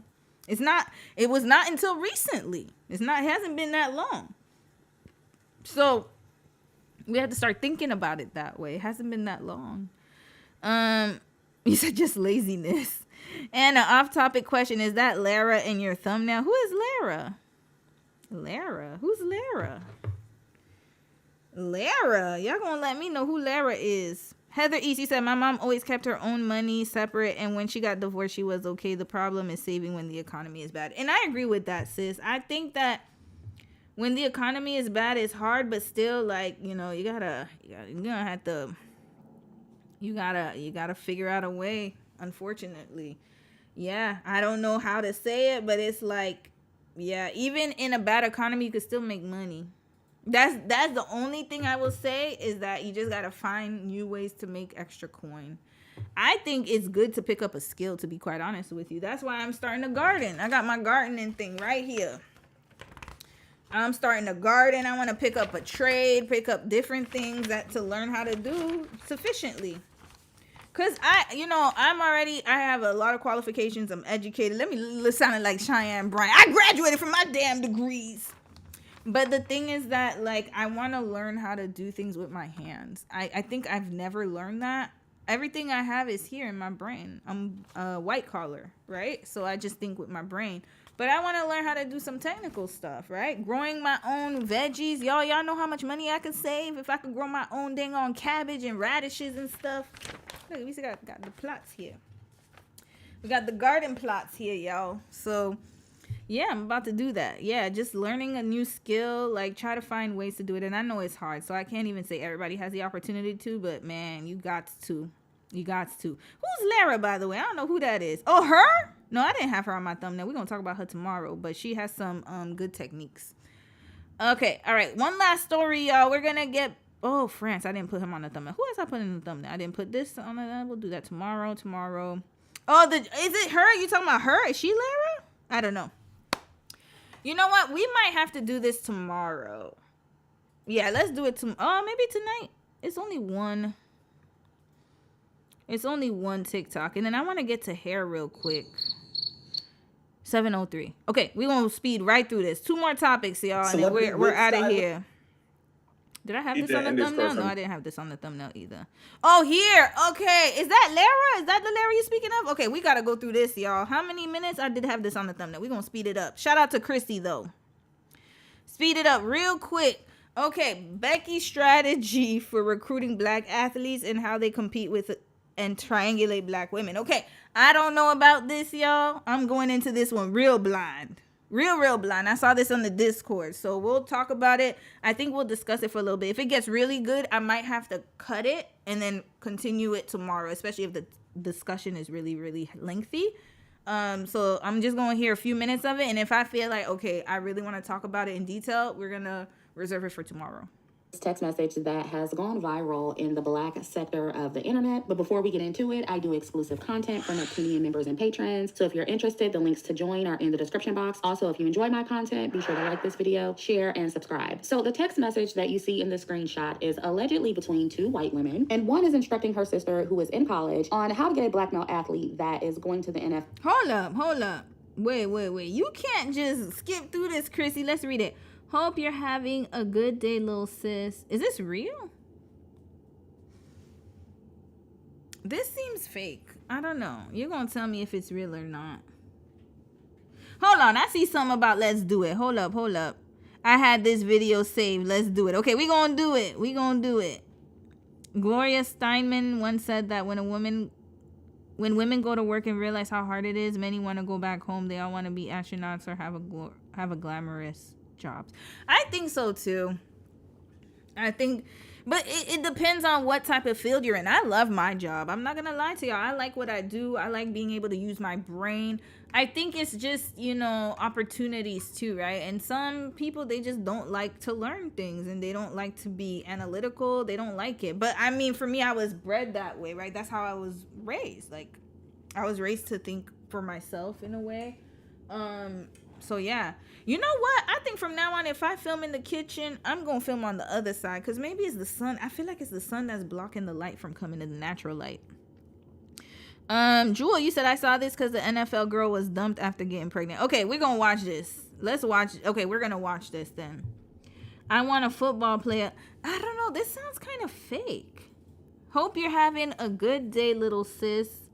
A blank about getting in tri-delt, and then she said, I want a football player, NFL preferably, a tall chocolate one like you did. I want your life. Okay, that's easy. Thumbs up, but you have to play your cards right. You can't be an emotional little girl. Teach me. Is this real? Hold on.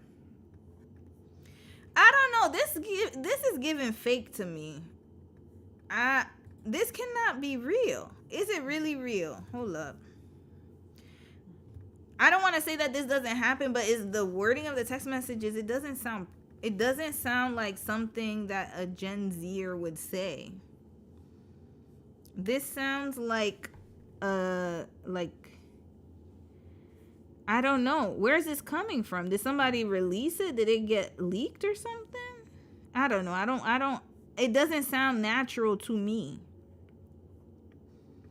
I could be wrong though, but I don't know. It doesn't sound natural to me. Hold on. Let me put white women athlete. How to get an athlete. Let me put how to get a black athlete text. Has this been debunked? It doesn't sound natural to me. Athlete playbook, but who leaked it? We might have to go on Lipstick Alley, y'all. Okay, well, let's go on Facebook. I don't know. It sounds really weird. Okay, let's see the rules. Foundation is to learn athlete. Dealing with cheating, don't go. I'm not saying it's not real, but the text messages don't sound natural. That's not how you talk. I don't know. Do y'all text like that? Maybe it's just me. Maybe I'm from another generation. Hold on, y'all. Let me just go and delete a lot of these. Maybe I'm from another generation, because I just can't imagine texting like this. It seems very doctored a little bit. It's giving me that it's not real, but okay, Lipstick Alley will give me the tea. Okay, where did it come from? Leaked messages, but from who? I need to know who leaked it. Oh, her, Halen. Okay. Tell me why my roommate sister is giving a full tutorial. My roommate sister. Okay. Giving a full tutorial on how to secure a top athlete and wealth. All my sister gave me All my sister gave me is some condoms and $200 for college. Okay, Halen M. Okay, I need to see who this is. Is this really real? Hold up. This is ridiculous. Oh my God. Sorry, y'all. I don't know why Jane Fonda keeps coming up. Okay, Halen. Wait, how do you spell her damn name? Damn it. Hold on. Halen. Halynm. Okay.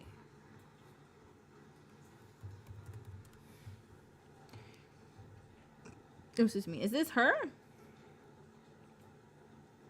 No, that's not her. I don't know. This sounds really weird. Okay, Halen M. Black athlete. Okay, a college student leaked messages she found from her. Oh, that's her. Ah, okay, that's the girl. Okay, so she's the one dating the athlete. Okay. Halen M. Okay, that's her in the picture. Okay, so she leaked it? Oh, shoot. A college student leaked messages she found from her roommate's sister giving her how to bag an athlete has gone viral. Did she say anything wrong? Okay. All right, this is real. This is craziness. The brazenness of it all. I honestly didn't believe it because I'm like, that you text like this? He is the prize. Remember, he can change your life. You can't change his. Dealing with cheating, don't look for it. Girls will throw themselves at him and will succeed. If it's just a fling, let it go, but don't let him get emotionally attached to one of them. Okay, One is instructing her That's sister, crazy. who is in college, on how to get a black male athlete that is going to the NFL like she was able to do. And I don't know if this text message is real or not. But Okay, so Chrissy, yeah, you see, so even Chrissy could peep it. It's just weird. Like, I don't know. It's something about this seems really weird to me, but the person is real. Halen M does exist. So we're just going to take it at face value that it's real. And if it is, shame on you, red flag for leaking this. This is craziness, but even for thinking like this. But hell, they like it over there.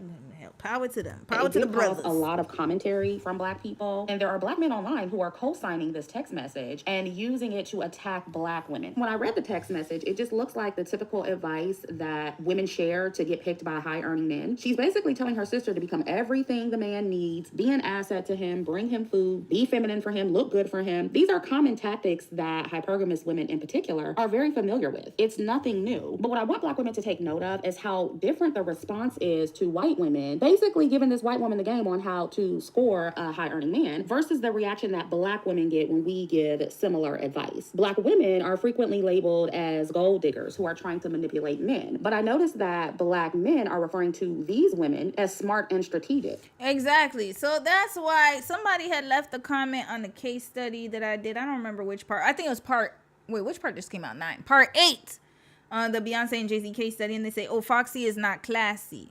I didn't even respond to it, but I should have. Damn it. I didn't think about it. But they said Foxy Brown is not classy. And in my mind, I was like, well, if Kim Kardashian can be classy and Melania Trump can be described as classy, why can't Foxy be classy? You see, there's always a different requirement when it comes to people who look like me. So if she's being strategic and not a gold digger, but then for you, you're saying the same thing, but then you're treated as a gold digger, then there you go. Let them have it. That's why when they say, oh, she's not this or this girl's not that, I shut up. I ain't gonna say nothing because they're the same ones who gonna think that Kylie Jenner is classy. Or somebody like, I don't know, I'm just choosing the Kardashians. They're the first ones that I could think of. But there's so many women out there, they're gonna say, oh, she's classy. She's classy. There you go. And they're using this text message to say that white women are smarter in this area than black women. That's interesting to me because the argument is always that white women are better at gold digging because they hide their intentions and they don't let it be known that they're there for the money. But in this text message, there's no hiding of the intentions here. It's very clear that she's telling her sister to go after these men because they have money, not because they have good character, not because they have a good personality, but specifically because it's a high potential that they're going to be pro athletes that can provide her a certain lifestyle. And so when it comes to white women supposedly hiding their intentions better, I've seen that on an individual level with non-black women, but I think it's well known at this point that they go after men specifically for their money far more than black women do. And non-black women statistically are the most hypergamous women on the planet, especially white women. I think I read that recently more of them are starting to date and marry down because women have been getting more education and higher paying jobs. Wait, what'd she say? Hold on. But I think it's statistically are the most hypergamous women on the planet, specifically for their money. Individual level with non-black women. But I think it's well known at this point that they go after men specifically for their money. Far more than black women do. And non-black women statistically are the most hypergamous women on the planet. Right. Especially white. No, not especially white women. Asian women. You skipping a whole demographic. Asian women are very hypergamous, y'all. Very hypergamous. Very hypergamous. You will never see a wealthy Asian woman with a bum. It's very, very rare. And if he's a bum, he's an American bum.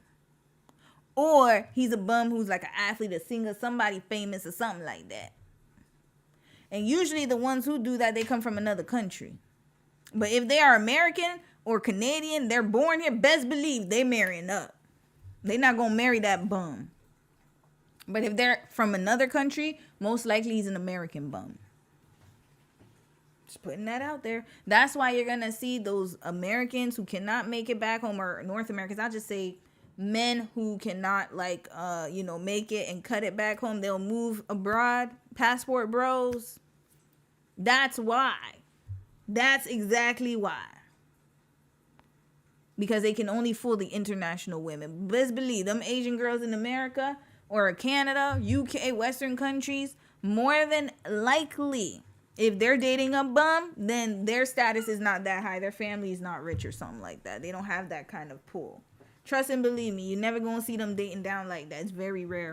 White women. I think I read that recently more of them are starting to date and marry down because women have been getting more education and higher paying jobs, but that's fairly recent. White women especially are known for being hypergamous, and black women just recently started having conversations about I don't know Chrissy, sis. I don't know where you're getting your facts from. Love you though. Love Chrissy, by the way. But no, they're not really hypergamous. I don't know where she's getting that from. I don't know where. I think hypergamous on paper. Maybe on paper, but not from where I'm living right here. They working just as much as the men's are. I don't know. Maybe you're in a different city, sis. I don't see hypergamy over here, y'all. I see a lot of y'all. I don't see hypergamy over here. I don't see hypergamy over here.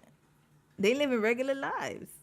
I don't know, but maybe hypergamy, you mean like if she has a master's and he has a doctorate, that type of hypergamy maybe. But when I'm talking about hypergamy, I think like if you're thinking about the wealthy, like getting an NFL baller, we don't have that kind of culture here like that. So I would say that maybe in the States, but even then, like you're not.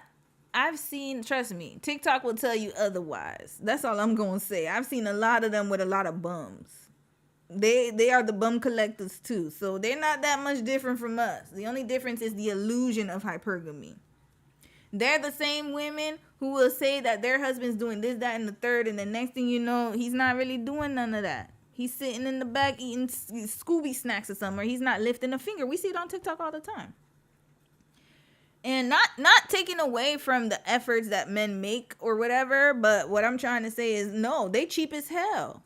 White men are known to be cheap, y'all. I gotta be quiet because, you know, I live in a complex full of them. I ain't trying to get evicted or whatever, right? But what I want to say is they cheap as hell. They don't like to spend money they don't spend bread like that. I'm just being real. Cheap. They the first one to ask you, how much is I don't want to buy that. That's why. They cheap, yo. I'm telling y'all, listen, white people in general, they penny pinchers. Especially the ones in Canada. I don't know, okay, listen, I haven't been in the States for a minute, so maybe I don't remember. But here, they are penny pinchers. They are not going to spend an extra dollar if they don't have to. Trust and believe me. They're not even going to trust and believe me. They will save money to go on trips. They will save money to go camping, hiking, do all that stuff. But when it comes to other things, they're not gonna do all that like that. They not really, they really cheap, y'all. I don't know where y'all getting these big spender stuff from. Maybe the wealthy ones, but not the regular ones. It's gotta be the rich ones. I don't know which we talking about now. I don't know how I got off topic. But yeah, anyways, regular white, they're cheap. And even if they're wealthy, they're cheap as hell. They not gonna spend money like that, but you know who will? The black men, because they got something to prove. Hello. Hello, they got something to prove. That's why they're going to be spending money like that. Look at Giselle and Tom Brady, his cheap ass. That's why she left his ass. He was not only cheap, but he was taking up all her labor. That man was stingy as hell, selfish. That's why she left his ass for the jiu-jitsu guy. The jiu-jitsu guy, and then she had a baby with him. Ask yourself, why would she go from an NFL player to a jiu-jitsu instructor? Why? Why wouldn't she just remember what she's saying? Oh, give the advice. Oh, just take it to the chin. Just let him be his piece. She could have kept on going with that and still had the money. Nope. And then don't tell me it's all about love. I mean, love is one component of it. But I think because he was stingy as hell. He probably wasn't giving her more than she could even take. And also, Giselle's a model, so she probably had brand deals and stuff like that. Anyways, I'm not going to get too much into that. I need to add them to the case study list. But anyways, point is that they're cheap, y'all. I mean, the ones I've seen around here. I see how they penny pinch.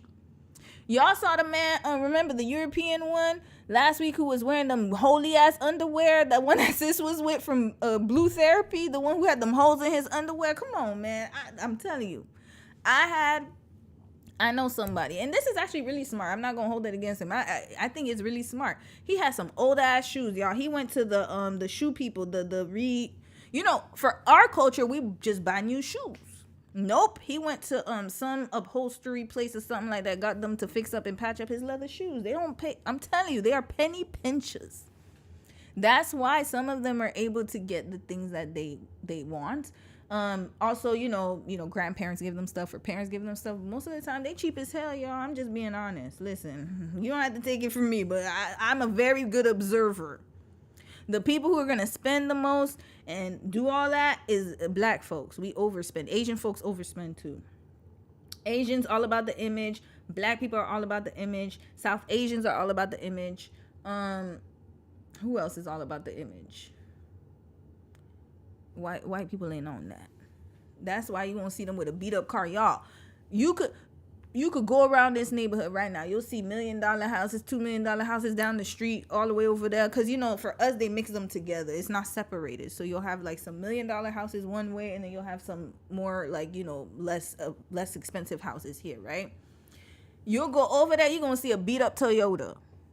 You're going to see like a 98 Toyota. You're going to see a millionaire driving in a dusty-ass pickup truck. That's what they do.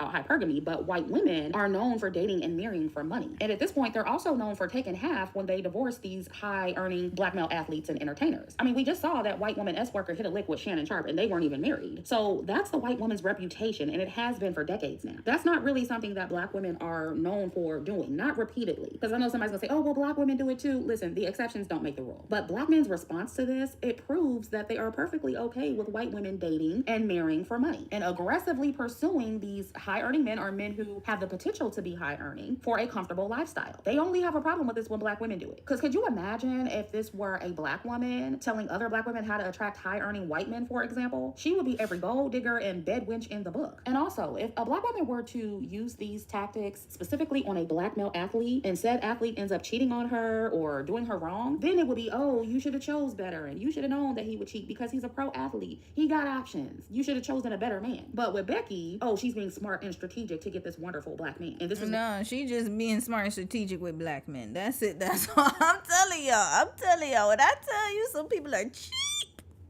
listen, I'm gonna shut up. I don't want to say too much, because if I say too much, then people gonna know I'm talking about them. So I'm gonna shut up.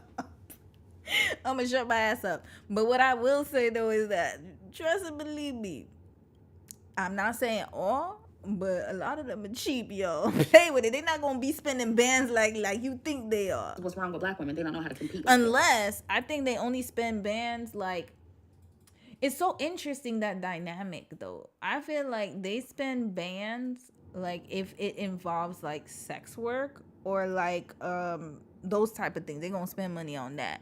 But when it comes to like dining you, depending on the type of man you get, but like I said, even the wealthy ones, y'all, they miss the crab all day. So there's a lot of double talk happening, and this is why I keep telling black women to stop listening to black men on the internet and just Blackistan advice in general. And this is why you should also never feel bad about being hypergamous, because every group of women are hypergamous and they have been forever. The only reason they have a problem with hypergamous black women is one, because we're black and they don't think we're worthy of high earning men, and also because black men are broke on average, and because we're their counterparts, we're heavily associated with poverty, and we've been conditioned to settle for broke men. So they're also not used to us prioritizing money when choosing men, so it confuses them and even angers them when we actually do. Whereas white women, on the other hand, are associated with the wealthiest men on the planet, and I mean that as a collective because we know that most white men are not wealthy. Exactly. Okay, I'm glad she brought up that point. Exactly, it's the illusion. They, like I said, they gonna front on it.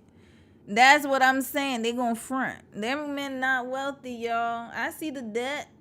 People are surviving off of credit cards right now. A lot of people, not all. Some people are really good savers, but majority of people you see at Costco swiping them cards. I be nosy, y'all. I be looking. I mean, like, what they use? I look at people's grocery cards. That's what I do. I grocery card shop. I see full bags, and then I see can you charge my card? Because you know they ask us. They like, oh, how do you want to pay? That's what they ask us. And usually I hear credit card, credit. Because of the perception, as well as the wealth promotion that white people consistently get in mainstream media, black men and society in general feel that white women have the right to be hypergamous. And the same goes for non-black women to a lesser extent, because their men are known for having more money than black men on average. So all of that plays into why black women are perceived as gold diggers when we are intentionally hypergamous, but non-black women are not, even though they have historically been far more hypergamous than black women. I mean, there's just no comparison. So that's the first thing I wanted to highlight about this story. Now, there's another part in this text message where the white woman told her sister to pick at black women and quote unquote activate their shenane and let the black man see it so he'll ditch her. And so she was obviously talking about the hood rat or ghetto black women. And she said after that in so many words, Shenane. What did she say? Shenane. Red flag. If anybody's a shenane, yup. Hey.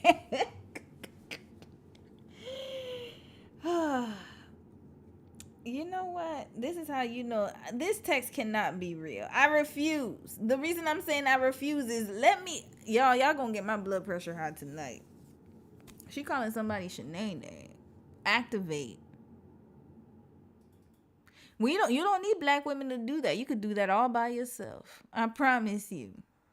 So that means there's a threat here. If these text messages are true, then the threat is that he'll go back home to a black woman. Is that what it is? So you do perceive us as competition. Is that what I'm understanding? Because then, remember, they always tell you, oh, no, it's not real. We don't want your fake. Oh, you always wear fake hair. Or, oh, we don't want your this. We don't want your that. I mean, we already knew what time it was with the lip fillers and all that stuff. But anyways, now, this is reality right here. Don't activate the shenane so he's not going to be attracted to black women no more. Sis, you ain't even got to do that. He was never attracted to us to begin with regardless. So have at it. But then again, you know, when you're obsessed with somebody, you always want to see their every move because you have this illusion of an enemy in your mind when most of the time black women, they ain't really checking for that. They don't give a damn. I could speak for black women as a collective. We don't care. We really do not care. In the small percentage that you see that care online, they're probably water signs of Pisces or something. Majority of us don't give a damn. But then you see when you too focused on us, this is what happens. You watching us when you should be watching him. He's not going to be interested in us. Instead of being worried about Shanae, you need to be worried about Ming Lee. Ming Lee taking all of them. Y'all seeing, you're in the wrong place. You're in the wrong group chat. You need to exit up out of here. It ain't got nothing to trust me. If they're going to look sideways, it ain't going to be towards the black women. Because remember, we remind them too much of their mamas.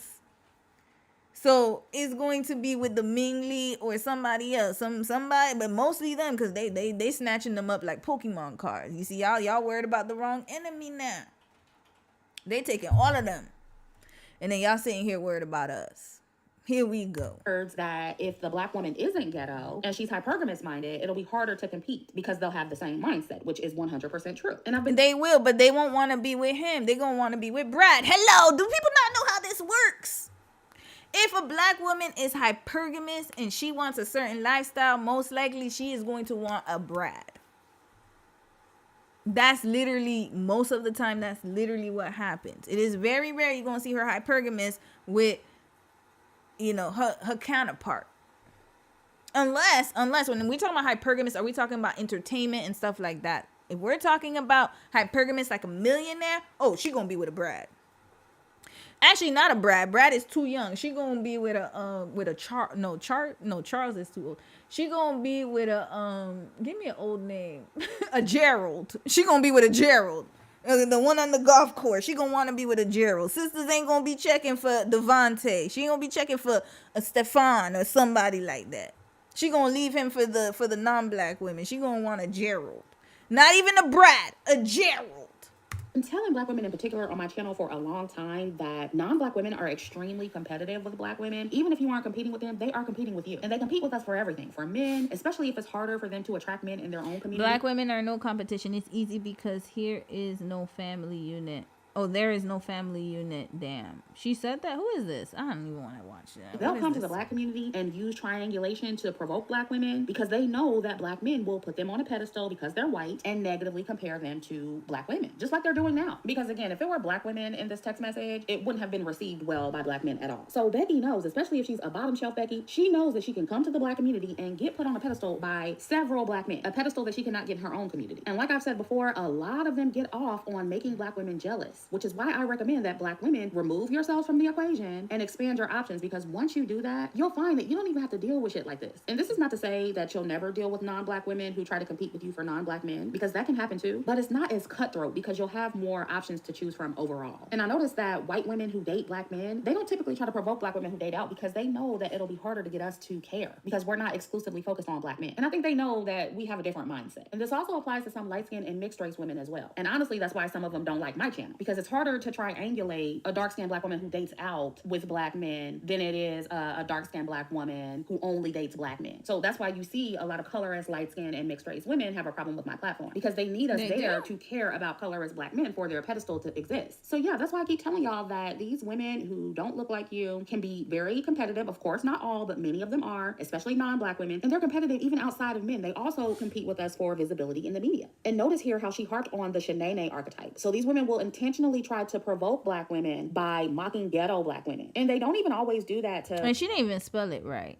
It's Shanae, not Shanana. Shanana. Who is Shanana?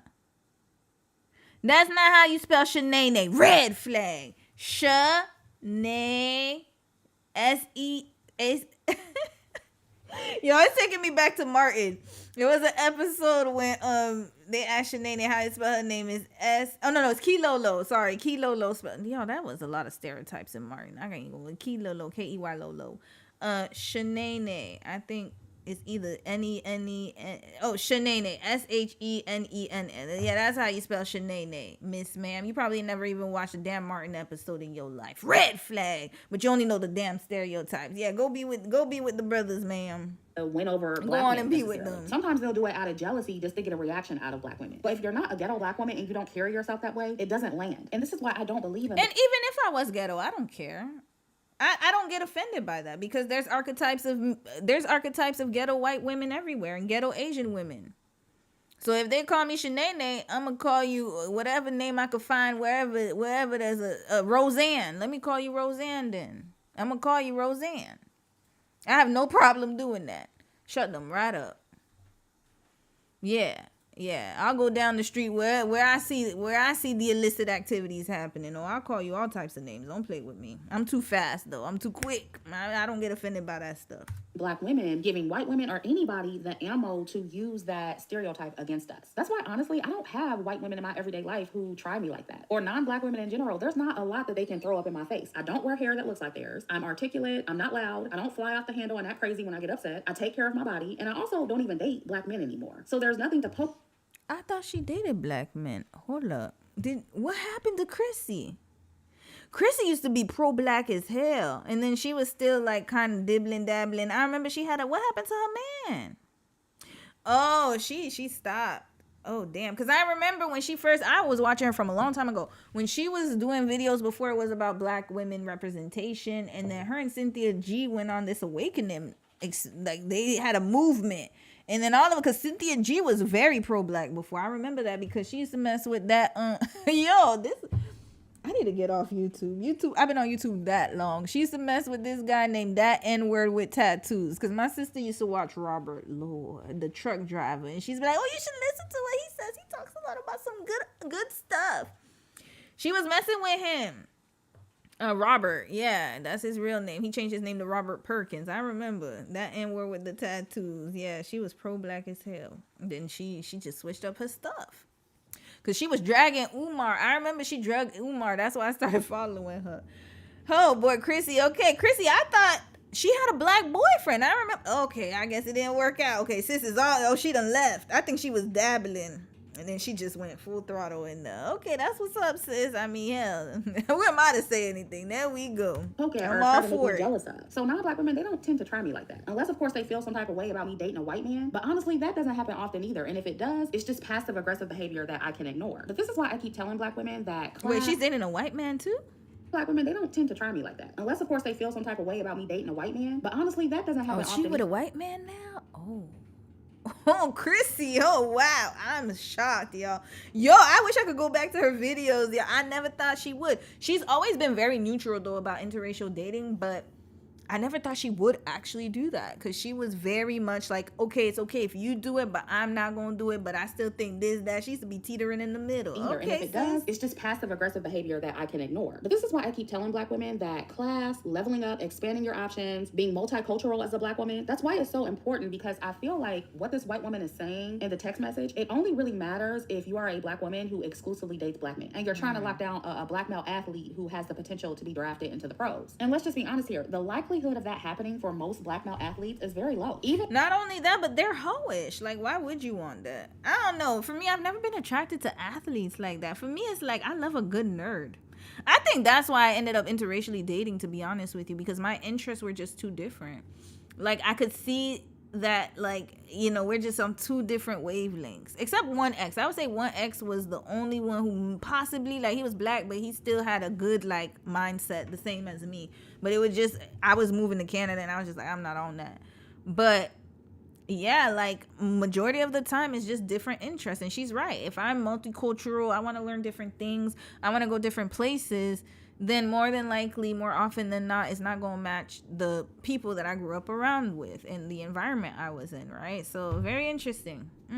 With the elite college athletes at these major D1 schools, only a very small percentage make it to the pros. So when these black men online are talking about these white women who are in college and sleeping around with all these black male athletes and doing everything for them while they're broke in hopes of getting picked by one who actually gets drafted, most of the girls who are doing that are essentially doing that for nothing because most of these men are not going to the pros. That's why a lot of these white women who, that stereotype about them sleeping with the whole football team or the whole basketball team, when it's all said and done, those are the same women that typically settle down with white men. When they get married, and you never see white men denigrating their image like they did Megan Thee Stallion. I'm not even going to show that image because it was so disgusting. But if you saw that picture, you would know what I'm talking about, where it was just so disgusting. And it was like, who's next or something like that. Red flag. They're so focused on Megan Thee Stallion having a high body count when you got this one right here. I don't know her, but I'm just saying. They don't have the same type of, you will never see a white man do that. You won't see it anywhere. I've never seen it. They will never do that. You'll never see an Asian man with the image of his woman like that. But yet, here we are. They're taught to be hypergamous. They're taught to date. They're taught to explore. They're not shamed for it either. They will marry a man right there. There are so many porn stars who are married till this day.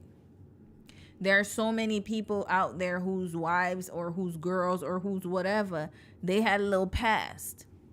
But then they still got married and had kids, no problem. But then for black women, it's like you got a scarlet letter. You a hoe, you tainted. But then when it's her, it's strategic, it's smart. That's why I said do whatever the hell you want to do. Because at the end of the day, if you sitting here waiting for somebody to approve of your lifestyle, you're going to be sorely mistaken. They getting married to the same hypocrites. Some square white man who has a good job, a good career, because those are the men that they typically find that have the most money. So most of those white girls in college, they're racking up all those bodies for nothing. I mean, maybe in their eyes it's not for nothing because they had fun. But I'm pointing this out because this is what black men are telling you to do, ladies. They're telling you to follow the white woman's blueprint to getting high-earning pro-black male athletes. And they're telling you to sleep around with them, do everything for them while they're broke, like the white girls do. When most of those white girls doing that are not benefiting in the end. They're just getting the reputation of being a pass-around. That's the reality for most. No, a reputation of being a pass around just at the school though, but then they can rebrand and go on into Congress. I'm telling you, some of them I need to do a political case study.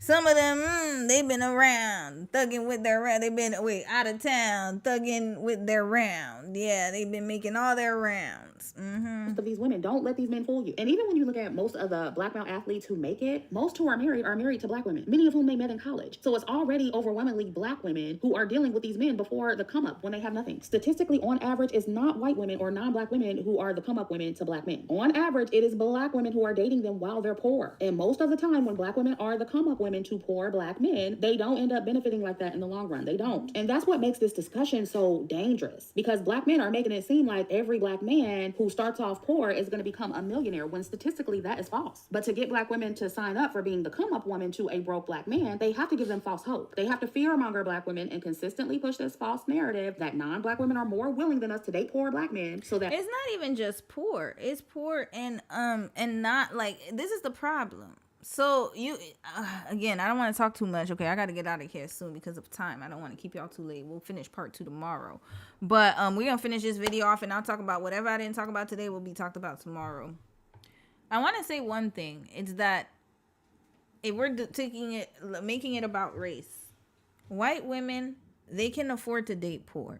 Why? Because overwhelmingly, even though I said their men can be cheap, in my opinion, I done seen the cheapness out of them. I see it every day. But one thing I will say, though, is that when it comes down to the economics of it all, at least their men, they can date poor, but then they can also switch up and date somebody who has money or who can take care of them, I would say. Even if they have to work, they can still take care of them. Because it's not about, and I always say this, it's about the mindset of the man.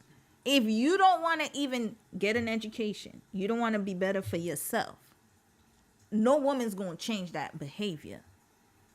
That's the problem.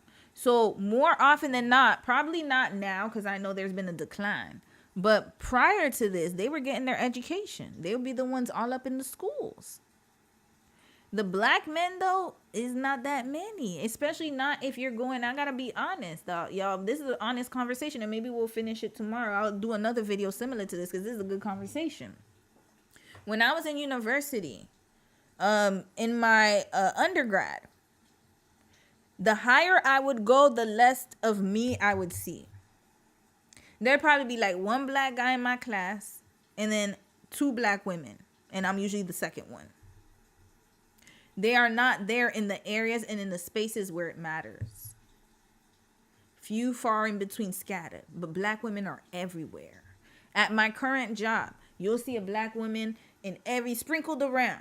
Black men, I've only seen 2. Red flag. And also, I'll be honest, when I do see them, they are of African descent. But of course, I live in Canada, so. But in America, let's put it in the American context. If you work in a high level corporate job, tell me how many black men you see at your job. Y'all let me know. You're not going to see them like that. It's usually you or another black woman and maybe one black man you can see maybe once in a blue. They're not doing that. That is the problem, because they want to be rappers, they want to be whatever. And even the ones in Canada, they're not on that. That's the problem. So when you talking about white women, this is why they have more options. It's because you can find a brokey, dusty white man, but you can also find a middle class white man. And you can also find a man who's making a little bit more. You can find a higher value. They have different options within their race. Black women, the higher you go, the less you gonna see. That's why Becky can transform and shape shift and do whatever she has to do. And also, her man's not gonna disrespect her, because if he was on that type of time, they wouldn't be getting married either. Because if we gonna talk about body counts, we gonna keep it honest. We gotta keep it 100. I done told y'all about Tammy at my high school. She'll be on the top of that list, y'all. I'm being honest. And anyway, if you do that, that's your business. I'm not judging anybody who has had a past. Everybody's had a past. So my point is this, like, this whole rhetoric, it falls apart. Becky can be with a broke man because she can afford to be. Black women can't. Our economy depends on it. So we cannot be with a broke man. It just doesn't work like that. It's a detriment to you. And then you add kids to it, boom. This is why. And then on top of that, you have all types of law. Think about it. You have laws against you. You have people restricting your right to vote now.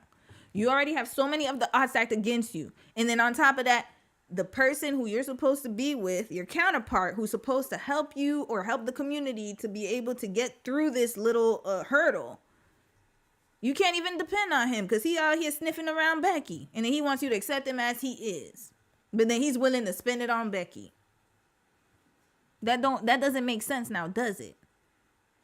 So it's always the women having to progress. Always the women having to be better. Red flag. Anyways, we'll continue this conversation tomorrow. I have a lot to say about this. That black women will then become scared of losing black men to non-black women and continue to keep our standards low and tolerate poor men. It's a trick bag, ladies. It's very manipulative what they're doing. I remember Umar Johnson tried to do this a while back. He tried to push that lie that it's mostly non-black women who are dealing with black men before they become successful. And that's how they snatch up all these high-earning, successful black men. And he's one to talk. Didn't he have a problem with his daughter? Isn't he that type of person? And he didn't even, y'all, we ain't but even talking about statistically, that it. is not what's happening. And Kevin Samuels tried to use the same fear-mongering tactic too when he was alive. But what's interesting is they'll contradict themselves by saying that most married high-earning black men are married to black women. Well, if most married high-earning black men have black wives, then by default that means that it's mostly black women who are with black men before they become successful. So this idea that it's mostly non-black women who are struggling with Tyrone on their come up, that is not true. Now, when it comes to the athletes in particular, we also have to factor in colorism and what kind of quote-unquote black women that black men tend to marry first. And that is statistically light-skinned women or mixed-race women. So even if an unambiguous dark-skinned woman follows the advice in this text message, like black men are suggesting, there's still no guarantee that it will work for her. And we also have the come-up woman issue where some high-earning black men will start out with a black woman, a dark-skinned black woman, and then get with a light bright or a white woman later on. We've seen that with several black male entertainers and high-earning black men who are in the spotlight. And we also know that black athletes and athletes in general are notorious for cheating on their partners. We just had the discussion about Klay Thompson cheating on Megan Thee Stallion. And one thing I heard the black men online say over and over again about that situation is that high-earning athletes are going to cheat because they have so many options in women. And what is it, like a week later, and now they're basically telling you that these men are the prize and these men are a catch, and this is why Becky is getting them and black women are not? This shit is hilarious. These niggas literally just told you last week why these men are not the best options. So these are not the kind of men. That's why I said you can't trust anything anybody says on the internet, yo. That hypergamous-minded women should be competing for, especially when you consider that, again, most of these athletes aren't even going to make it to the pros. So if black women are to use this advice to compete, it should not be for these kind of men. And when I say compete black women, I'm talking about showing up as your best self, being strategic, positioning yourself in the right environments to meet the right kind of men and or people in general to help you level up. Hold on. Okay, we gonna finish with this one. Hold up. I Prioritizing want to show your y'all health, one more thing before we your close weight, off. your femininity, your image, etc. Basically, all the social strategy that I've been discussing on my channel for years. I'm not talking about competing in a way where you have to argue with other women and fight them over men. That's not what I'm talking about. But whether or not you're intentionally competing with other people or other women is something that you're going to do regardless. When you put in your resume or an application,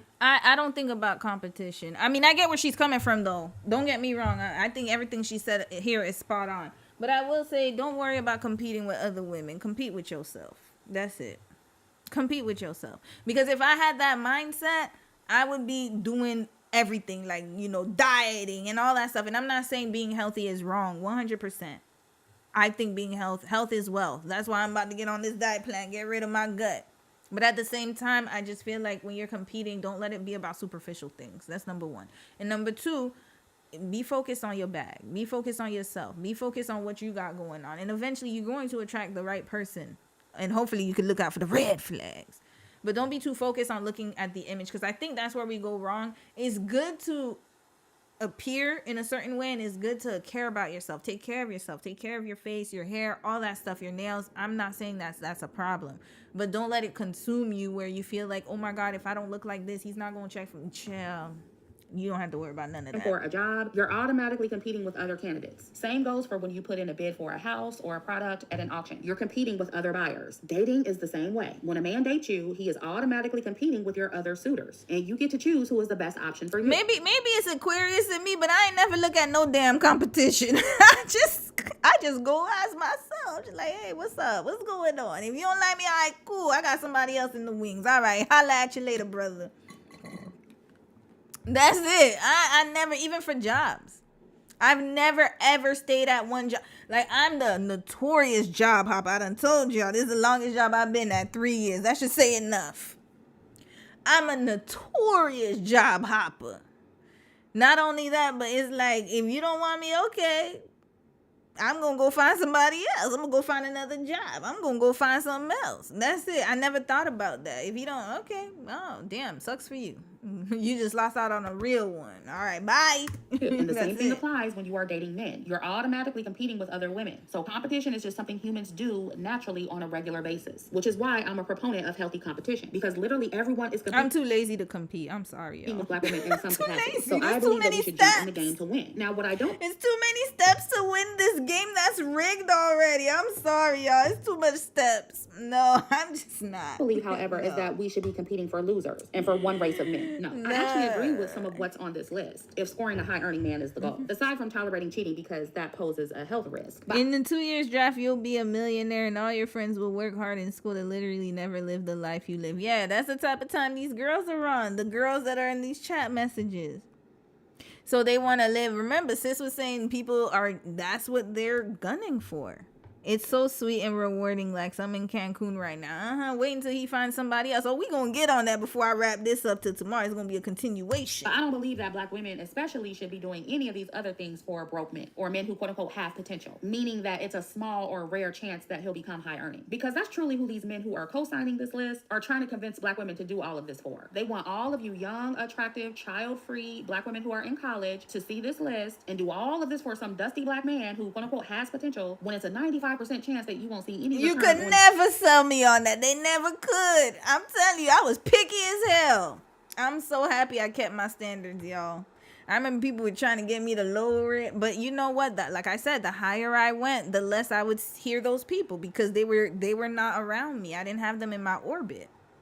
So I didn't hear about that after a while. I was only in high school, and that was it. Once I got out of high school, it was like, because again, I was in programs where I didn't encounter people with that mindset. Most of the people were like-minded, and that's why your environment really matters. Your investment. And what they're leaving out is that hypergamous-minded white women, they typically compete like this for high-earning men, and men who have a very high probability of being successful in whatever field they're in. High probability. They typically do this for men who have real potential, and if they don't, they're usually like the bottom shelf women who don't have options, especially if they're going after black men. If they're doing all this for a broke black man who has very little potential, it's because they don't have better options in or outside of their community. And listen, even if you're a woman who doesn't have the option to date a high earning man in or outside of your community, being single is better than doing all of this on this list for a broke man. And that's why I said, I'm too lazy. Black men in these conversations, they are not high earning, they don't have the potential to be, and they're certainly not husband material. And that's the part they always leave out. And so why you would be looking at this list and thinking about doing this for somebody like them or for men like them, I don't know. That's not smart. So ladies, just remember that when you are listening to these men advise you on what you should be doing to get picked, 9 times out of 10, they don't qualify for what it is they're asking for or what they're asking of you. The only time it's worth doing most of what's on this list for a man is if he makes your life significantly better. If he makes significantly more money than you and is in the financial position to comfortably take care of you and a family. And obviously this wait, I'm gonna hear what else she has to say. Video is for women who are hypergamous minded and who are interested in dating and marriage. If that's not you, this does not apply to you. No, but not only that, you see, that's the problem, and that's what got Ashley Janae tied up. Rest in peace, my beautiful sister.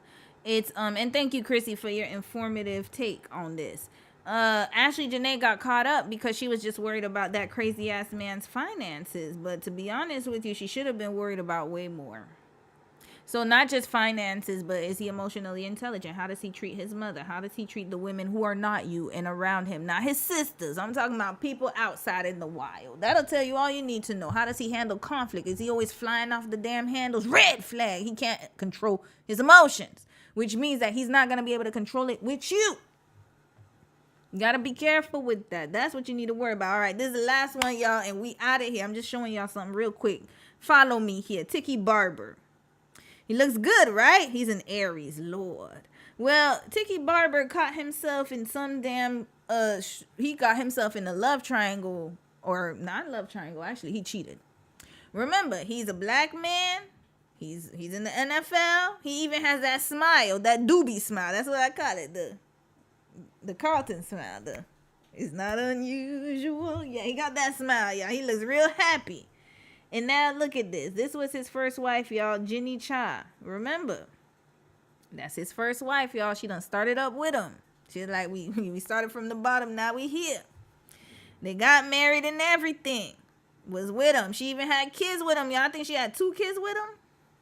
Yeah. Chasing Barber and Ateem Barber Jr. Now, Tiki, where's his family from? I need to know. He from the motherland?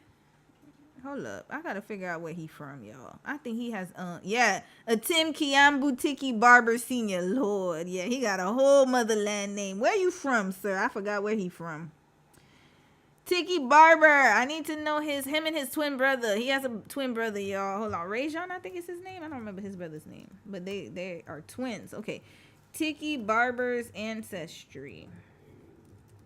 Oh, he's from the motherland. Lord, I forgot about that.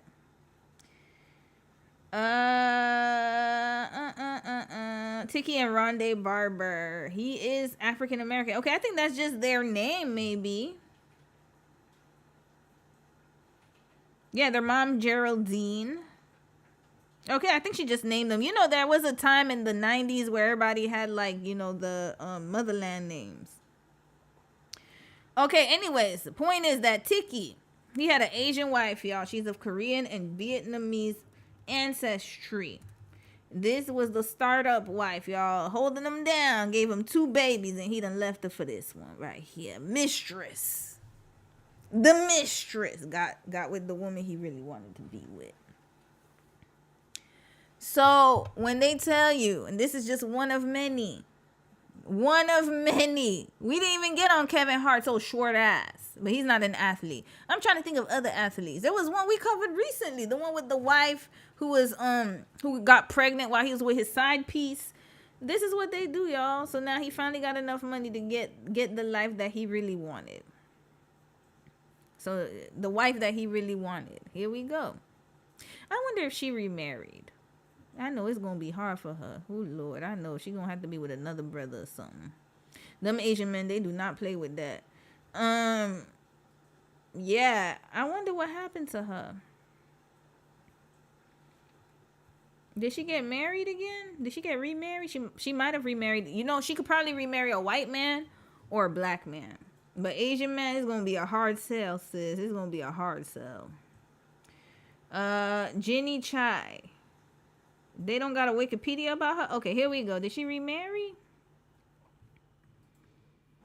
Yeah. She's a former American celebrity wife. She's famous for marrying NFL and Giants running quarterback Tiki Barber.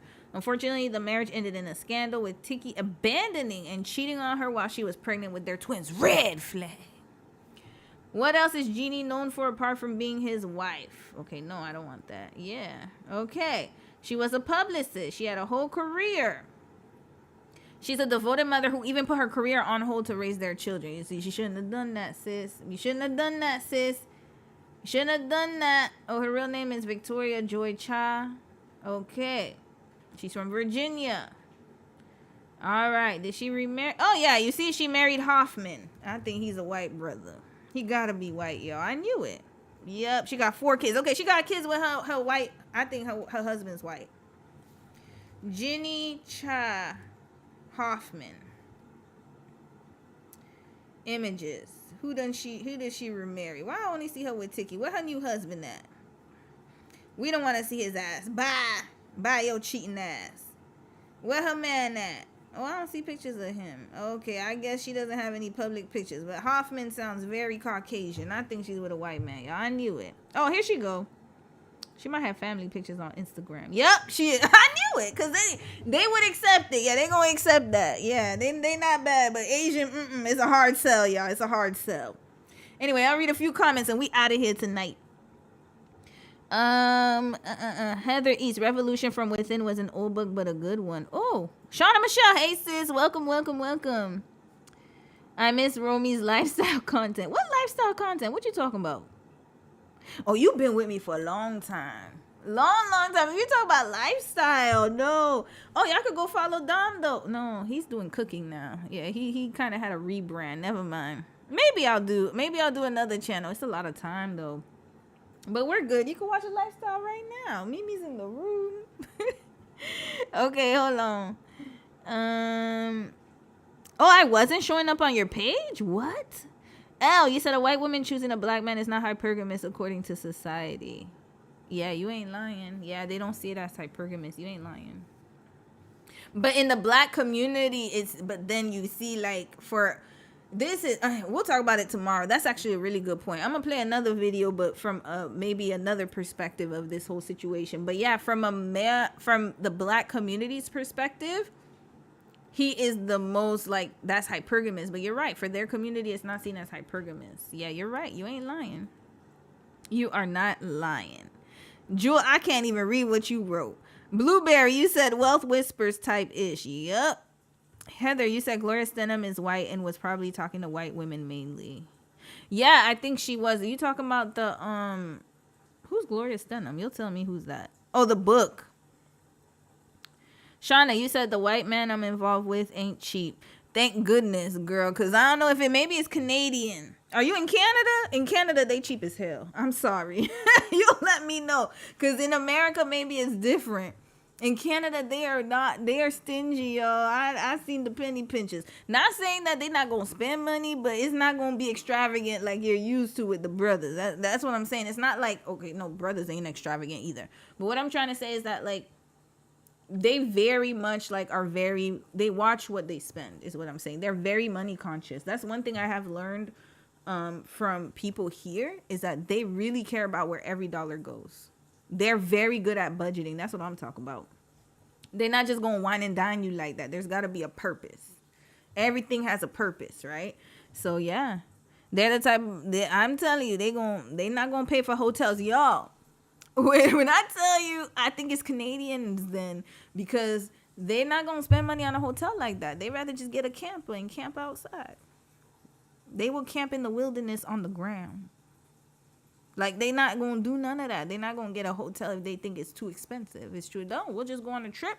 We'll save money. We'll, do this, do that. They're not going to spend money like that. Like, they actually think about the financial choices they make. They don't just spend it, is what I'm saying. Their spending habits are very different. Very different. I'll say that. Romy, would you prefer to live in the U.S. again if you could? That's a great question. No, not at any point in time, especially not with Agent Orange. But retirement-wise, I wouldn't mind retiring. And I'm going to tell you where. California. If that is the last, I'm telling you, I need to have like a few months in California. I loved when I went to California. I love the weather. And the weather is warmer, because here in Canada, I live on the West Coast too, but it's cold. It's too cold still. Like, even now y'all see I'm wearing this, it's because it's cold outside, right? But I feel like California has the perfect weather, and it's not as ratchet as Florida. So that's where I would live. I ain't gonna lie to y'all. If I could retire anywhere, it'd be in California. And I would want to like retire there by the beach, have a little, beach house, or we can have a beach house. We talked about it, and then just retire there. That's what I would want to do in 6 months at a time, because I had to fly back and forth for healthcare and whatnot. I ain't going to do the U.S. healthcare system. But yeah, that's your answer. Yeah. So I would do my working years here. I know some people don't mind doing their working years in the U.S., but I think the way things are going now, it's probably not going to happen. U.S. taxes way less, to be quite honest with you. But I'll take my chances here. But I would like to retire at least part-time in California. But Dom, I don't know. Dom be thinking differently. He said Vegas or someplace around here like Vancouver. I was thinking about the Caribbean too. I think about so many different places. I want someplace warmer. Yeah, just a little warmer. But I can't even complain, because our location's not that. It's not that cold compared to the East Coast, but it's still cold in Canada. Some girl, you said my white ex didn't have a phone plan, an old phone, and he paid for everything we did every weekend, traveled a lot, plus has well-off parents. Yeah, that's what's up. That's what I'm saying. Like they really, like I said, financial consciousness. I guess I could be careful and not say cheap. When I say cheap, I mean like they're not gonna spend money on things that they don't think is worth it. So basically, if he's traveling with you, then that means that he thinks you're worth it. Because they're not going to spend money like that. That's what I'm saying. Like, they're not going to just be out there just going and buying bottles at the club is what I'm talking about. They're not on that time. You're never going to see that. You will. It's very rare you'll see that. They're not going to just trick money out of nowhere is what I'm saying. And that's what that girl was talking about with the athletes. Like, no, you're not going to get that from white men. Even the rich ones, they going to penny pinches. Like, they're going to watch every dollar that gets in and out of that account. You said the text sound like those MLM girls who sell shampoo. That's what I'm saying. I don't know. Something's weird about that text.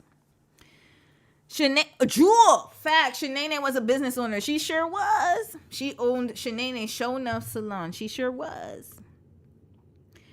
You said you don't think she's dating black men anymore? That girl? I'm a researcher. I need to find out more about that girl. I don't know. Something's weird about this story. You said they don't understand that once you go black, you can't go back. Yo, it's very rare you can. It's very rare. Some white men, though, I will say they do accept mixed children. I've seen that a few times. There's very few far in between. Shauna, you said I'm dating a white nerd. It works. He's still a man, though. I didn't know that. Oh, that's what's up. I love nerds. I ain't gonna lie. I love me a nerdy guy. I like nerds or quiet guys. Like, I've always been like that. I don't like guys who show off. I don't like none of that. I like low-key men. That's why I ended up with this one right here. I love a low-key man. As soon as I see he's an attention whore, done. We ain't talking no more. I just can't. I can't. Here we go. You said they're messing with a bunch of bench warmers because ain't no way I'm doing someone's homework for free. All right, 2 more comments on. We're out of here. If you have to fight for a man, you already lost. Thank you, Blueberry. That's it right there.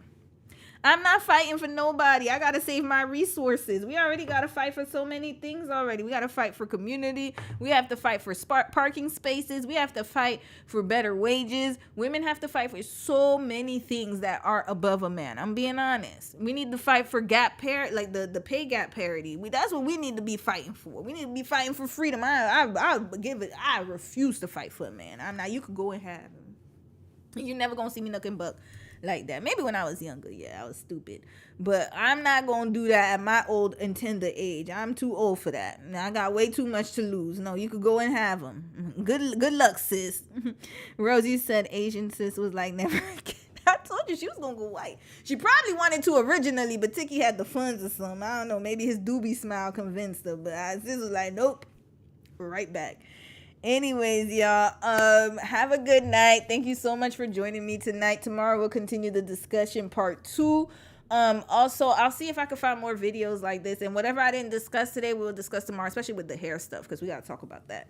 Anyways, good night, y'all. See y'all, love y'all, and yeah, catch up with y'all tomorrow. Bye.